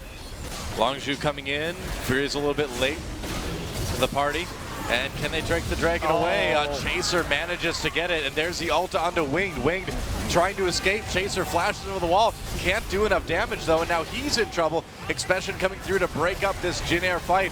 Chaser's still there, doing damage. Coco waiting to come over with the E. He'll finally get it. Trace separated from the rest of the team, and that's going to be a kill for Longju. So they managed to steal away the dragon and tie that up. Huge. And to get a kill on the Trace. Yeah. So the mistake there, Doa, they went for the blue buff. Instead of just going for the dragon, they got greedy, tried to take away the blue buff into the dragon. So that allowed everybody to come and kind of group up again from Longju instead of going for that faster burst. Winged right there, you know, on the backside. It's trying to throw some spears in, does get a couple, but Trace and Che left a little bit high and dry right here. Kuzan tries to put down some damage as they get through the choke point. But fortunately, Trace is going to die, and also they lose the Smite War at the Dragon. Very unfortunate for the Janair Green Wings. That was going to be a major win condition for them, because what they want to do is group up as 5 in the late game around that Dragon and just force those fights. Right. And you can't do that if the other team is staying even on you or even ahead. Yeah, because they don't have to fight that anymore. They can just look for picks with their double teleport instead. It becomes less of a necessity. Yep. It basically just buys them 6 more minutes to look for you to be out of position and just to TP on you and kill you and then take a Baron. Well, both teams regrouping for the moment. Lanes being pushed. Kuzan's trying to definitely do some serious damage.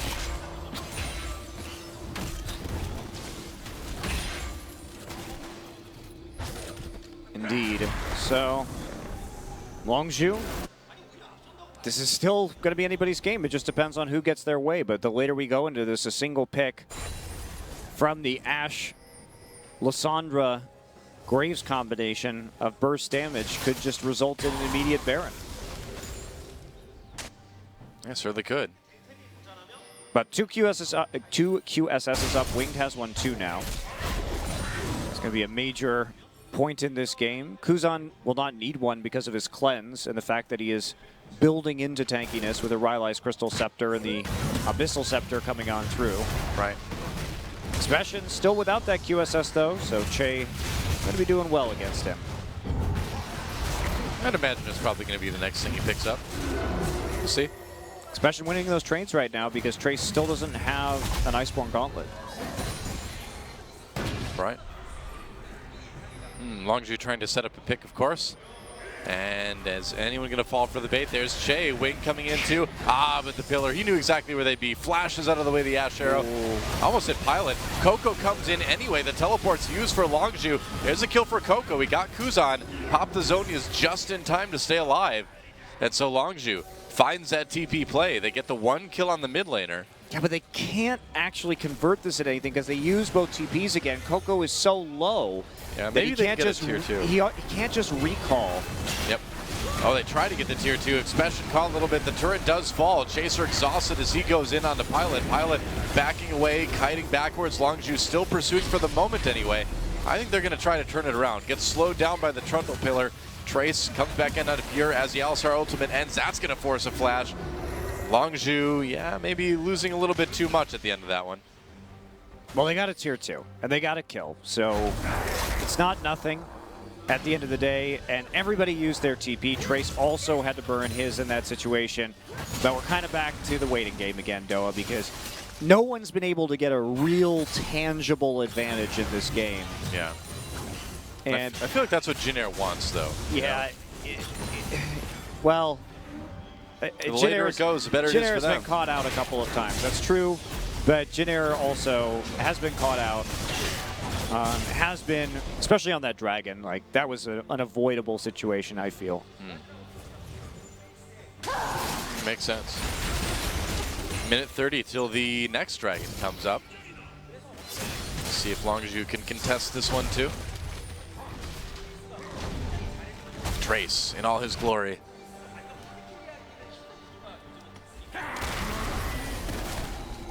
On that Poppy. I suppose the Poppy hasn't been all that glorious yet this game. No, especially since it didn't have that flash heroic charge combo. Yeah. He'll set up a play. Oh! Ooh, so close. Ha. Now, Longzhu, throughout all this, has seemed to have more map control. You know, they've had the deeper wards, they've had the pressure. Well, they have an absolutely terrifying pick composition too, which is why they keep doing this. This is definitely the right play for them. Expression has his Twisted Advance to use. Not actually going to use it right there, but it is so scary for Jinair to face check that Baron because of how many long-range crowd control effects that they have. Yeah. I suppose, I mean, they don't really need to check it too dangerously. Chaser getting culled a little bit. But I mean, they've got that Trundle Pillar with such a long range to it that they can check those areas without putting anyone really in harm's way. Jinair is going to put down the Azir turret and then clear out the Baron vision before the dragon spawns. So this is perfect timing for Jinair. Again, playing around the Azir passive really well. That's been a highlight of this game for them. Yep. So they had to get the Baron vision because they wanted to make sure that Longzhu was not just going to try and rush a Baron while they contested this dragon. So Jinair has another shot here to really group up and show that they can actually win some sort of team fight in the straight up 5v5. They're all here this time. Yeah. Pure. Thinking about coming around from the side of the pit. They do actually have to try and stop the dragon at some point. Looks like they won't. Dragon goes in. Pure tries to find Trace, but Trace is just going to dash out. So that'll be easy third dragon for Longzhu. I don't understand the purpose of that then. I don't know. I can't explain it. Jinair giving away a dragon when feel like they could have gotten in there and actually poked more aggressively with the Azir Nidalee Lucian combination. You know, maybe to Jin Air, because of all the pressure they've been under, it feels like they're farther behind than they actually are.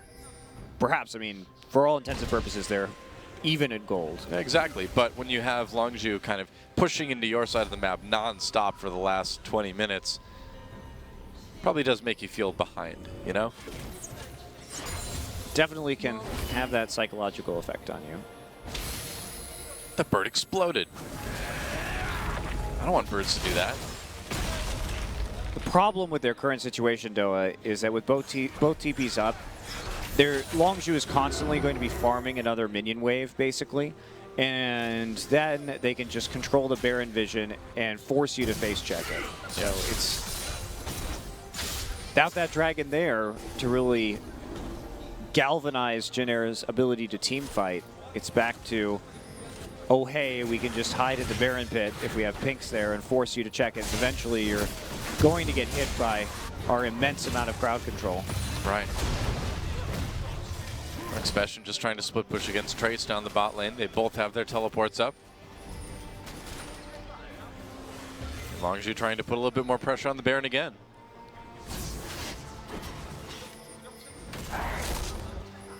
Trundle's eating wards. Does not seem too tasty. Especially if it's like that Draven's head ward. I don't know. Wouldn't want to eat that. How about the baby dragon ward? Would you eat that? Well, it's better than Draven's like greasy hair. Given the choice, I'd take the baby dragon. You'd rather eat a baby dragon than be a cannibal? Yeah, totally. I'll admit that. Sure. What if dragon meat tastes awful? Oh, well, then I would just rather not eat either one.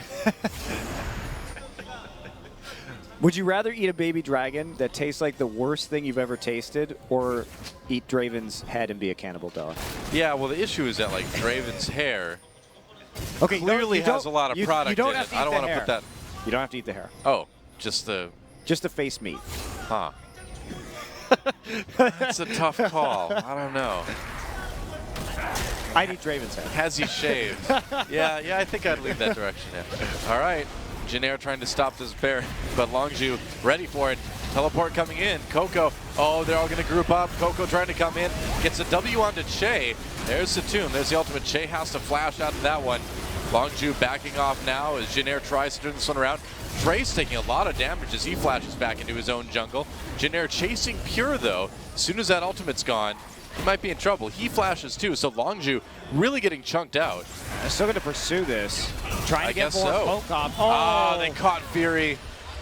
He had no chance there. Well, this pursuit is justified. They don't have any of their ults anymore.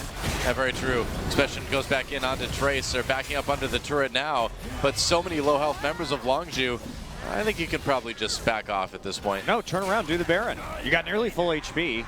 No, I on mean, they several are, of your members, and you could do it quickly. Yeah, they are backing off to do the Baron.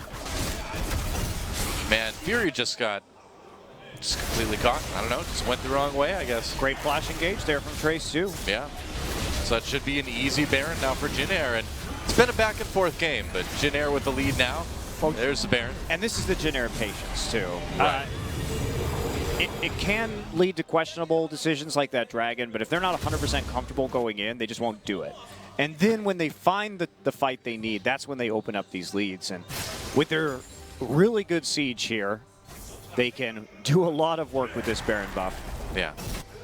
And Longzhu, not the greatest wave clear this game. You have to get pretty close with Lysandra and Graves to clear out minion waves, and that means that you're going to pretty much just take a culling or a bunch of Azir Sand Soldier damage. No TPs either. They were all used in that last engagement by Longzhu. Yep. And Jin Air trying to put some pressure on the bottom of the map while Expression split pushes. And so this would be a 5v4, but you know, defensive 4v5 for Longzhu is not quite as bad. Now he's going to recall. Okay, got the lane push, going to recall. Maybe they're a little bit late. Yep. A Poppy ult used up. Nope. No dice. All right, well, they're still going to get the tier 2 anyway. Not bad. They get the flash from Fury. Look at that.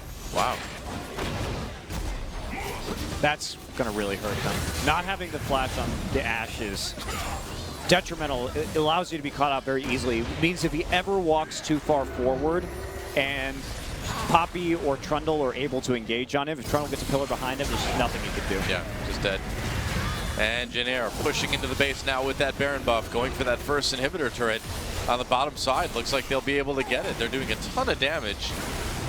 Trace just zoning out Expression on the side of the fight. Took off about half of his life. So a little bit more to go. They did clear out the cannon minion, but it's about one hit away from dead now. Wing should be able to walk up and shoot it, and Trace actually uses it that time. Goodbye Pure, so no engage there. They're going to push in even farther onto this inhibitor now. Not sure I would have used that Poppy ult, but I don't know. I mean, it didn't really do a whole lot, but it did allow them to get the inhibitor. Well, they probably would have gotten it either way, but it did do something.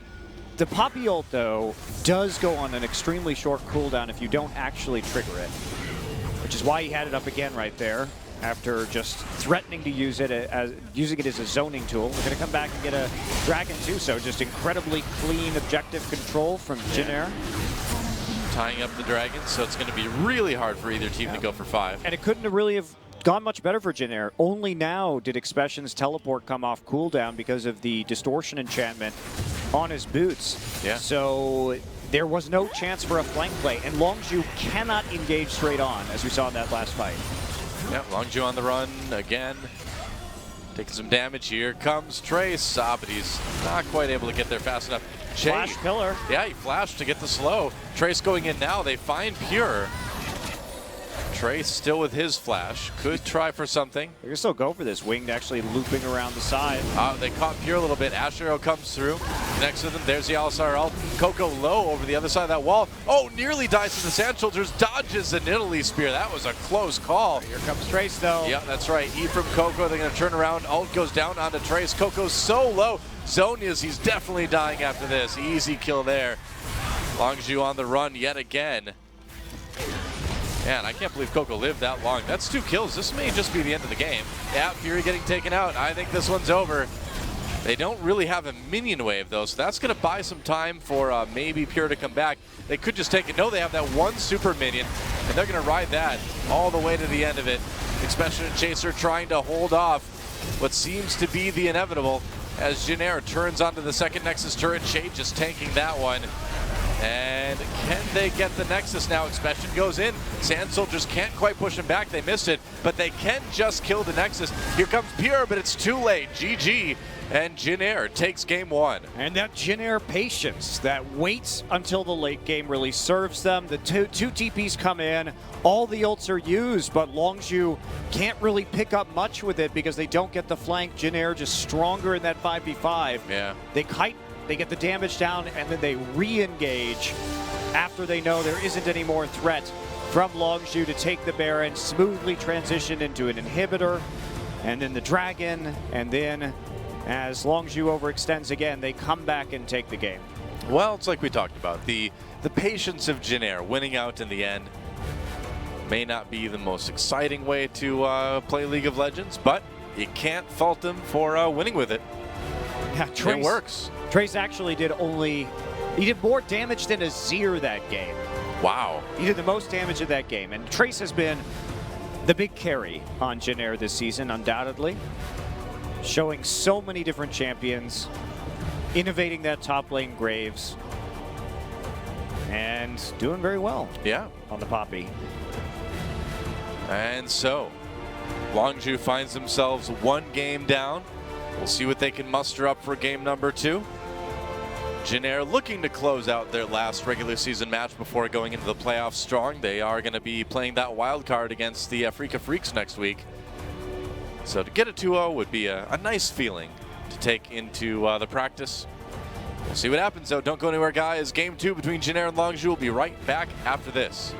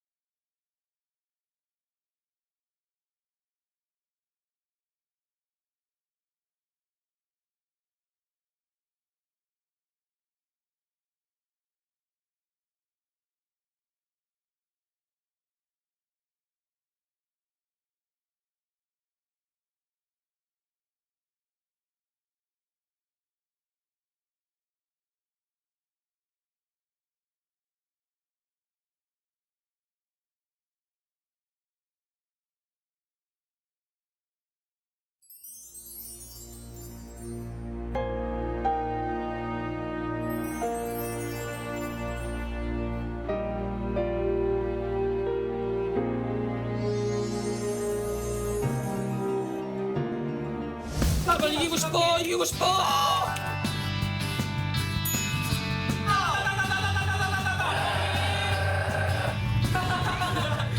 이번에 이겨서 기분이 정말 기모디 합니다. 우측 하단에 진짜 악기 버튼 한 번씩 부탁드리겠습니다. 약간 멘탈적인 부분에 분명히 팀적으로 문제가 있지 않나라는 생각이 드는데 제발 기도할게 하느님. 노련한 코치진이 잘 해결해 줘야겠죠. 사실부리.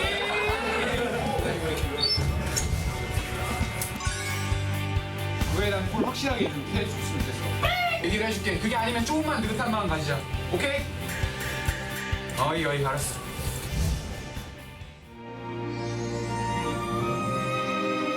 자, 이승부터 시작해서 팀원들한테 부탁하고 싶은 거 한마디씩만 해. 시작. 팀원들한테 부탁하고 싶은 거 한마디씩만 해. 시작. 아니 밴딩 집중 안 하세요. 야. 차려. 야, 문제가 있으니까 안 할 거야. 얘들아 포기하지만 않으면 돼.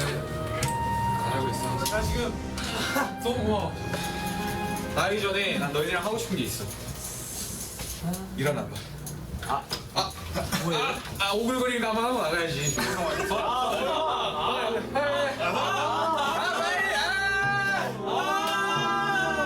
내 아프리카 페이스 파이팅 하면은 파이팅 하자. 예. 픽스! 파이팅!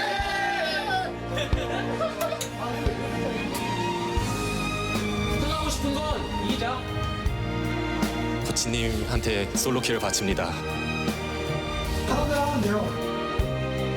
잘합시다. 저도 잘할게요. 파이팅! 이길 수 있어 우리. 모여봐! 모여봐! LCK 스프링! 안정은 나이죠?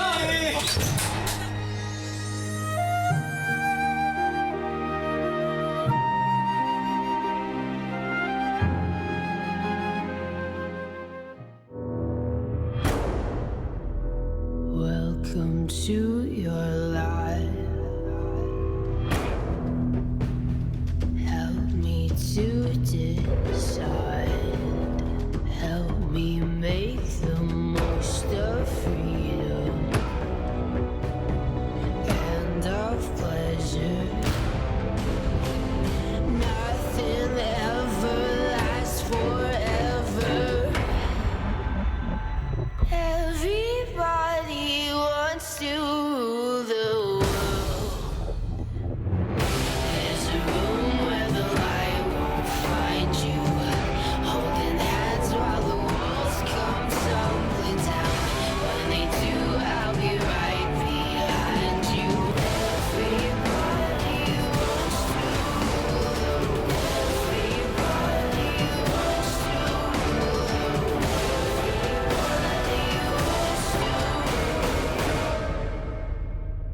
The world.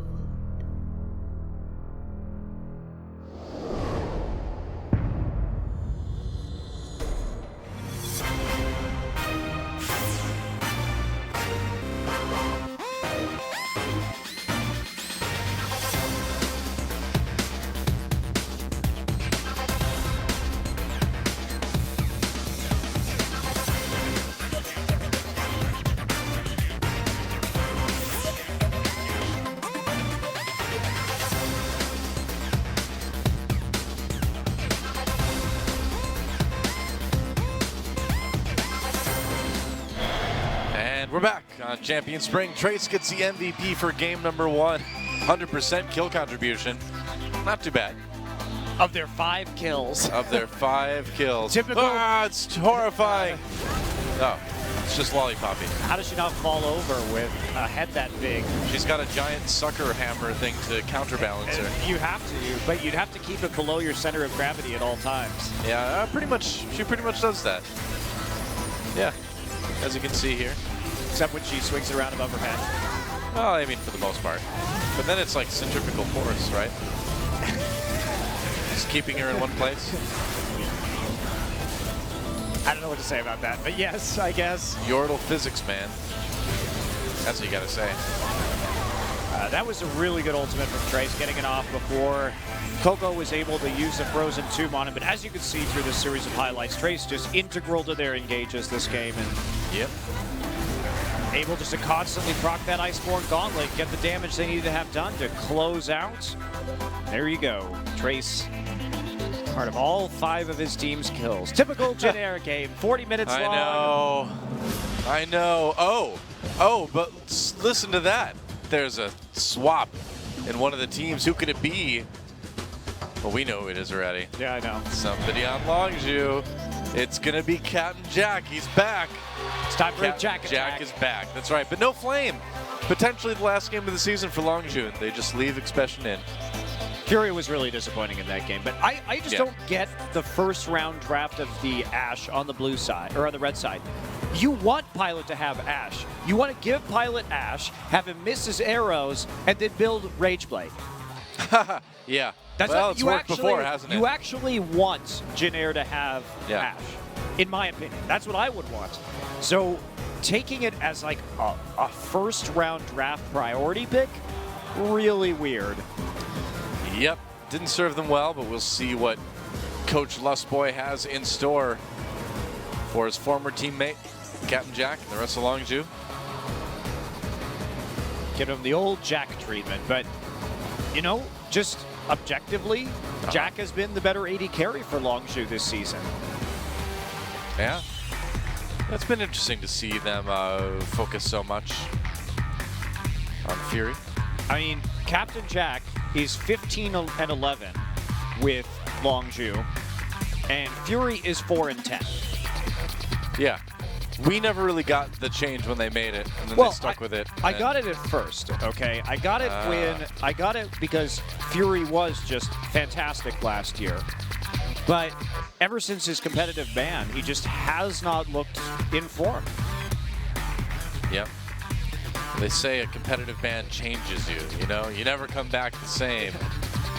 You've lived through the you know, the hard imprisonment with all those other competitive ban people. Put you straight in the Riot jail.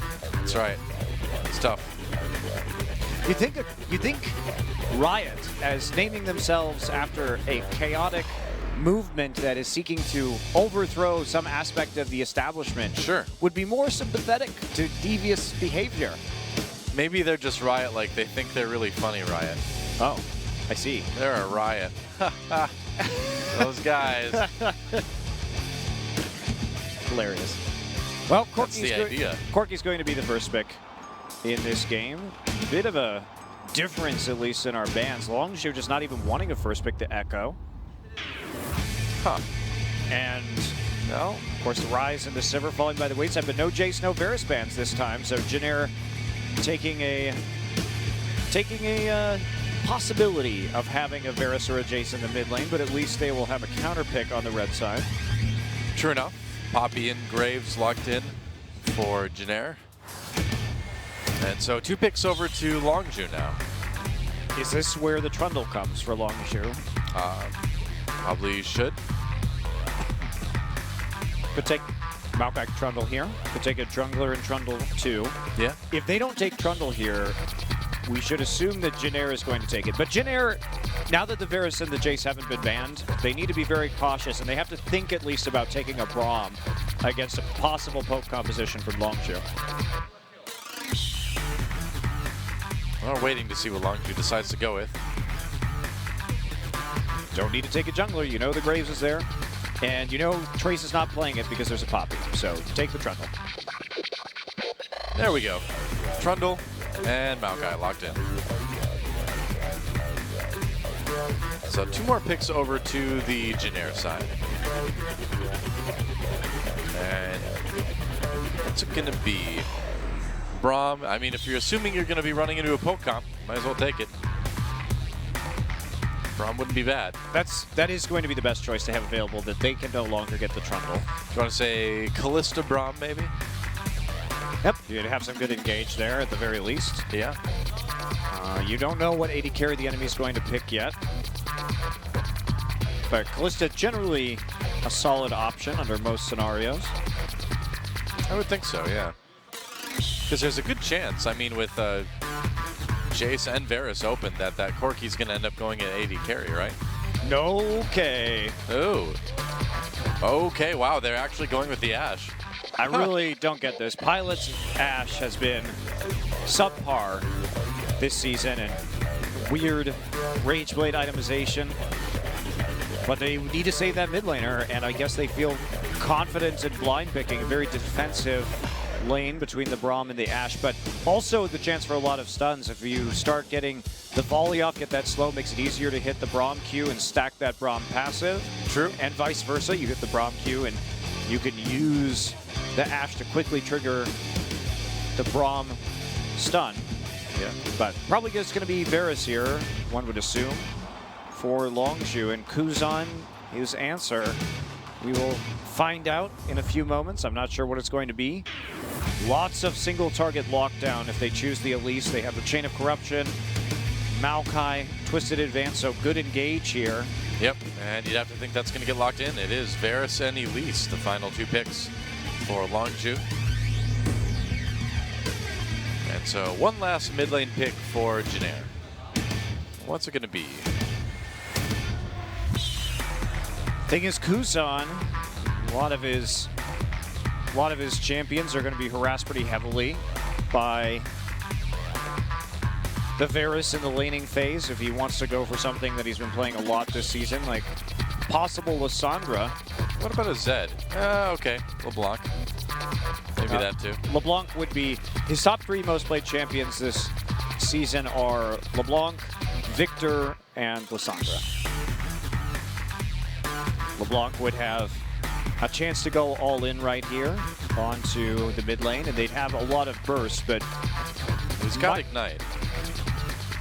Yeah, this is probably going to be about even in the late game because there are 3 damage dealers on the side of Janair as opposed to just 2, really. Obviously, depending on how Chaser builds, but he is going to be outputting nowhere near as much damage in the late game as Graves. Right. We'll see how much damage Pilot gets to do on this Ashe. It's been a little bit questionable in the past, so can't necessarily count on that either. But really good pick composition from Janair. They also have the ability to weather the poke from Longzhu with the Braum. That is actually going to be a pretty crucial pick when we see that Unbreakable used. Che is going to dictate a lot of their objective control by using the Unbreakable at the right time to prevent the poke from going down and buy them a few seconds to say take a Baron or take a Dragon. True enough. And so that means that Longzhu is going to be going for a bit of poke to try to tie things up against Janair. This is the only thing that's worked for Longzhu in the past few weeks. I don't blame them for going back to it at all. The Varus was banned in game 1 because of this very reason. But Janair leaves it up this time around, deciding that Nidalee and Sivir are more threatening. And Captain Jack, of course, the longtime Sivir player. You can understand that on the Corki this game. Yep. We'll see if he can do a little bit better than Fury. It's been a little bit since we've seen Jack. Yeah, it took a little bit of a break, but Captain Jack is back. We'll see if it's going to be enough to propel Longzhu to a Game 2 win and a tie series against Janair. Or if Janair is going to come out strong with the 2-0 going into the playoffs next week. Let's get in the game and find out. Holding hands while the walls come tumbling down. When they do, I'll be right behind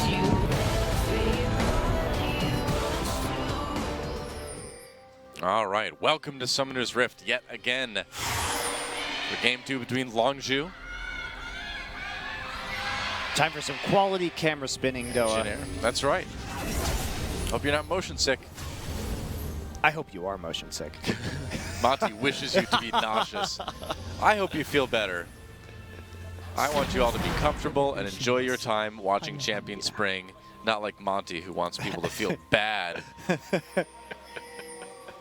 What a jerk. Yeah, what a jerk. That guy. Volley coming in, just check the brush. Yep. That's some damage. That might be a Braum passive pop. Nope. But close call there. Juking out of the brush. Yep. Varus is going to come down just to make sure no shenanigans are afoot. Get a ward right there next to the Krugs. And Janair looks like they're just going to wait in the tri-brush. Happy with a very small amount of damage they managed to put down onto. And there is Captain Jack. There is a Captain Jack making puffy cheeks and poking them. Like you do. That's his selfie face. Only with one hand instead of two. Now, we know there's a ward there, so it looks like they're just going to take the small Krug and leave it at that. So small XP advantage, but that may be nullified by slowing them down on the actual entrance to the lane as Pilot. That's a dangerous spot for that's Shay there. dangerous, yeah. Yeah. They know he has Q also, but looks like they're going to get the zone with the volley, so the little Krug not going to matter so much. Looks like Janair will come away with a bit of an XP lead in the end. Well, Shay takes a big chunk of health. A Che chunk? A Che chunk. Ooh, this lane's really annoying. Yeah, certainly will be. Any lane with Braum in it ends up being pretty annoying for the other team. There you go. Just the amount of slows is very irritating. Yeah. I like the ice synergy between Ashe and Braum, though. Do you? I do. What do you like about it? That they both use ice things. That's the idea. No counter synergy, no Ashe any lane, the ice and fire. Fire and ice. Making a lukewarm pool of water. Could work too, yeah. No, it can't. Just makes you know, one person's trying to heat you up, the other one's trying to cool you down. It totally can Just work. makes you comfortable. It can totally work. Haven't you ever played Chrono Trigger?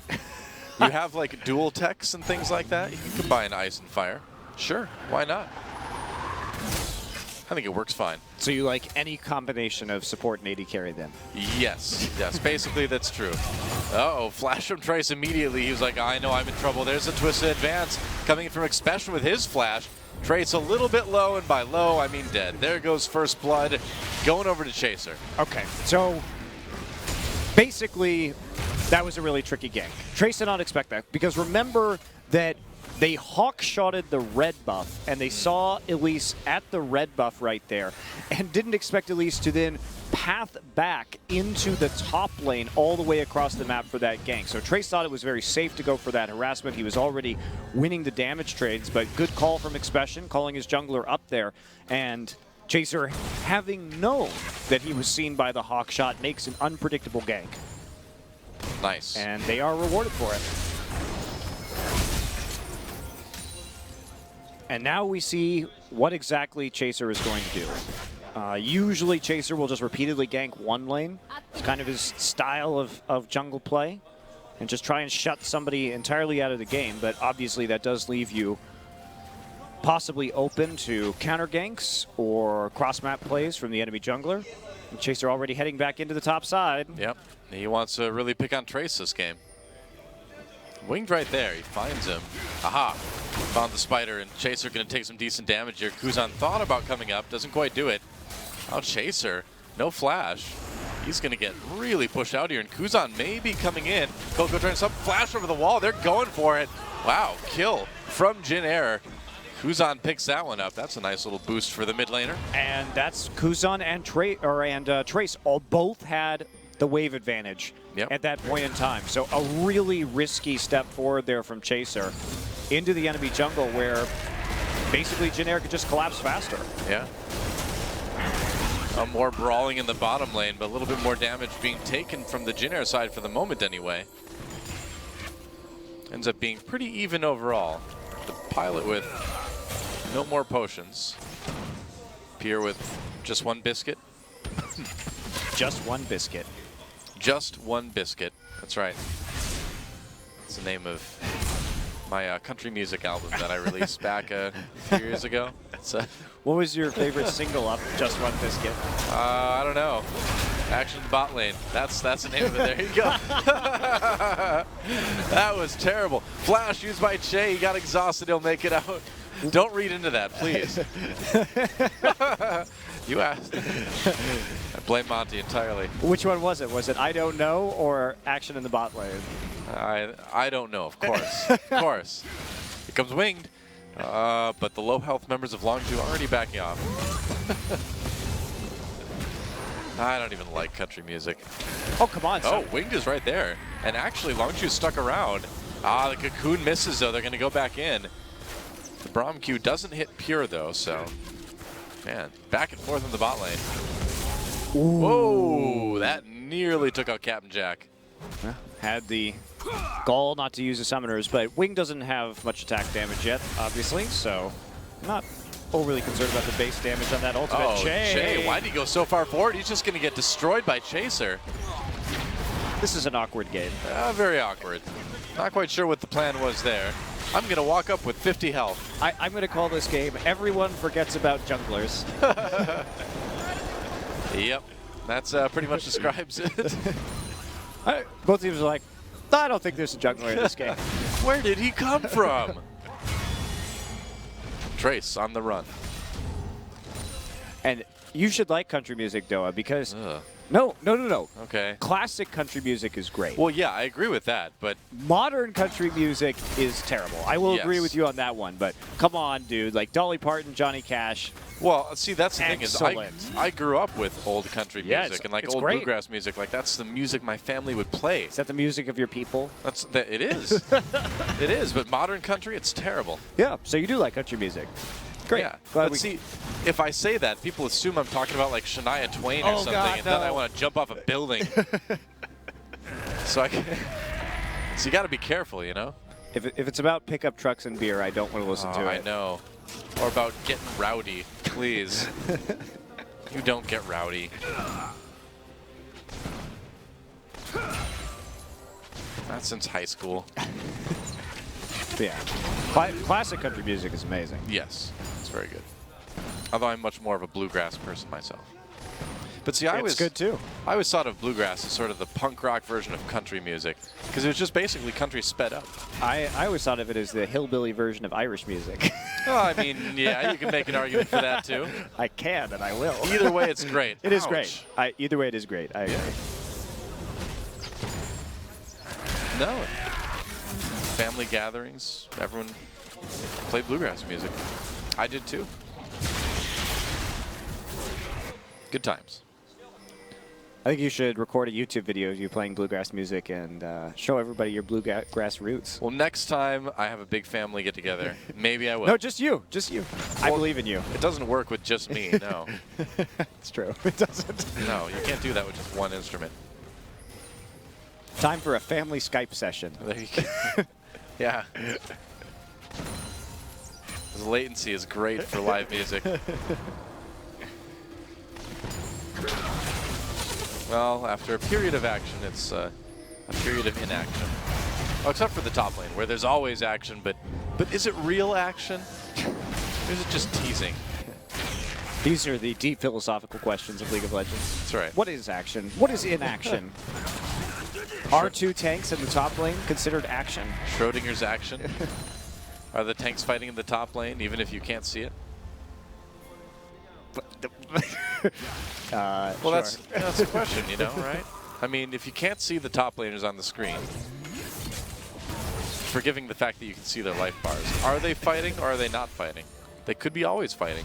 They could never fight. And it doesn't even matter. The answer is irrelevant. Because neither one will ever die. That is true. Unless the jungler's going to come and open the box. Yep. He's coming in. He's like, this box has a half health Maokai in it, and I want to shut the lid on this one. Expression. Whoa, actually not bad. Twisted advance into the flash to get out of it. Wing not impressed, so he's going to chase. Cocoon misses. Wing still going to get destroyed. Well, Trace was leashing that turret for a really long time. Yeah, he got low. Another game of forget the jungler. Oh yeah, that guy who wasn't in the lanes is there. You know, it's more like forgot about Che, sir. That's there you go.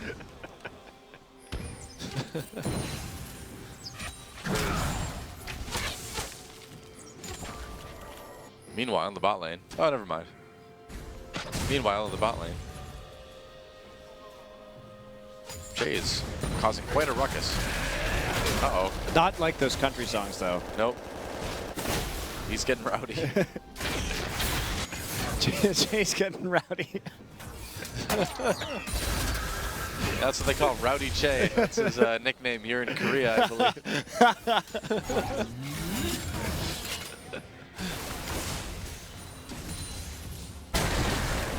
Oh. When he's not playing League of Legends, he drinks beer in his pickup truck and square dances. Square dances. Looks for dates on Farmers Only. Yeah. You ever think that square dancing is just dancing for people that can't, that want to get into the Irish step dancing but just don't have the talent? It's more line dancing that's the case. Yeah, that's true. Well, any sort of dancing in the shape with flat edges. Square line, whatever. Geometrical dancing, just Yeah. totally out. That's right. Actually, no cube dancing. As somebody from Colorado, I like to go to cowboy bars and watch them line dance. It's actually really fun to watch. Do you really? You like to achy breaky heart it? Yeah, I do. Oh, Valkyrie dodges the Ash arrow. He comes winged anyway, though. Bramalt, flashed by Captain Jack. Winged still trying to clean it up. He gets exhausted. Kuzan came down too. They could dive this. They will dive this. There goes Captain Jack. Pure a little bit low. They can finish him off as well. And Chaser just can't quite get anything done in the 1v4, except maybe a kill on Winged. Yep, gets that one. Here comes Coco. GP was canceled in the top side by Expression. Trace still has his. It actually may have been canceled by a Poppy ult. Could have been. Yeah, because the Poppy ult was just used. Was used. So actually, I think he canceled it. Didn't get to see that. Seems that see way. what actually happened in that top side. I'll be keeping an eye on it. Jack does a great job of trying to avoid this gank. He bolt blows so many ults. I mean, look at this. He's going to flash the Glacial Fisher. He's now dodged 2 ultimates. He uses his heal, and he tries desperately to get out of this one. And yeah, that was definitely canceled by a Poppy ultimate. No, what happens? We're looking at the top side TP, and yep. Poppy ult canceled it. So actually really good play there from Trace. That could have been a really big turnaround as Coco was also coming down, and they would have had several forms of crowd control to stop them from retreating all the way back. So Janair strikes in the bottom lane, and now there's a big problem. And that big problem is named Kuzan, who's a 3-0-0 LeBlanc. This is precisely where you want to be on LeBlanc. He's been faster on the roam. And Coco gonna have a real headache trying to deal with him in the mid lane.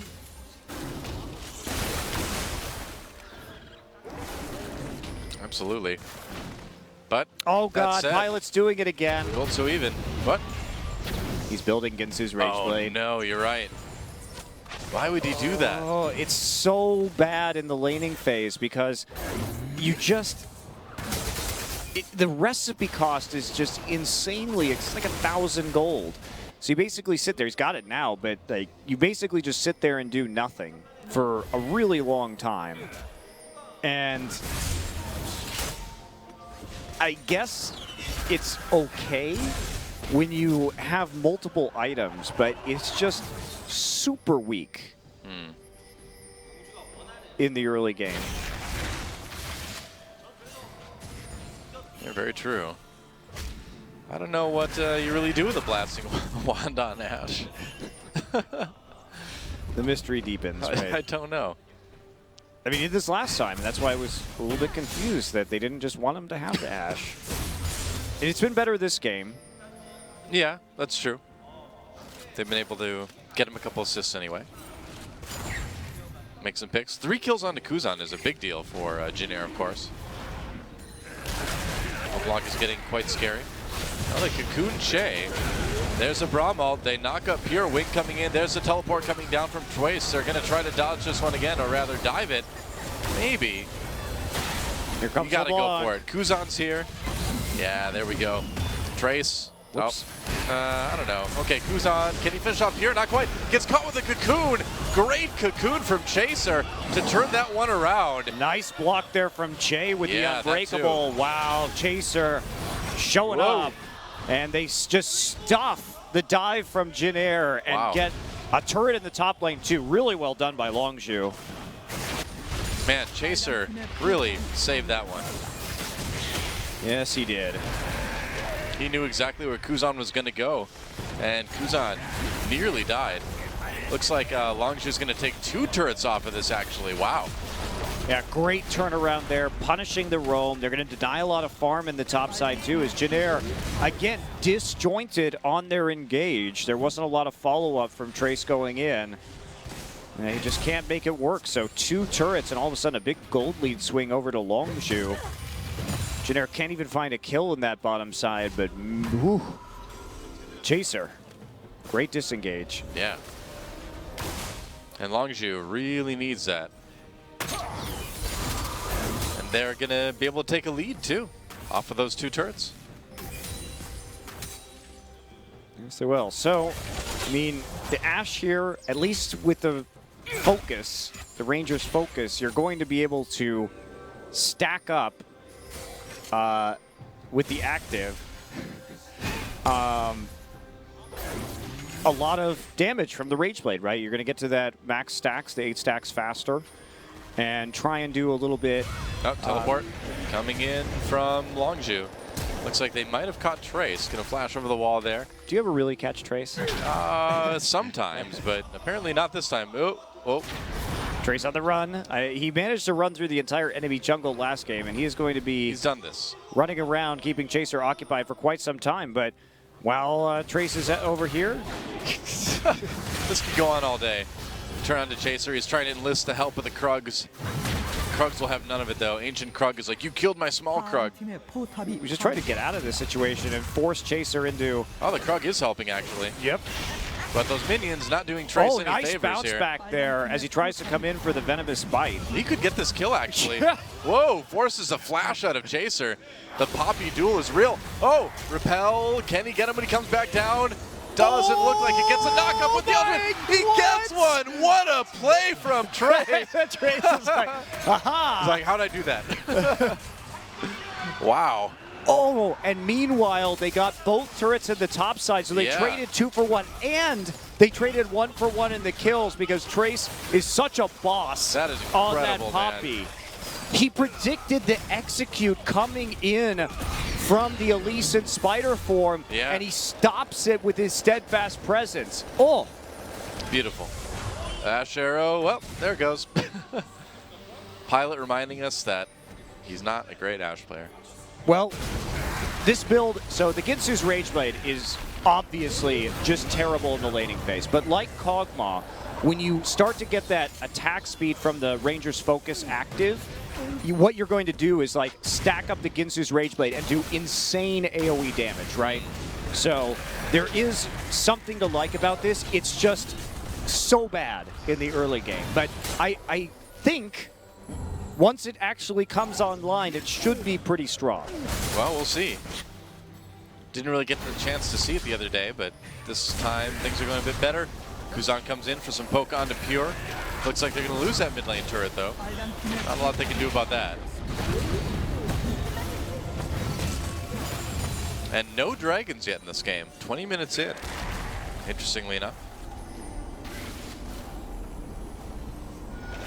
Yeah, and the crazy thing, too, about a possible Ginsu's Rage Blade Hurricane Ashe is that it's going to slow like mad.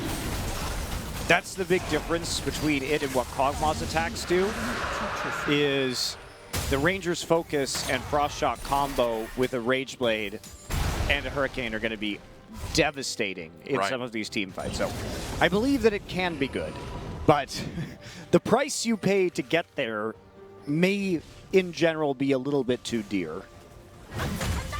It just seems like a huge, huge risk. Oh, it is. I mean, it's objectively terrible in the laning phase. You just need to be carried really hard by, I don't know, Trace. You are basically just sitting there with 1,075 gold in your pocket and no items to actually trade with. So you have to play really passively. Yeah. Or you have to rely on your LeBlanc coming down and making plays in your lane for you, which Janair did. So props to that. True enough. I would not recommend trying this in solo queue because you will not have friends that are going to come help you in your enormous power trough. Yeah.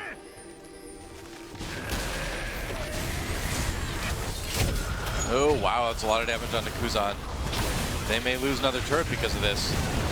Poppy ult throws a few members of Longzhu back. That turret stays alive for the moment anyway. But they just don't have the engage right now, and they have Jinair has to keep waiting because they don't have really enough damage, I don't think, to do anything about this. So the siege composition coming online, they're hitting its stride, 20 minutes right now. Oh, Chains of Corruption misses there. Coco goes for the engage with his ultimate. Expression fights off Trace as he dives in. Yeah, but realistically, Jin Air can't engage this. They don't have the Poppy ultimate anymore. They've all been poked out. So Longzhu taking the opportunity that they have been given. They have the Trinity Force already onto Captain Jack. Coco has plenty of mana, even though he doesn't have a Muramana yet, to actually go ahead and poke out Jin Air. And Jin Air used a lot of different abilities, but with those crucial ultimates down, they just can't engage on that backline to finish up. So Longzhu sticks around an appropriate amount of time, takes the objective and backs off, growing their gold lead. All right, it's done, Doa. Let's see what this can do. Yep. I'm excited. Plans in action. Jay just picked up his Aegis too, which is a nice pickup. I've never seen this before. Well, so I'm deeply curious. Let's see what all the hype's about. I'm deeply curious if this is worth the price. We will see. And I mean, they've kind of like barely survived it, right? They're still 2K gold down. They certainly haven't been ahead because of this. But they have a Fed LeBlanc, and they have this Ashe, who will be outputting what I assume will be a significant amount of damage. We'll see. Winged. Has to be careful there.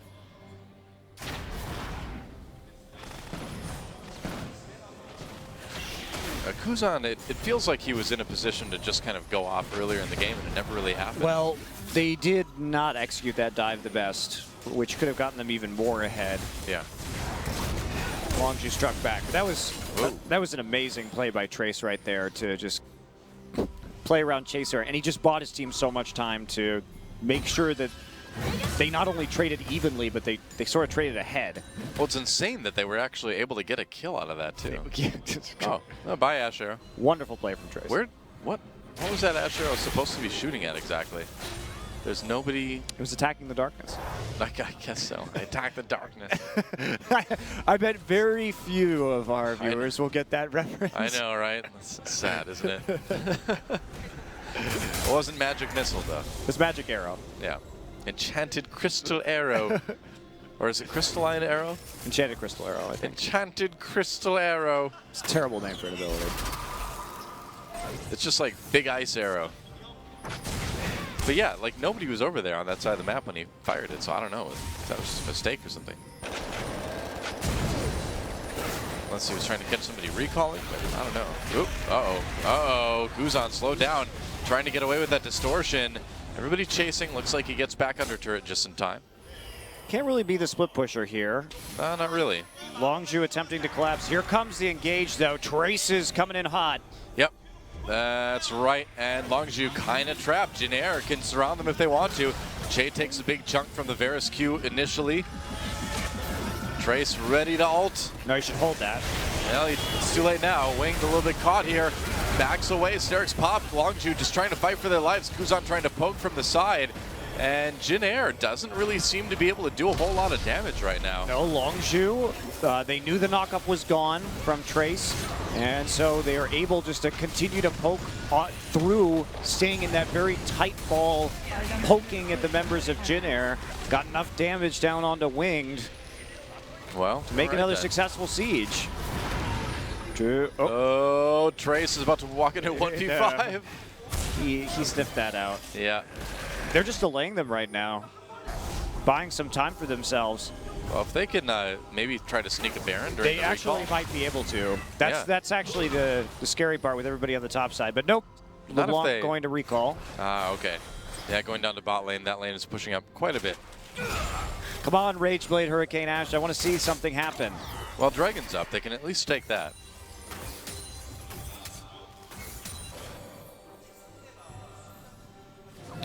If they want to. I guess they don't.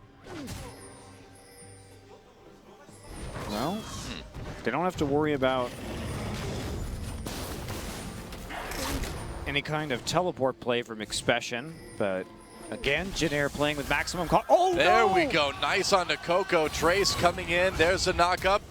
Flash from Coco immediately throws down the Chains of Corruptions. Here comes a package from Captain Jack, and Jin Air suddenly on the run yet again. It looked like it was going to be so good that they just didn't quite have the follow-up. Nice arrow, but yeah, they didn't have the damage there. That was the main problem, and they used 2 ultimates to not deal too much damage to Coco in the end. Quick on his feet, does get the flash, and Longzhu reacting really well to the engages that Jin Air is trying to make this game. Well, now they're going to grab the dragon. That's their first of the game. Longzhu just continues to pull ahead. And this is the style of composition that's worked for them. Go for poke, prevent flanks, just ball up and try and take turrets. Hawk shot right there to make sure Winged is in the clear to steal the blue buff. Yep.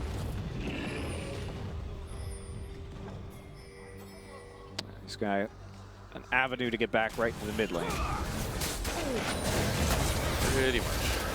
So 6-2 the turrets, and that's Longzhu's advantage right now. But at a certain point, they're going to have to start thinking about this Baron because they are so very far away from 5 dragon stacks. And when they start thinking about Baron, this Ashe is going to be an absolute nightmare if they get caught in the Baron pit. The amount of damage she will be able to do, because she's just going to freeze everybody in there.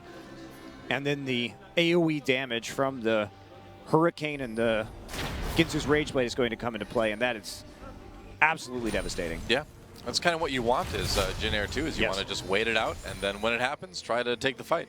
That's the thing about poke compositions. They are simultaneously the best composition, arguably, to have the Baron buff, because it's so difficult to defend against a Baroned up minion wave with a poke comp shooting you, chunking you out, and then auto-attacking your turret from long range. But they're also the hardest to take a Baron with, because you sort of expose your vulnerable backside while you do it. Yep. And AoE damage can devastate it. Nobody wants that. I certainly would not want to be devastated by AoE damage. Yeah. Oh, Jin Air zoning. Around the Baron now. Ooh, Longzhu. Jin Air just seems so afraid to fight now. We are casting a Jin Air game, though. I know. Jin Air just seems so afraid to fight all season. Well, they have no reason to fight. That's the thing about Jin Air, is that they take a lot of precautions. Yep. Oh, Trace may be coming in from behind. Ashe Arrow connects with Coco again. This could be a bit better. Braum ultimate goes down. Kuzan jumps in, gets blown up immediately, though. There's a kill onto that Coco. Pilot. Yeah, now Pilot's getting to do the damage, and look at that. He certainly is. Man. He's in a 1v3 for the moment, but looks like it's going to be enough. Double kill coming in. Pilot taken down by Expression at the very end, but it is nearly an ace in favor of Jin Air. And Pilot probably could have stayed alive, but he just jumped in the middle of everyone. He did flash into the middle of that fight. That could have been a little bit cleaner. So they Jin are Air, actually going to try and do the Baron. Okay, let's take a look at that right. Nope, they decide not to do the Baron. I don't think you can. So, great arrow. Look at that onto Coco. Coco actually magically got a Chain of Corruption off in the middle of this, because Trace is going to come in and just slam him straight into the wall. Kuzan has to back out pretty quickly, but they absolutely destroy the backline. There's the flash forward why from would you Pilot. flash there? And he's just trying, because he wants to hit as many targets as possible with his Hurricane. I guess.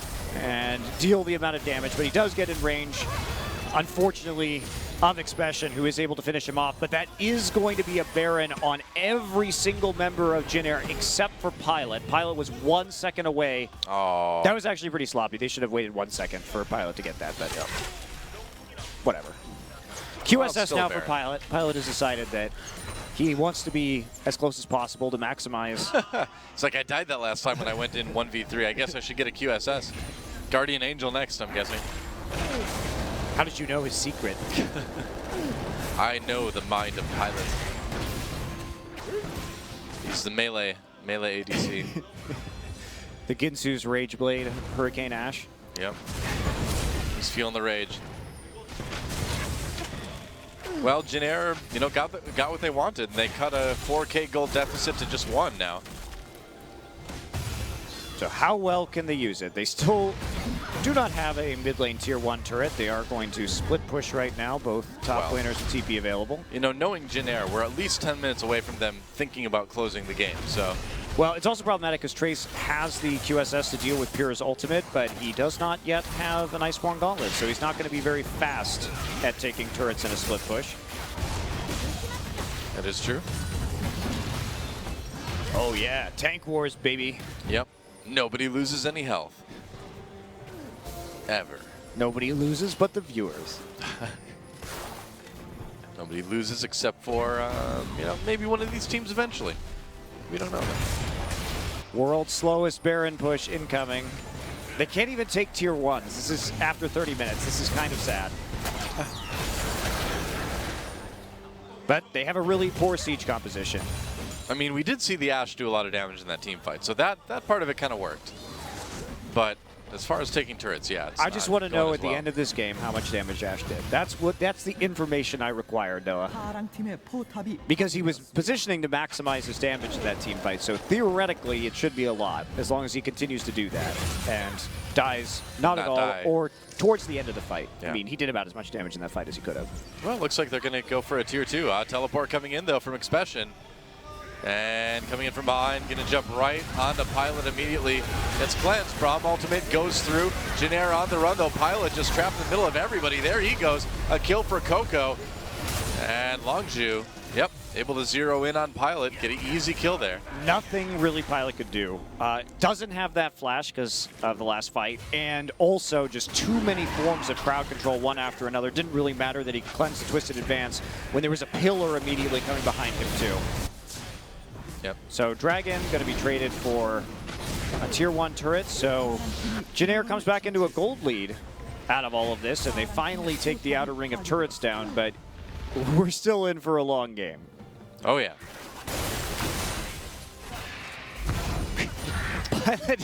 Distortion enchantment.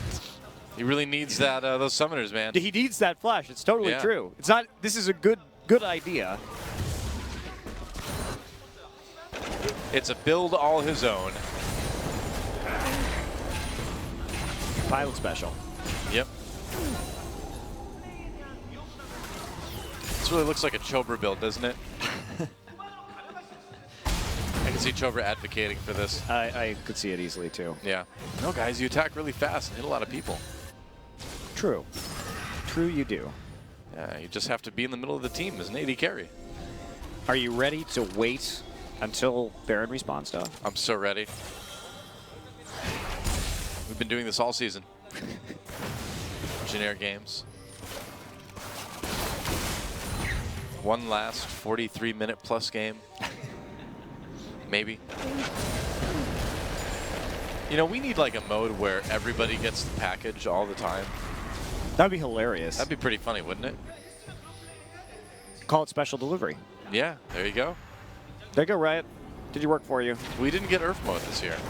So then maybe we can get this. And you can only have champions that have dashes or blinks, and that's what the package attaches to. Like Lucian just like does a super dash, that kind of thing, yeah. Yep. I can see it. Graves could work out. And you have to have that dash available after like Valkyries. Yeah. That's the idea. But every time you recall, you get a package. That'd be awesome. So we create hilarious cross-map ganking situations. Would be super funny with teleport. Oh, the package is just, it's barely ever used for offense, you know? Uh-oh. Trace very, very far up without a lot of vision. Poppy ult, though, will send Expression back, but not Chaser. There's a cocoon onto Trace, and Trace just straight up caught, flashes over the wall. I should have known as soon as I said that he would inevitably get away. Here used his ultimate. It is Trace. And Trace uses QSS. So not too much there. Pretty equitable trade, but no flashes expended on Longju. Yeah, that's pretty huge. Trace really needs that flash to engage on the back line that Longju has. Minute 26 until the next Baron, where we'll see the action. Time for Trace to get his QSS back, but not time for him, of course, to get that flash.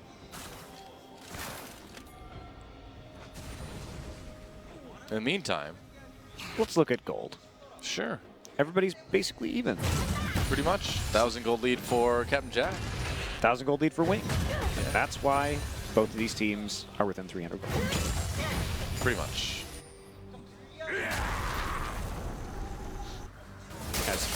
As even can be.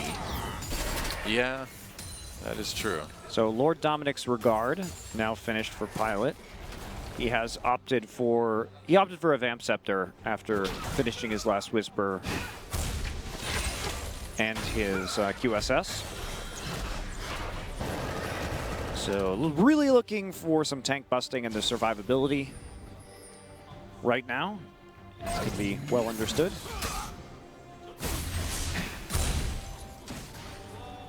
In the meantime, teams just trying to keep their lanes pushed up while they wait for the next Baron, but luckily it's up in 15 seconds. And for the moment anywhere, Longzhu has the ward. Oh, not anymore. So nobody really has a whole lot of vision around the Baron pit at the moment. No, as we inch in on those 6-item builds, warding becomes a little bit more tenuous. Trace maybe going for, we'll see if he goes for a random or a GA. Close out his build right here, and then perhaps eventually a Mercurial Scimitar. Why not? Well, gotta do something with that QSS if you have the money. Very true.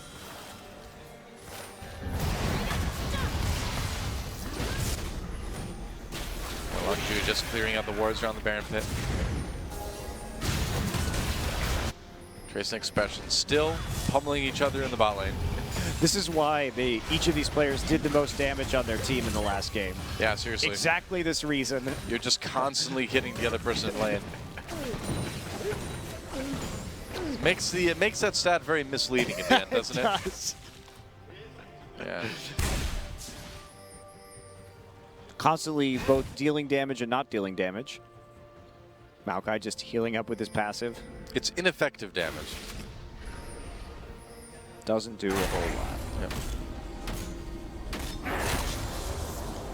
They should just reduce the amount of damage done by the amount of damage healed by your lane opponent in the post-game stat.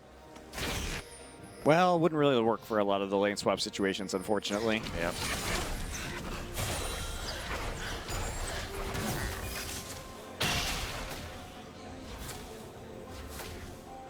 Void Staff on the way for Kuzan. That's going to be a very important pickup for him, considering the numbers of Maws and Hex Drinkers are ever growing on the side of Longzhu, and LeBlanc has sort of outlived her usefulness in this game, but Void Staff being done will at least help a tiny, tiny amount. Yeah, he was never quite able to become Super LeBlanc. Well, you got to keep that snowball up, and the thing is that LeBlanc may not be the best champion for Jin Air to play because she's definitely more of an early and mid-game champion than... Oh, they catch it arrow again! Onto Coco, cleanses out of it right away. Jin Air gonna hold off on the engage, turn it around. Captain Jack able to take the dragon, actually. Wow, Pilot. Some of these arrows onto Coco have been incredibly accurate. Yeah, but they just haven't had a lot of follow-up, though, so it hasn't ended up mattering a lot. Well, they would have had follow-up if Coco didn't have QSS. Yeah. So that option a little bit limited, let's say, right now. I suppose. And the longer this game goes on, as we see Longzhu try and do this, Poppy may have to TP in. It's going to be a very fast Baron. Yeah, that's right. They see it. Baron going down, Longzhu backing away. There's a teleport from Trace right in the middle of everybody. Flashes away. The rest of his team isn't there. That's all they wanted. And they should disengage right there, absolutely, against the AoE damage that Pilot has and Winged has in that pit. You cannot do that. But they get a teleport and a flash, both summoners out of Trace as a reward. And now Trace has to go, if he shows in this bottom lane. Which he will, and they will start it immediately. Yep, that's right. Well, that was predictable. Yeah, so it's going to be really hard for Longzhu to not get this Baron now. See what they can do. Pilot, be a hero. He needs to be the hero. Baron at about half health. Poppy's walking over, and Longzhu backing away again. Again, Longzhu, it is so hard for them to safely do this Baron that I don't blame them for just backing off right there. All they did, though, in the end was deny Trace a little bit of farm, and they couldn't use the massive minion wave to get a top, or a bottom, rather, inhibitor turret. Yeah. Scimitar now done for Pilot. Not be surprised, perhaps, to see a... Oh, arrow throw onto Pure this time, but that's not one you can really engage on. Nice thing is that Ash arrow is on such a low cooldown that you get a lot of opportunities. Yeah, especially at level 16. Yeah. So I wonder what the last item for Pilot's build is going to be. Does he think he needs a Bloodthirster for the Overshield and to get even more lifesteal opportunities right here? Does synergize well, lifesteal, with the Runins. True. Perhaps the Blade of the Rune King is an option for even more attack speed. Yeah, it is important. But Ashe should have enough attack speed right now, one would imagine. Longju really baiting this Baron as much as they can.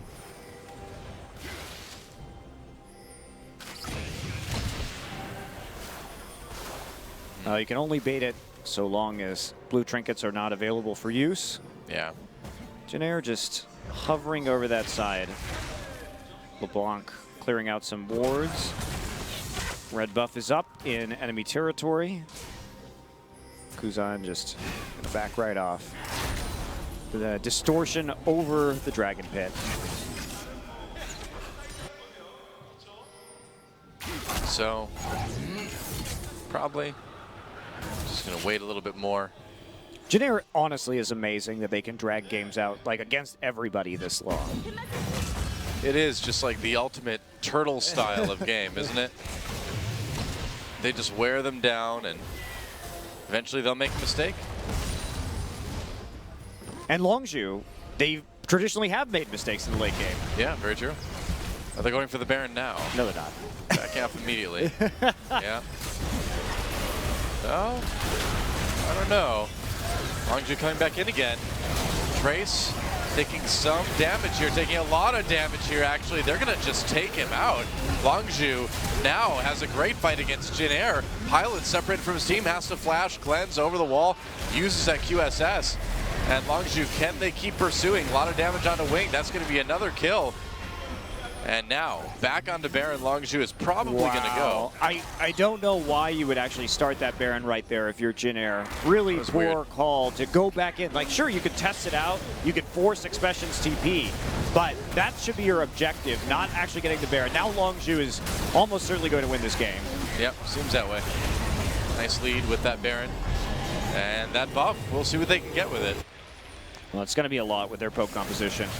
You know, Trace right here uses his QSS, I think, a little bit early, then gets locked up by the Chain of Corruption, absolutely everything else. Great Trundle Pillar by Pure to stop the disengage. Pilot has to use his flash, and as well, just to try and get out of this situation. Another Trundle Pillar just to block people off, and Longzhu has so many ways to catch you out. Yeah.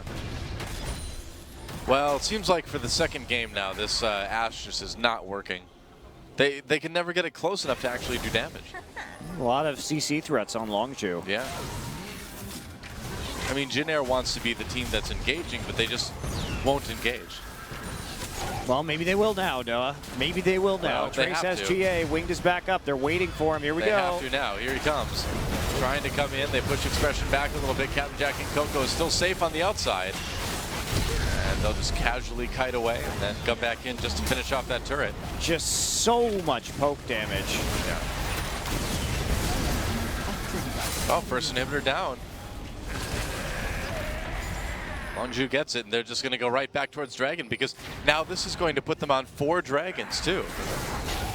Oh, they can turn to Wing. Wing just gets caught completely out in the jungle. Yeah, putting him on 4 dragons. Couldn't be a better situation for Longzhu.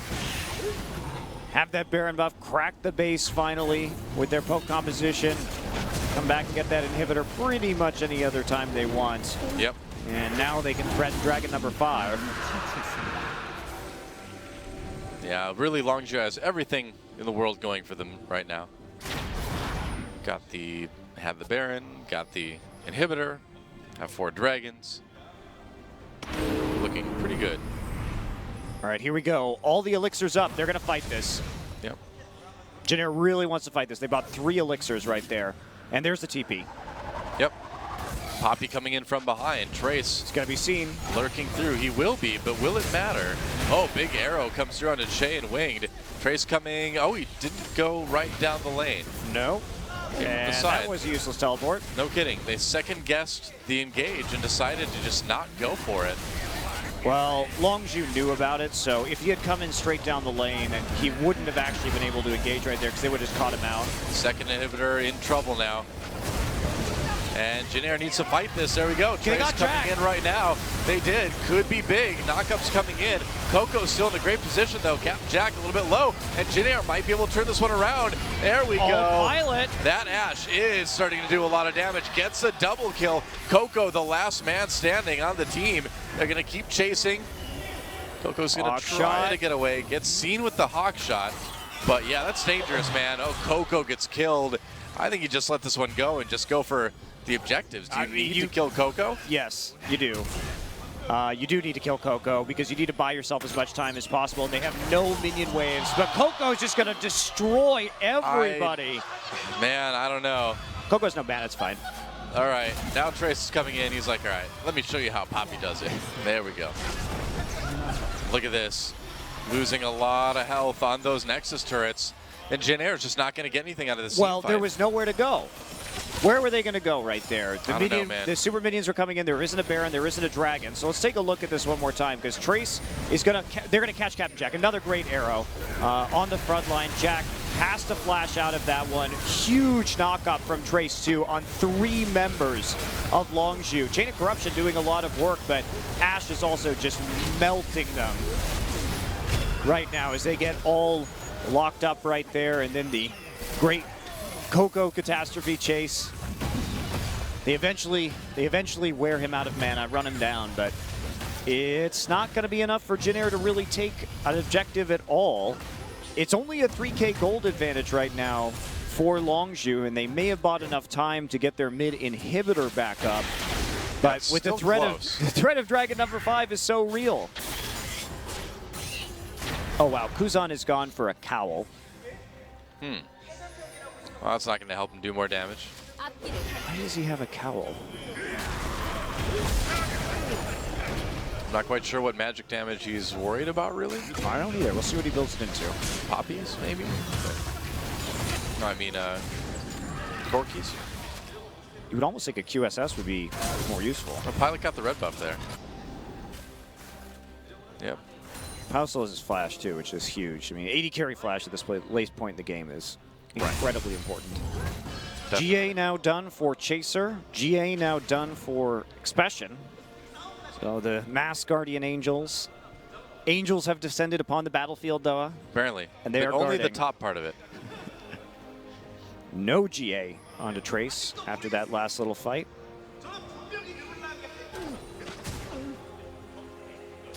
So Baron up in a minute 30, and I would imagine that's where the next big fight's going to happen. Both of these teams needing it pretty bad.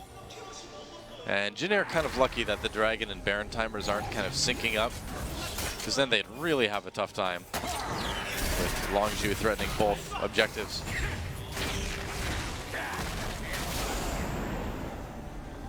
Yeah, about a minute separates the two.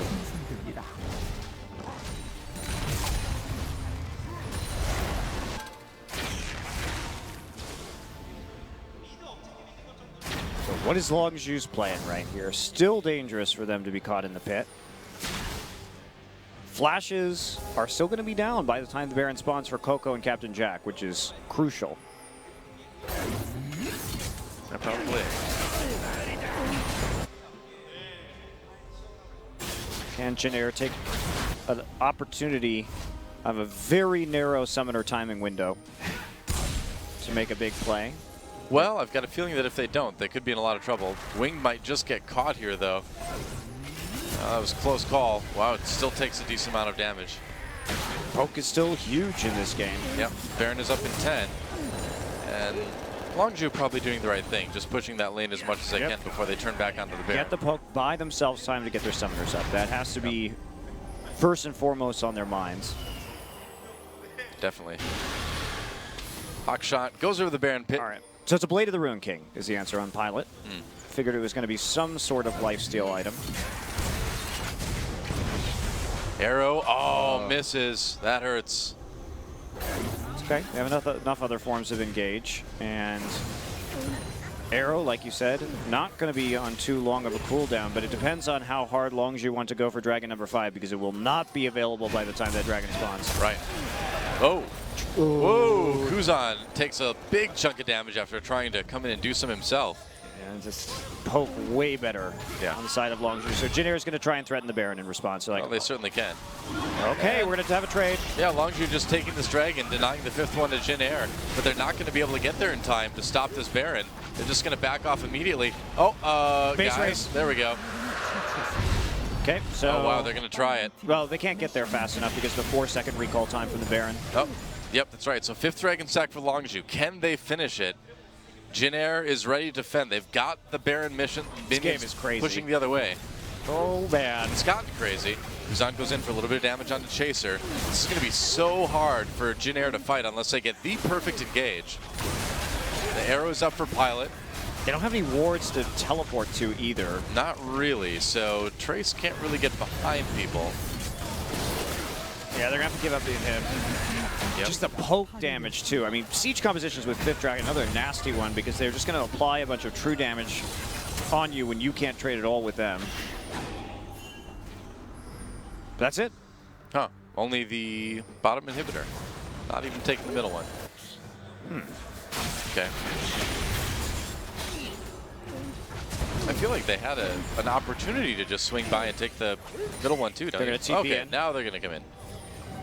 All right. Find Kuzan. Yep. Jin Air needs to win this next fight, but they're going to try to do it against 5 Dragon stacks. No, I think they're just trying to survive. Arrow comes through on the Coco. No engage, though, or no follow-up. Good job from Coco not using his QSS there. Yep. Assessing the situation, realizing they doesn't have to use it, and then holding it for a possible follow-up engage later on. Both inhibitors down now for Jin Air. And Longzhu really looking like they're going to send this one to game 3.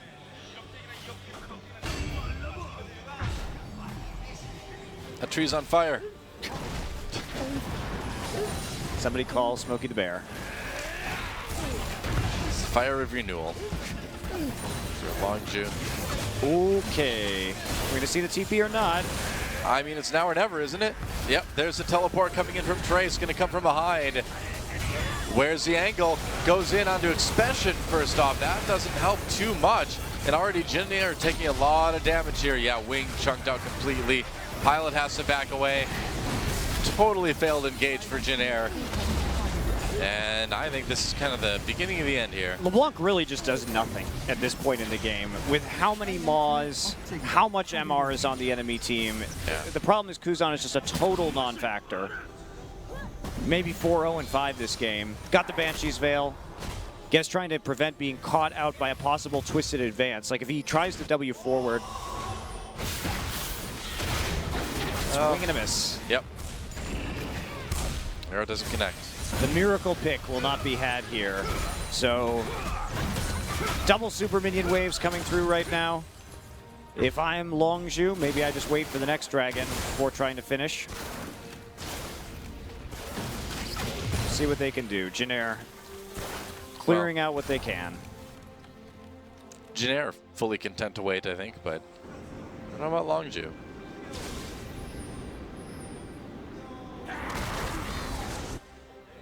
It's keeping these waves pushed, but it's not too hard when you've got super minions. You speak the truth. Yep. Okay, so the double super minion waves have reached the gates right now, and just try and slow push this into a victory. Get an overwhelming number of super minions onto the Nexus, poke their way to success. Oh, that's the idea. We've got a lot of minions coming into the top lane too. And will we see that engage? Just poke. That's it. A little bit of damage on the Nexus turrets. Wing takes a big Q from Varus. There goes the first Nexus turret. Oh, it's got so low. Arrow onto Expression. Are they going to go in on this? Braum ultimate used too. This is it. Jin Air already having to back up though. They've just taken way too much damage. The lead is too much. Trace's GA gets popped, but that is it. And Longzhu gonna take game number 2. And it looks like tonight we're going the distance after they finish off the rest of Jin Air anyway. Yeah, looking there. Nobody's up pure. There it is. GG. And we're going to game 3. And Longzhu, they get the one composition, the poke comp that has been working for them. They play it methodically, stack up to 5th Dragon, and they close the game. But they haven't been looking like they can close on other comps. And when we saw Jin Air in game number 1, they banned the Jace and the Varus. And I think you do that again, and Jin Air can take this series. That's been the crutch that Longzhu has been using the past several weeks, and they haven't shown much prowess without it. Yeah, I'm just not sure why you would let Longzhu have that Varus, but now we know. Captain Jack playing very well. Well, Pilots Ash did less damage than the LeBlanc, about 34,000 damage. Meanwhile, Coco, 48,000 to champions. Yep. So absolutely massive. Still not convinced about this Ash build here. Doesn't seem to really do a ton, right? And it's just so hard to get in range to do it too. I agree. It's rough. Well, a victory for Longzhu either way, and when we come back, game 3, guys, don't miss it.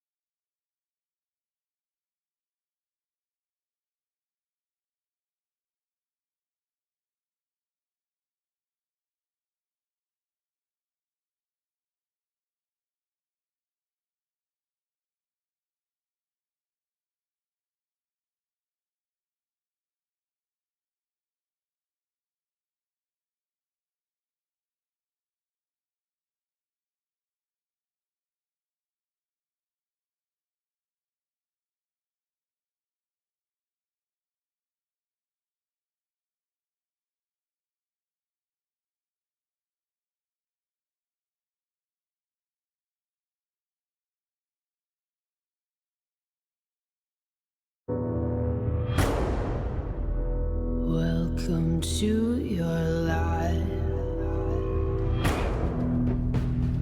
Help me to decide. Help me make the most of freedom and of pleasure. Nothing ever lasts forever. Everybody wants to rule the world. There's a room where the light won't find you. Holding hands while the walls come tumbling down. When they do, I'll be right behind you. Everybody wants to rule the world. Everybody wants to rule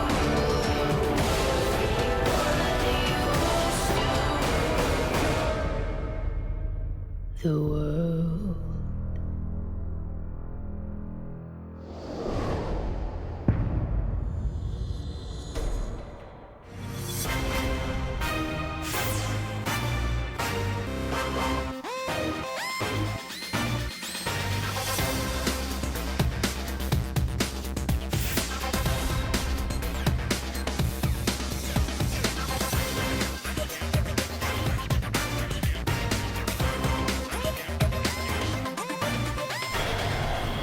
Welcome back to Champion Spring, guys. Coco gets the MVP for doing a ton of damage on Varus.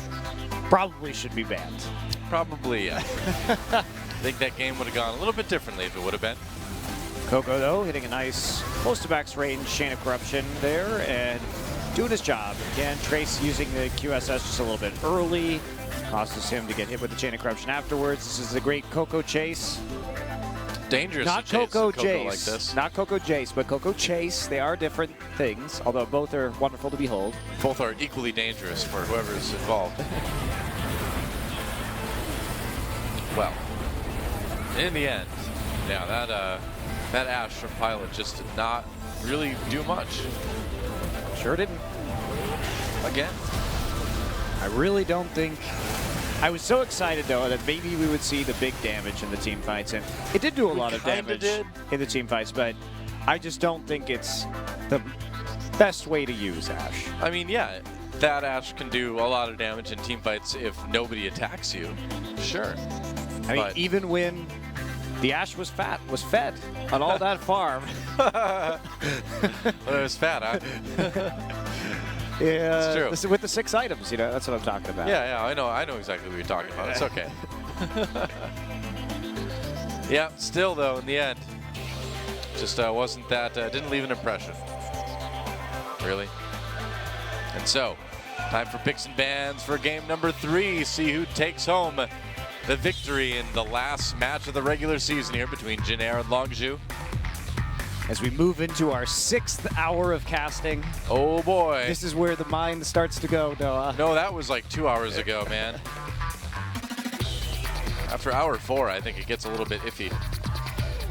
So Jason Varus, same bans from Jinair as in game 1, yeah. And as expected. So the Azir ban, they don't want to deal with that again. Jinair did pick Azir on the blue side. Interesting, considering Coco is also an accomplished Azir player.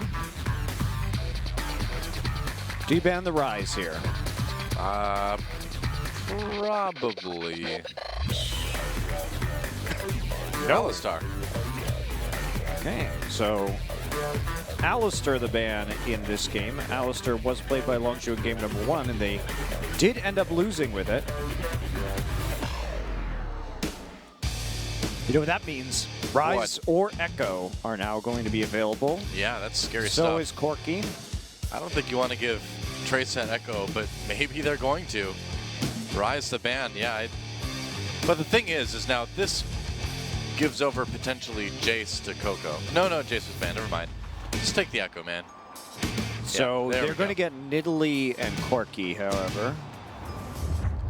Yeah, 2 good poke comp champions. Well, they are going to have to put Coco in the mid lane on the Corki, though, because his attack damage mid laners have been taken away from him. So if they want to build a poke composition, they have to go mid Corki and then put Captain Jack on something like Caitlyn, which before tonight was his last played champion back on March 24th. We haven't seen him in a couple weeks. So could go for Caitlyn, could go for Ezreal perhaps, could go for Lucian. And take the Braum away, so it does look like they want to go for a poke composition here, and they want to limit the options that Jin Air has for support, considering they've already banned out the Alistar, Trundle, or Bard.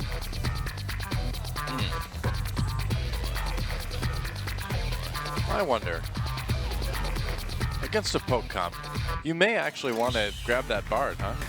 Help Echo get in there farther, you know, take out part of the team during a team fight. Anything to really kind of enable Trace to just wreck people on Echo. The nice thing about having the Bard with the Echo too is that you can freeze people, set up the parallel convergence, and then wait until they come out of stasis to trigger the 2.25 second stun, which is one of the very longest stuns in the game. Yeah, that's a good point. Bard makes a lot of sense here. And going for the Graves too, so already a good amount of damage coming out. Graves, Kalista, wow. It's a lot of damage. So with Kalista off the table, where is Longzhu going to go when it comes to their actual AD carry selection? I mean, I assume probably Lucian. Jack's played a lot of Lucian this season. Yeah. I'd like to see him play Caitlyn for old time's sake, but I think it's going to be the Lucian. Like Lucian I said, makes the a lot last more time he played Caitlyn. So yeah. It didn't go well. Well, Lucian's just better right now. Especially the Lucian Braum combination. Yeah. Potent. Okay, so maybe that Lucian Elise for the pick power. Looks like they're going to be drafting a very similar composition to the last game. Now, Jin Air has to decide whether they're going to blind pick a Trundle, because we don't know what the top laner from Longzhu is, and there's a possibility that it's something not tanky at all, making that Trundle significantly less useful. Yeah. Well, the Annie would be pretty awesome for, actually, this just could be a massive engage comp. Yes, it could. That could be a huge amount of damage. Annie, Lissandra, that would be just... I think the Bard is better here, but the Annie could set up some nice parallel convergence plays with the Timber Stun. We have not seen very much Annie this season. I don't even think we've seen Annie once. I'm excuse me, sorry about that. I'm nearly positive that this would be the first Annie of the season for Champions. But Kennen we've seen a few times. Kennen makes a lot more sense. Still good. Still good for the setup with parallel convergence. Also, I think better synergy with Kalista. And still has a big bully laning phase. Looks like Jin Air, despite their tendency to play for the late game, is going to be fielding a strong mid-game composition. Yeah, this is different. Very different. But will they be bold enough to play it like it needs to be played? I think that's a big question about this. Well, they weren't bold enough last game to play it like it needed to be played. They missed their timing window. A look at Fiora. Wow. And that is going to be a Fiora. That is something we do not see very frequently ever since her changes, which means we have to ask the question, Doa. Do you know what the question is? Can Fiora actually survive to do damage? Oh, no, I think she will. And the answer to the question is she going to build tank? And I think she will build tank. I think she will build Iceborne Sunfire. Interesting. And why do you think that? Because Iceborne Sunfire is good on everything right now, especially in the top lane, and considering she's not really a tank buster any longer, she should be able to survive better with a full tank build and just try and duel with the Echo very slowly in the top lane. True. All right, well, should be an interesting game. Should be action-packed. Jin Air with an opportunity here to go really aggressive, really big on the engage. But can they do it? Can they muster up the confidence to actually go through with it? They're mustering right now as we speak, Doa. But yes, they have to play more aggressively with this composition because just like last time, when the QSSs really start stacking up on the side of Longzhu Gaming, they're going to have very few targets on which to engage. Well, that is going to be a huge issue. Well, getting it done early has never been something that Jin Air has looked very good at doing this season. Hey, they do it from time to time. They do get it done early from time to time, but it is definitely not the norm. That's right. See if they can get it done now in the last game of the regular season. It's go time. Holding hands while the walls come tumbling down. When they do, I'll be right behind you.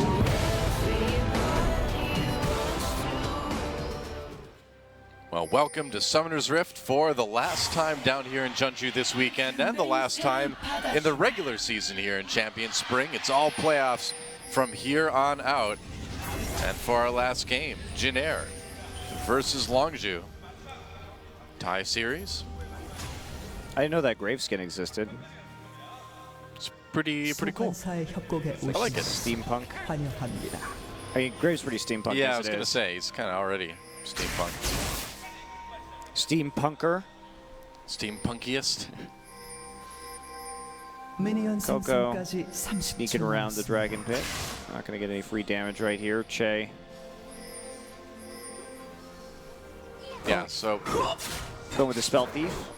Stack up that damage while he harasses. Nice. And they're definitely going to want the 2v2, and there is hey. more. Looks like all the casters. Ah, okay.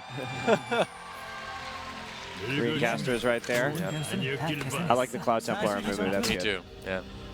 It's a good representation of Cloud Templar in real life, I feel It's like. actually true, yes. He can be a sad mummy. He's actually a sad daddy, but that's okay. that's true. So we are going to see Jin Air call this lane swap as both teams showing themselves on the bottom side and then doing the old switcheroo. The old League of Legends switcheroo. They are doing the old League of Legends switcheroo, and they're doing the jungle camperoo to start out with. See how that ends up going. Thunderlords on the cannon, of course, just to deal that bit of extra burst damage in the early game. Yeah. So how does nerfed Fiora do against super powerful Echo? A question for the ages. Doa. Yep. We won't have to wait ages to have it answered, though, probably. Should find out pretty soon. So double TP here from Jin Air. They need to make use of this early and often. They need to play more aggressively with it. Composition that is very powerful right now, but Jin Air waiting around a long time is not going to do them any favors. And Fiora. Good old Fiora. So Fiora was the thing that was keeping the tank meta from actually existing because she was so good at split pushing versus tanks in the late game and dueling them 1v1 and becoming that unstoppable split pushing force that it made it a risk a lot of times to play tanks. And as her nerfs came through, caused some problems. And especially playing it well here is just tapping away at those vitals. Yeah. So we see it doing some work, and we'll keep an eye on Expression's build. See exactly what he is going to be doing. I would love for Fiora to come back a little bit more, for the tank meta to go away a little bit more. So hopefully it works. For the sake of the meta. I don't mind the tank meta so much. I like the double TP meta, and having those tanks there allows a lot of the really cool early turret dives. You can still have double TP with but if you don't have a tank, then it's much harder to turret dive. And if you don't have crowd control like exists on tanks, it's much harder to turret dive. So Trace coming back early, going to get that Dark Seal, as we often see in the laning phase from these Echoes. Yep, but Expression handling him really well so far. He comes winged though. Gets spotted by a turret. By a ward. By a ward, whatever. Same thing. No, it's not. But either way, the gank won't happen. Captain Jack. Like we said, the brain starts to turn off at this point. Yes, it does. They're going basically double the length of any other sports broadcast in the world. People say casting esports is easy. Yeah, sure, man. Most people only have to, most sportscasters are limited to about 3 hours of broadcast. Yeah. And they also get a break because there's like halftime where other people talk and stuff. Yeah. Just for you and me, Doa. Yep, that's it. For double the length of a normal sports broadcast. Ad-libbing for 6 hours. It's easy. And the best part is, if you make one mistake, everybody gets super mad. That's true, yep. The other 5 hours and 59 minutes. Don't worry about it. Wing comes in for a little bit of a gank, but Expression only forced out of lane. You can just TP back in there again.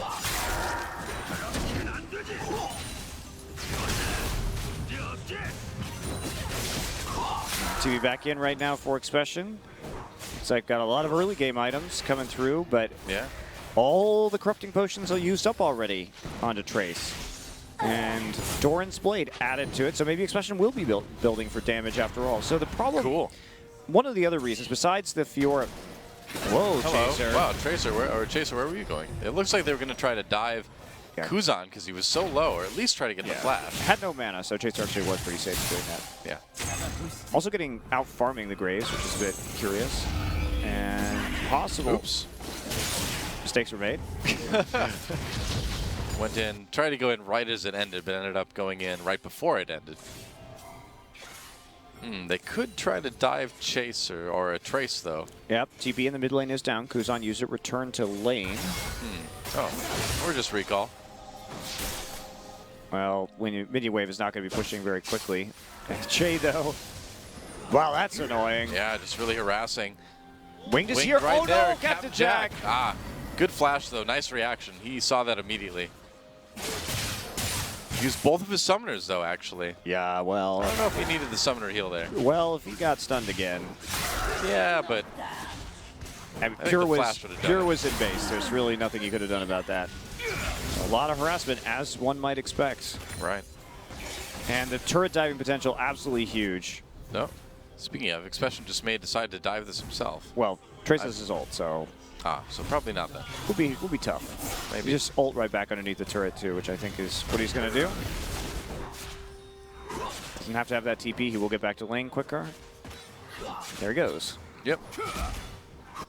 Not a lot of mana. It will be a Doran's Ring, Corrupting Potion, Dark Seal start.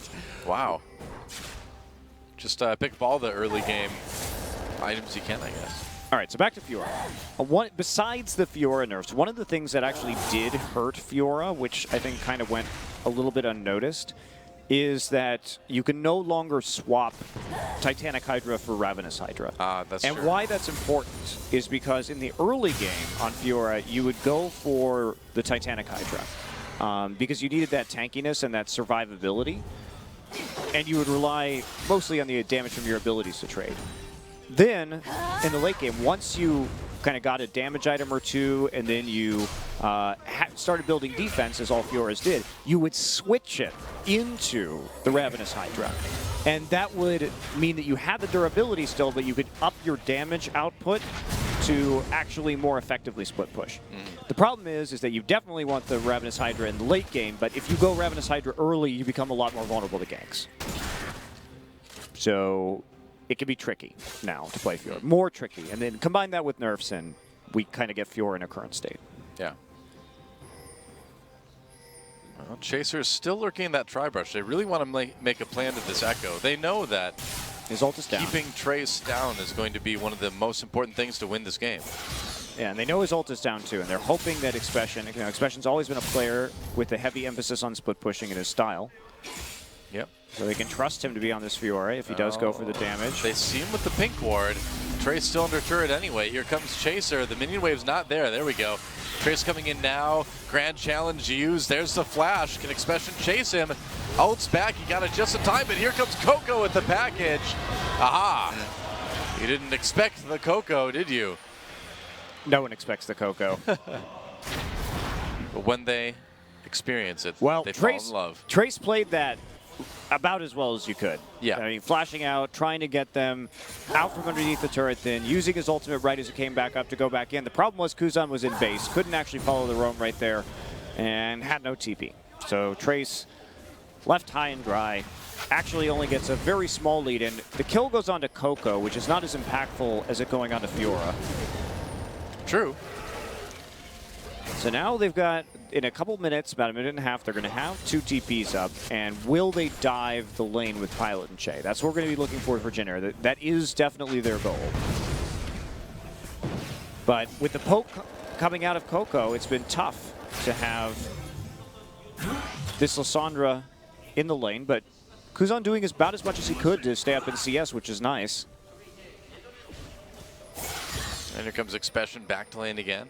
So another nice thing about Fiora now is that the cleave is back on the Tiamat, so she can actually control the wave and push a lot better and a lot harder in the early game. So a little less attack damage, but a little more AoE damage for putting pressure down.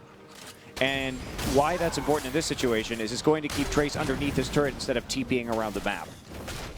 Because normally, the Echo would certainly have the pushing advantage with the Time Winder. But after that item comes in, that may not be true anymore. I haven't seen enough of like new Fiora with new Tiamat to really know.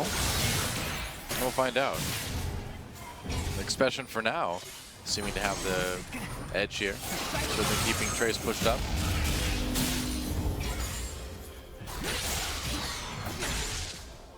Trying to poke the vitals. Well, those kind of trades are very favorable to Fiora too, because for Echo to trade, he really does have to get the 3 stacks of his passive down, and you can see he keeps getting up to like 1 or 2, but not really completing it.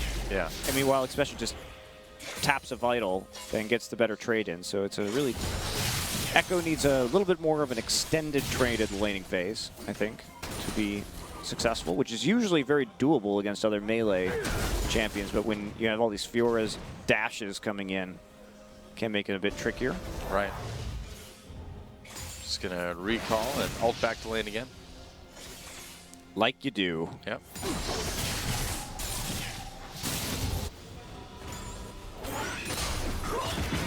Bad. Oh. Captain Jack with a really nice culling. Ooh, wow, they nearly got that. Che responds with the ultimate. Captain Jack comes back. Braum ultimate used to just keep the 80 carry away. Pure force to flash. No. Ah, Che doesn't connect with that Fate's call. Here comes Kuzan, though. Can he make a play here? Flash ult onto Pure. Nice Takes some turret hits. Yeah, good exhaust onto Kuzan. That gives a kill over to Longzhu. Now Pilot on his own. Big overcommitment. That's going to be 2 kills. Make it 3. Over to the Longzhu side. Now Winged in a little bit of trouble. Tries to flash away. Looks like he's going to be able to make it under turret. We might see a dive. What a disaster. Using both teleports for that very unfavorable trade.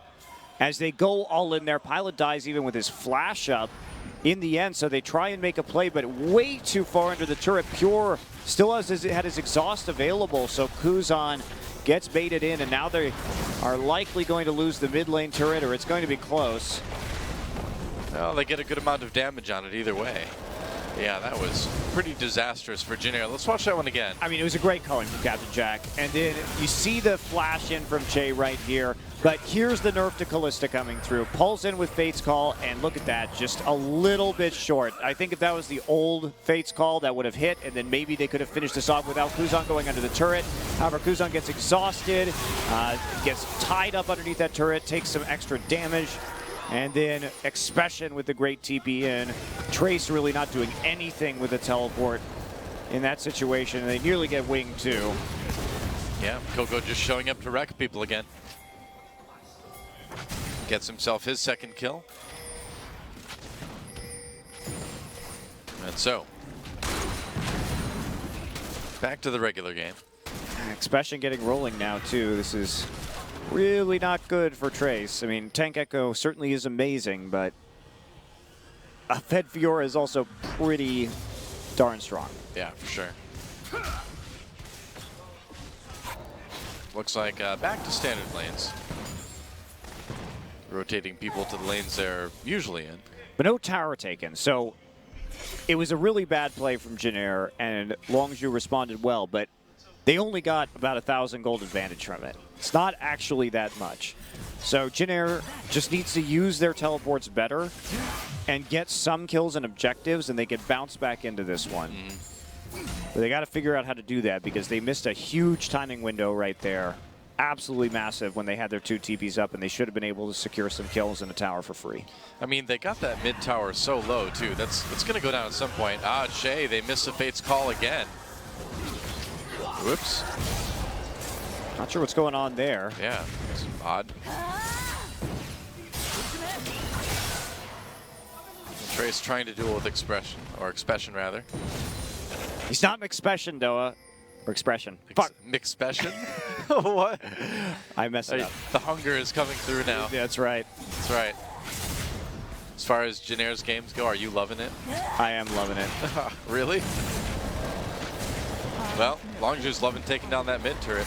Well, the advantages keep on rolling in, and now that Longju has this big poke lead, the outer turrets, I fear, are not long for this world. They've got the 4-1 split advantage going on through. Yep, mixed special on that Fiora.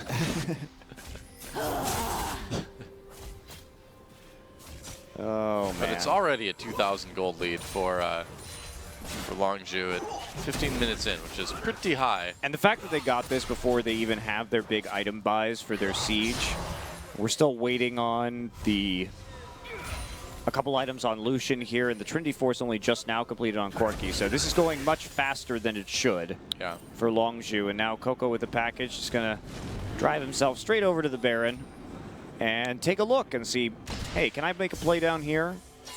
Lissandra's back. Lissandra does not have TP, so Coco's just going to run into the enemy jungle. Why not? Trace really struggling against this Fiora, and this definitely a little bit of something that Longju had ready in case the Echo came through. Oh, Cocoon misses from Chaser. Sad times. Yep. And look at this. Trace has gone for the Bomby Cinder, so he's not even completing his Iceborne Gauntlet right now. He feels like he needs the AoE damage. Oh, Wing tried to go for the Rift Scholar, didn't get it though. Oh, Coco just packages his way all the way back to the Rift Herald's pit. Special delivery for the Rift Herald. It's an eviction notice, Doa. That's right, get out of there. Baron's back in like 3 minutes, man. Rift Squatter. Get out. He never listens. He always comes back, too. He's a persistent squatter. I know. Anytime Baron leaves his home. Baron's like, I'm going to build a wall around my pit. And oh, wait, there already kind of is one around most of my pit. He's going to wall up the entrance. Yep. Hey, if I was Baron, that's what I'd do, man. Keep people from coming in and killing you after 20 minutes. You think he could do it, too. He's really big. Yeah. Just drag some stones over there. Right. Doesn't he just want to be left alone anyway? He never leaves. He just kind of sits there, He's very peaceful. poking out of his hole. He's very peaceful. He just sits there. Why is he a threat to anybody? I don't know. Because he's got his buff, and they want the buff. Knockup's coming through. Bomb ultimate used onto Trace. Wing trying to provide some counter damage, but that is a lot coming in from Longju. Repel should keep Chaser alive for the moment. Yep.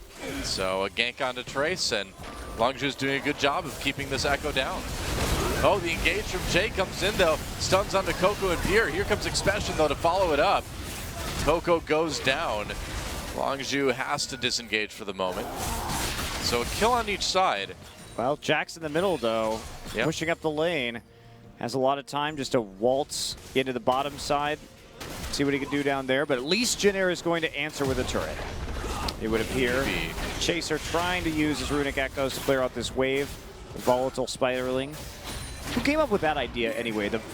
You're designing a Spider Queen's kit, and you're like, you know what we should have? Oh, there's a bug minion. That's a visual bug.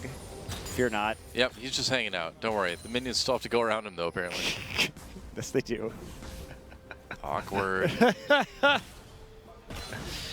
When they were designing Elisa's kit, they're like, you know what we should do? We should have an exploding spider as part of her kit. Really? Why would the Spider Queen want to make her own children explode? Exactly. Volatile Spiderling. It just doesn't... How do you even come up with that idea? Anyway, back to this. So Pure is going to get on top of Trace right here. Expression going to be able to finish off the Grand Challenge as he goes in with just a tiny amount of mana left over. Teleporting from Kuzan and then... Turret pushing. The attempt to kill Trace. But nope, first you have to kill a turret. Yeah, the minion's gone. Dealt with. Well, that turret's starting to get a little bit low too. And it looks like Longju's going to take it. Oh, they're playing around the Echo right now, which is what they should be doing. And because they weren't able to kill that top lane turret on the last push, they're going to trade 1-for-1, except the Dragon is most likely going to be taken by Longju. Chaser with a couple wards for repelling over to grab that next objective. And Longju really just taking everything on the map right now, and there's not A great answer to what's going on. Besides maybe taking this mid lane turret. Corki rushing over. Yeah. Can he save it? Looks like he can for the moment anyway, but that tier 2 taking some damage. Expression and Fura there though. All right. Hopping in for the Q onto Che, trying to pop it. There's a stun. And wow, Braum just ults him to death right there. Just dunks him with the Glacial Fissure. Is that a dunking? It is. Slam dunked him. Isn't it dunking when you go up and bring something into something up high as opposed to going up and then creating a canyon in the ground? He brought his shield up high and then he slammed it into the ground. Slammed it into Che. Gam Jack may be able to kill this turret. Got a whole hell of a lot of damage, and they drew out Trace's teleport again, so now Longzhu firmly in the teleport lead despite only having one. And you know, Noah, we have to talk about what this means for Jin Air in the playoffs because they do not appear capable of playing in this current meta.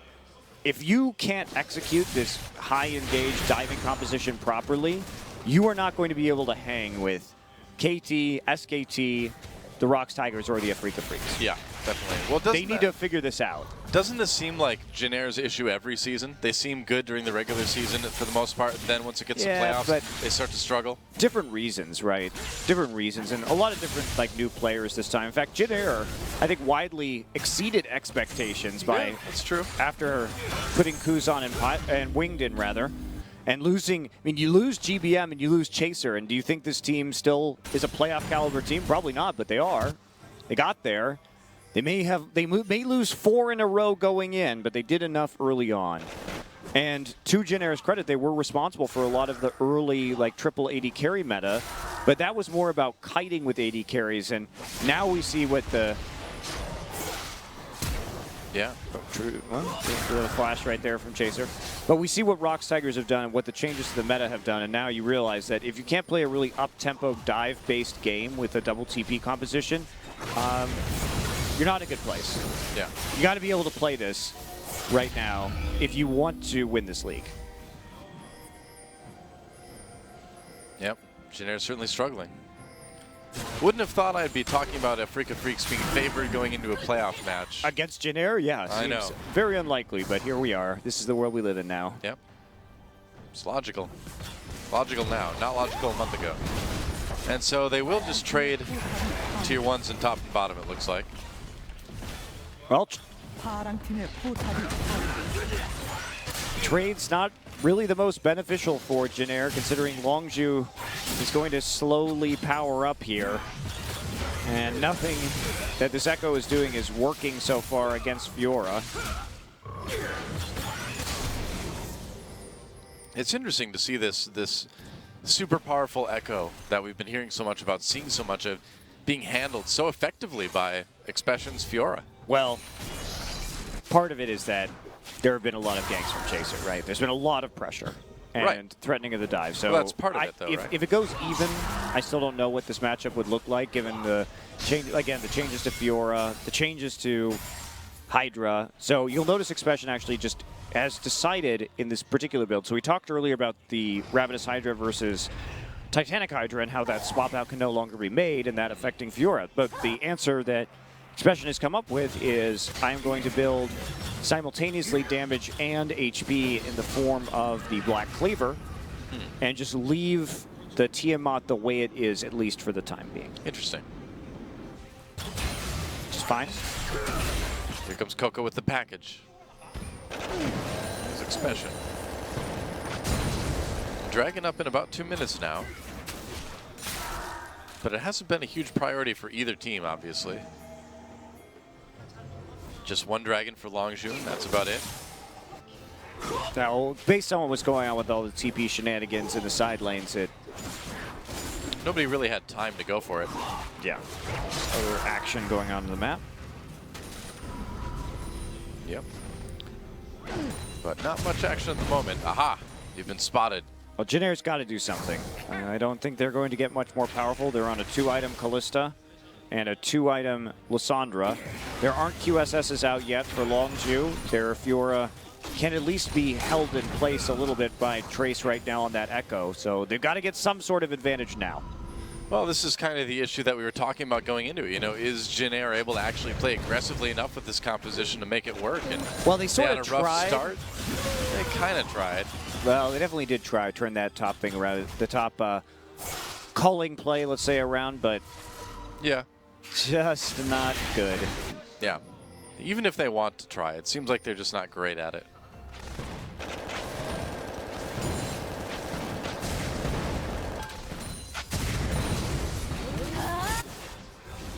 Corki just continues to farm up. Of course he does. Now he has a Mob Malmortius. Ouch. That's going to do some damage. It's also going to prevent him from being really burst down by Lysandra. Yep.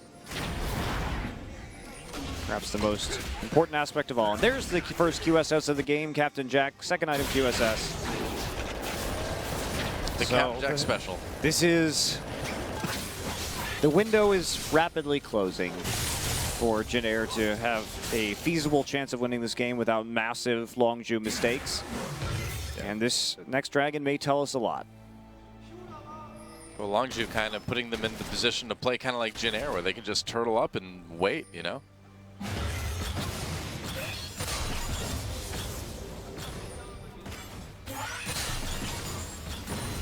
Hot minion killing action. And Longzhu will claim this second dragon unless Winged can steal it away. He's going to try for it. Nope, can't quite get it. You can't play as passively as Jin Air is and expect to win this game with his team composition. It won't work. Yeah, I feel like that's a situation where even though you're behind, you kind of try to set up to contest that, don't you? Yeah, they're not that far behind either. Sure, they're a few thousand gold behind, but it's not absolutely detrimental yet. Yeah. Could be worse.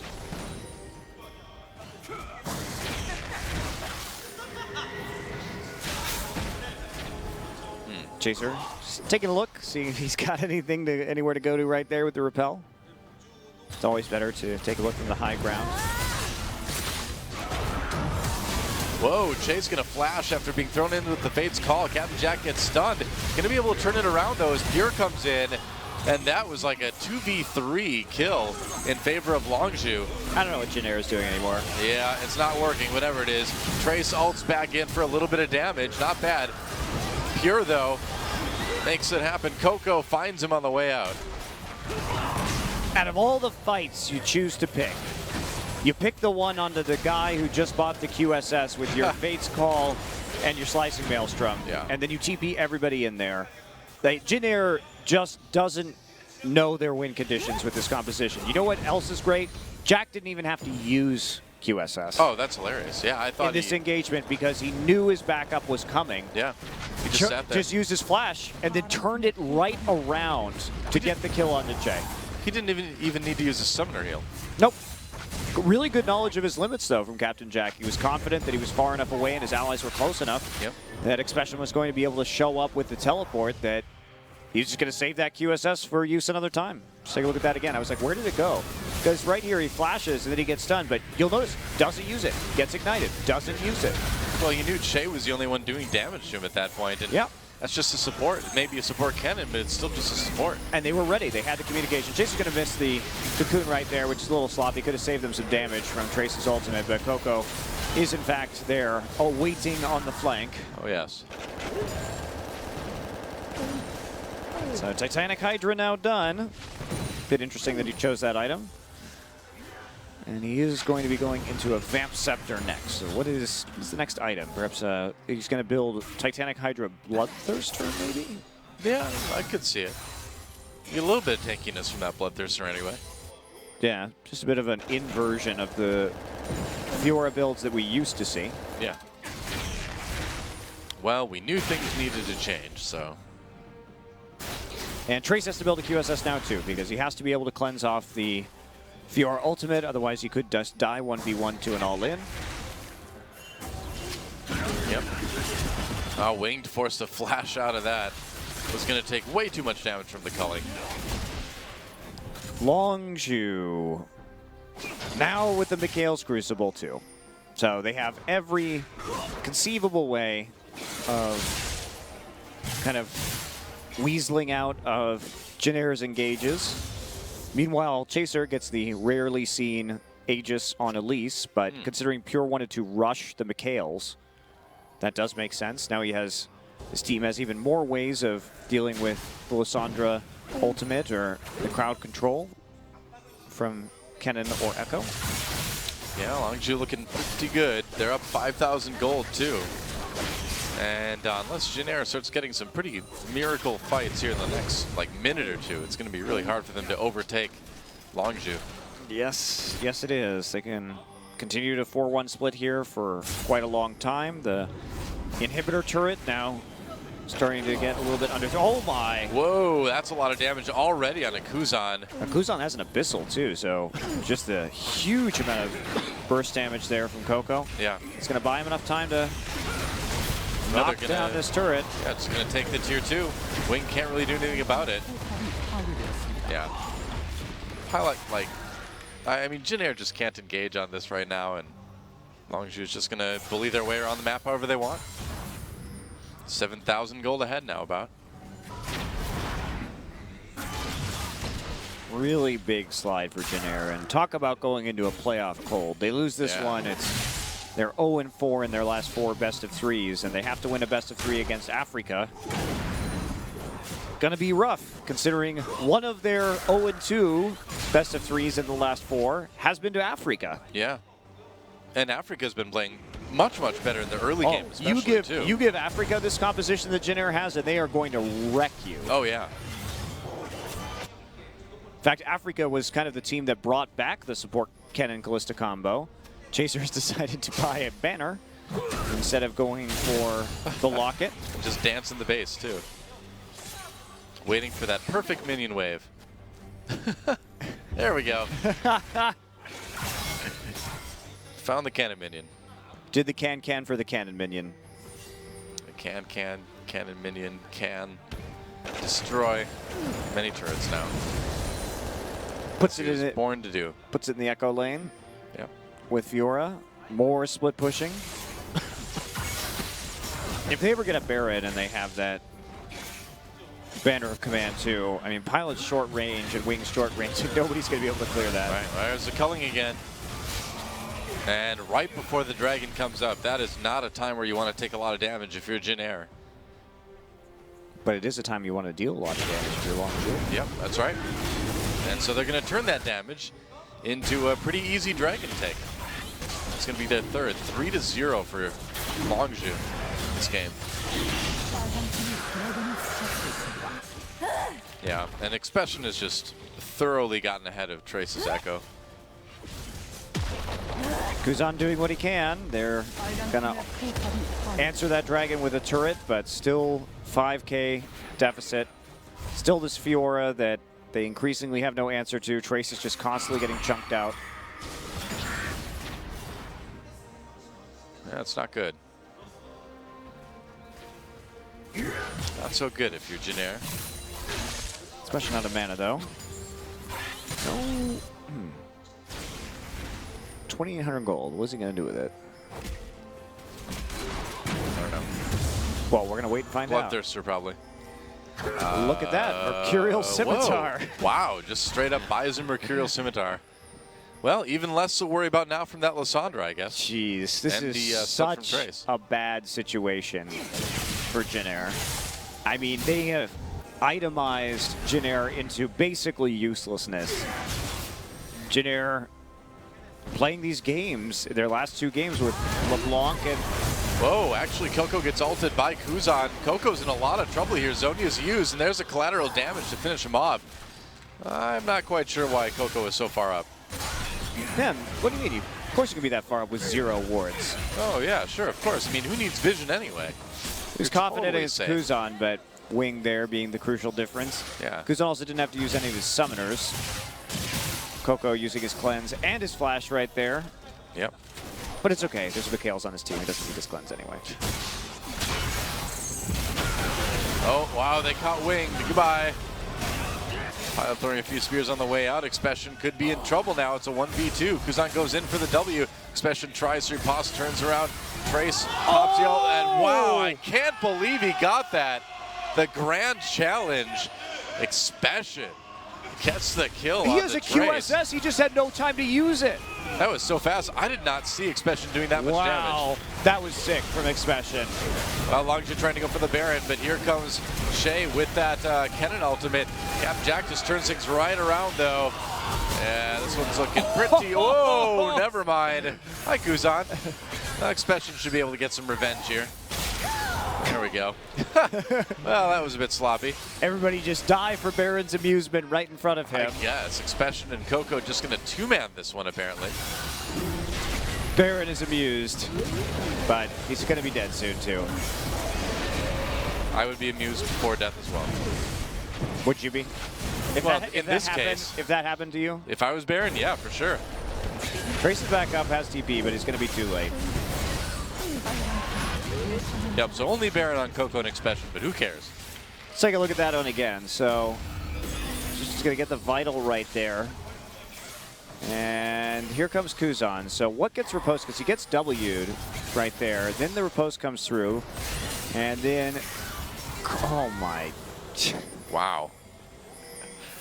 Wasn't much to that. It's just Echo didn't expect the burst. Yeah. Guess so. It's a nice 7,000 gold lead now for Longju. And they've got their siege composition with the Baron buff again. Yep. Looking pretty likely to close this one out at some point. In a distant future. Yep. Maybe the not too distant future. No, the distant future, definitely. 10 minutes, the distant future. I'm hoping we go for another 30 minutes so we can surpass the 7-hour casting mark. Oh boy. I know that's what you wanted tonight, Doa. Absolutely. How did you know?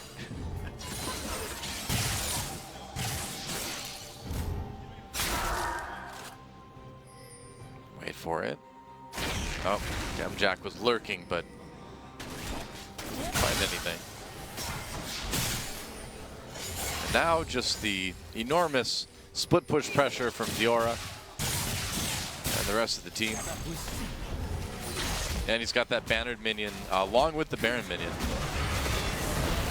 And they're just going to take the mid lane tier 2. Yeah. Can anything stop Longju at this point? Large errors. Yeah, I suppose that could. Always a possibility. Expression here, just running interference in front of his precious shielded Baron up. Cannon minion winged us to get uncomfortably close to this Fiora. Yeah. Rock's hysterics. Nobody could possibly be annoyed by that. No, I don't think so.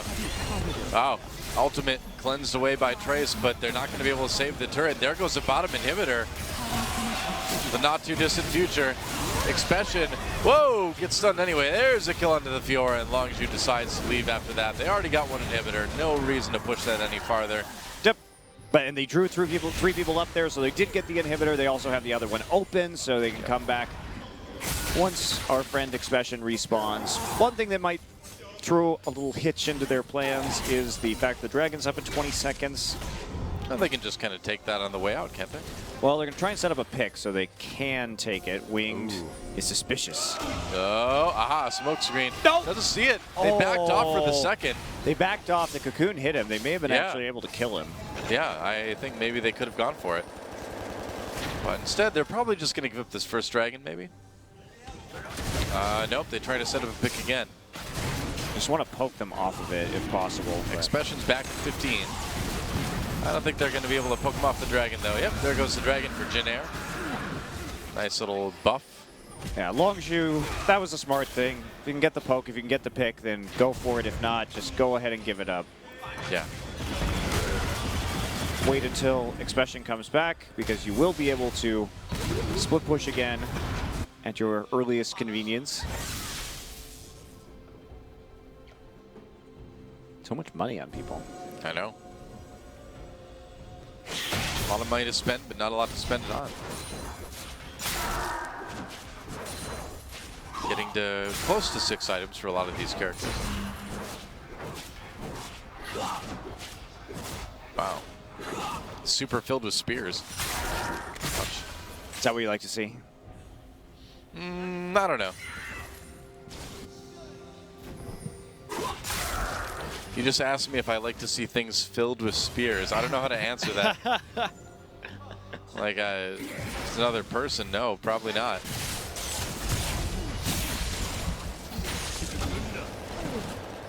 I like to see jars filled with spears of pickles.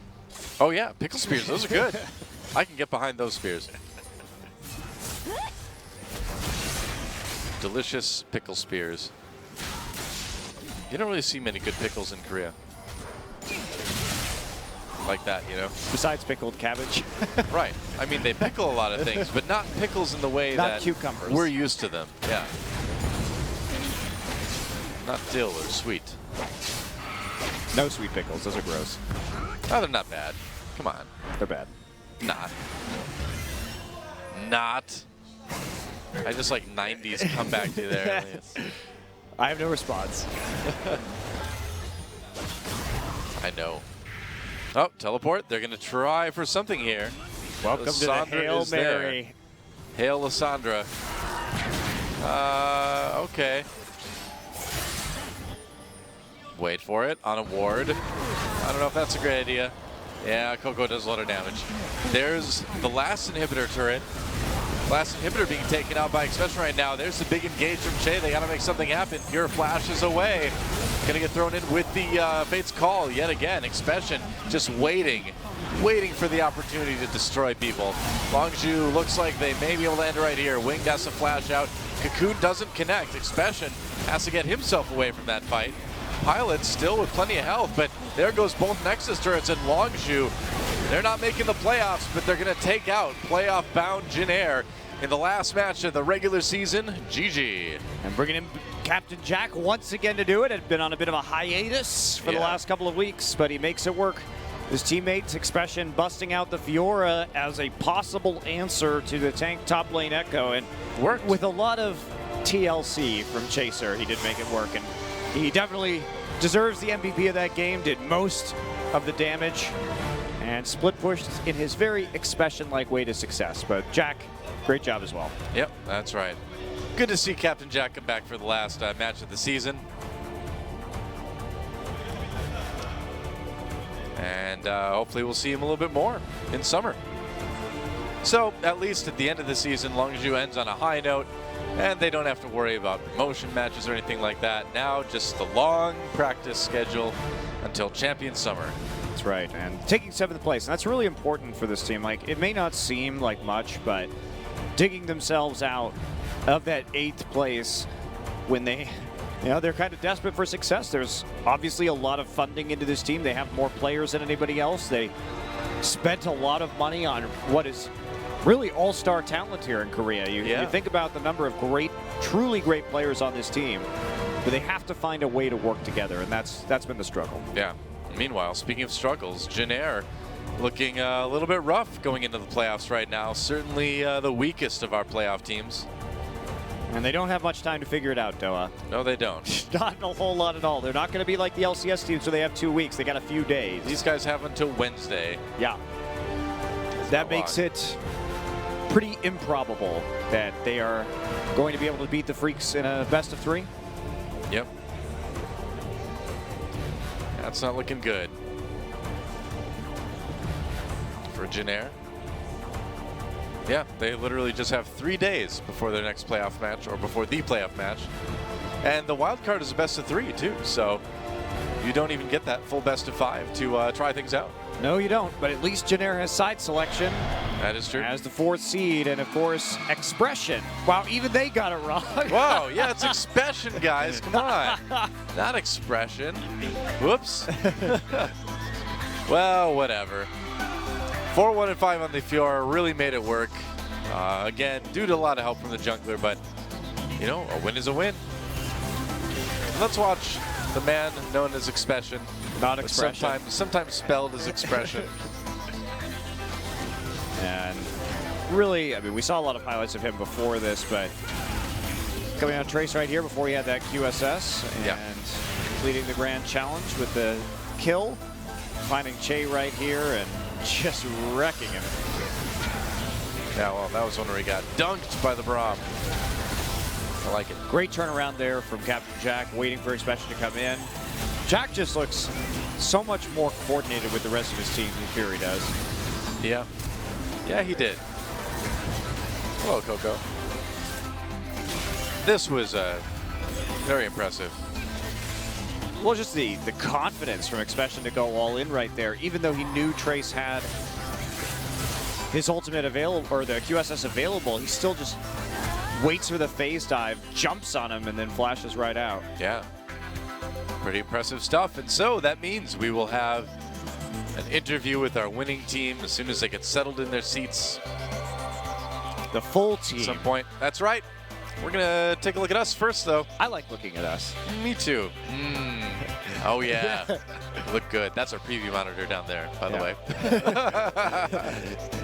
Yeah, well, it's not actually a mirror that Doa keeps in the middle of the table or anything. I do that at home. That's right. All right, Harusol, take it away.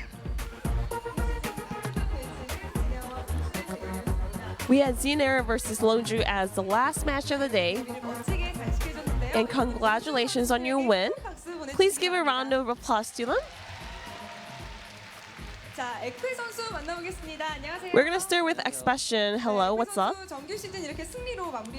It must feel really great to finish the regular season with a victory. We didn't make it to the playoff, but I think we did a great job today. So I'm very proud of myself.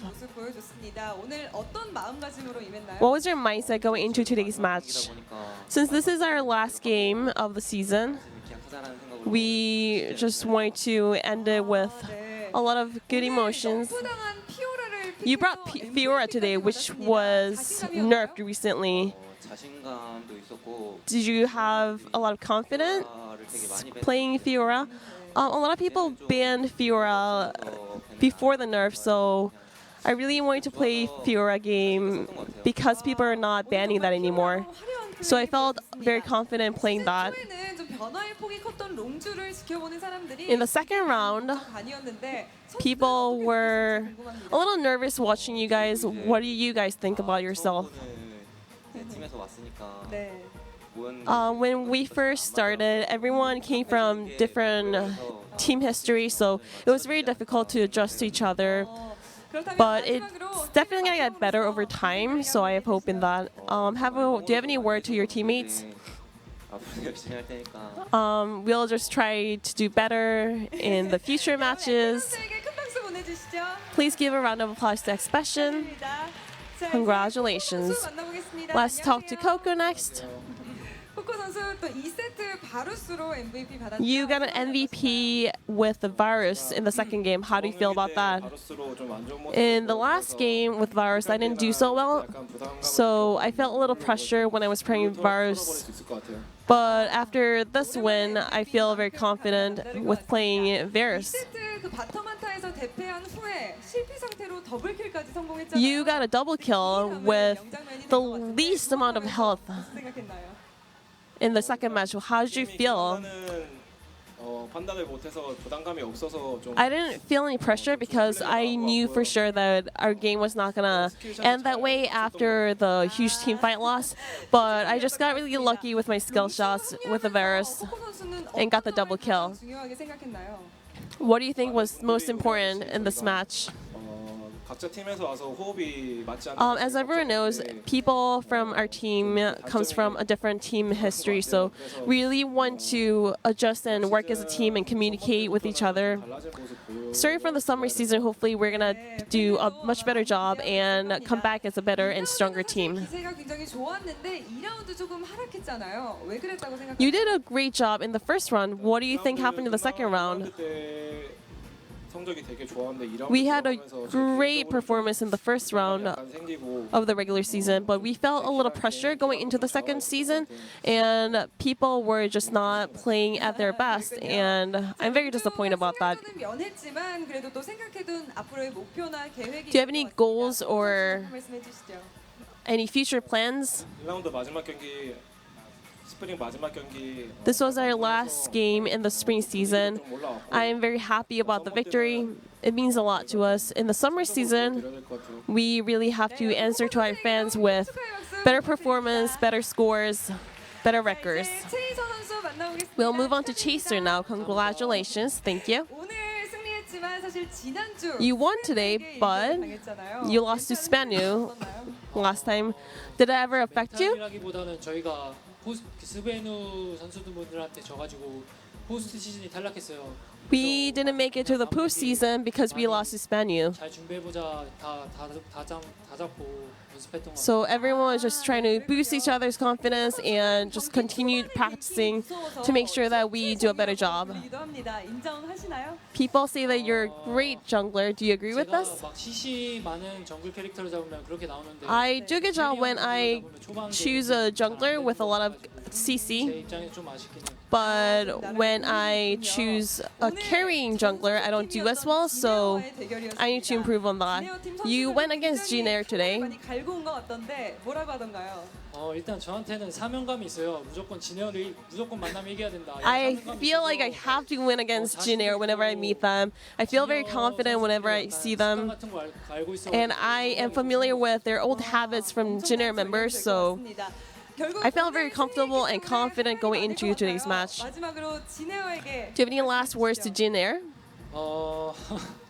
일단 First of all, 포스트 시즌 진출했으니까 Jin Air made it to the postseason, 더 열심히 해서 so they need to do a better job after their loss against us. 네, 여러분 큰 박수로 축하해 주시기 True. 바랍니다. Yep. 자, 이제 퓨리 선수 만나보겠습니다. Let's talk to Fury now.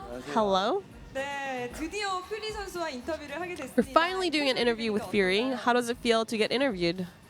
나간 첫 세트는 져가지고 We lost in the first set that I was in, 저희 팀원이 잘해줘서 but my teammates did a great job in the next two matches, and that's why we won. 많은 사람들의 기대 속에서 이번 시즌 등장했는데 A lot of people 시즌 본인의 were super happy and excited to see you. What do you think about performing in the next season? 제가 열심히 해서 잘할 수 I just need to keep up the good work and continue working harder 보여드리겠습니다. and really prove myself in front of all the fans. 박수 보내드리고 싶습니다. 다음 시즌에는 또 인터뷰 많이 하길. We'd love to interview you a lot more in the next season. 감독님, 코치님께 한 말씀. Do you have any last words to your coaches? 항상 저희가 멘탈적으로나 We always tilt a lot, but coaches are always there for us and supporting us to keep us strong. So I'm very thankful for them and my fans. 퓨리 선수 오늘 고생 많으셨습니다. Please give a round of applause to 자, Fury. 이제 옆에 있는 퓨어 선수 만나보겠습니다. We'll talk to 안녕하세요. Pure next. Hello. 퓨어 선수 오늘 역전승에 성공했는데 You did a great 했나요? job today. Did you expect to win after the first match? We did a good job in the scrims, so I felt pretty confident coming into today's matches. 서포터 출신 러버 코치님은 어떤 Lost Boy is one of your coaches. Did he have any tips for you? Because he's a support. He told me a lot of tips about how the support should move around the map and how to get the vision from the entire map. 이전에는 전원 교체를 하기도 하면서 다양한 엔트리를 Before, Lonzu has been doing a five-man sweep after the first match, but you guys are doing less of that. What is the reason behind that? 성적이 좀 안 좋아가지고 We didn't perform as well, 보면 좀 안 좋을 것 and switching around the players doesn't really fix it or improve it. So we want to stick together as one team and stick together with as many same players as possible. 다른 선수들에게 한 말씀 해주시죠. Do you have any last words to other 다들 충분히 teammates? 잘하고 실력 있는 사람들이니까 Everyone is a great player, 열심히 해서 꼭 결승 가자. and 네, 여러분 응원 I really want to see ourselves making it to the grand final in the next season. And lastly, we'll talk to Captain Jack. Hello. 네, 안녕하세요. 네, 네, 2, 3세트 캡틴잭 선수 활약을 You 했습니다. came in set 2 and set 3 and did a great job. 진에어였잖아요. And you were against Junior, your mother team as well. 네, 무조건 이겨야겠다고 생각했어요. Yes, I was so ready to beat 원래 them. 전에 농담으로 체이랑 제가 대화를 많이 As a joke, I always talk to Che. 제가 드림팀에 나갔을 때 거기 When I was in the dream team, 프로 게이머라고 적혀 있었어요. people made a joke about how I'm a pro gamer from fell from the heaven. 떨어졌는 줄 알아? 진에어에서 나갔기 때문이야 이러고. And Che was joking about how you're a god tier pro gamer because you came out of Junior. 정말 좋구나. 무조건 박살내겠다고 생각했습니다. So we were really good friends. 사실 평소에 또 체이 사랑으로 But I really wanted to beat them, 오늘 플레이 especially Che. 있었나요? 체이는 그냥 귀여운 동생이라서. No, Che is just a cute little brother to me, and I really want to beat him down in the matches today. 진출 성공했는데 이렇게 희비가 엇갈린. Junior made it to the playoff. How do you feel about that? Because you left Junior. 우리 팀이 좀 성적을 못 내. I believe that our team was not good enough this season, so I'm not gonna get affected by that. I just need to work harder and make it to the playoff next season. 아까운 인재다. 연예계에 진출해라라는. People are joking about how you should be an idol instead of just a pro gamer, being a boy band. What do you think about that? 뭐 아이돌 뭐 연예인 해볼 수도 있죠. I could be one day. 충분히 할 의향이 있습니다. 오. I could be. 아이돌까지 생각이 있으셨던 건가요? 제가 또 키도 되잖아요. I mean, I'm tall, I'm handsome. 만들면 되지 않을까요? I just need a better body to be a boy band member. 선수 오늘은 혹시 또 마지막 이렇게 승리로 장식했는데. You had the victory. Do you have any winning ceremony for us today? 네, 많은 분들이 기대하실 텐데. For the fans? 뭐 진에어 이겼으니까. Since Junior won, I mean, since we won Junior. Fly better fly. 큰 박수 보내주시죠. Please give a round of applause to Captain Jack 팬들을 위해서 and Longju Gaming. 해주셨는데 마지막으로 팬들에게 한마디 해주시죠. Do you have any last word to the fans? 부끄럽네요.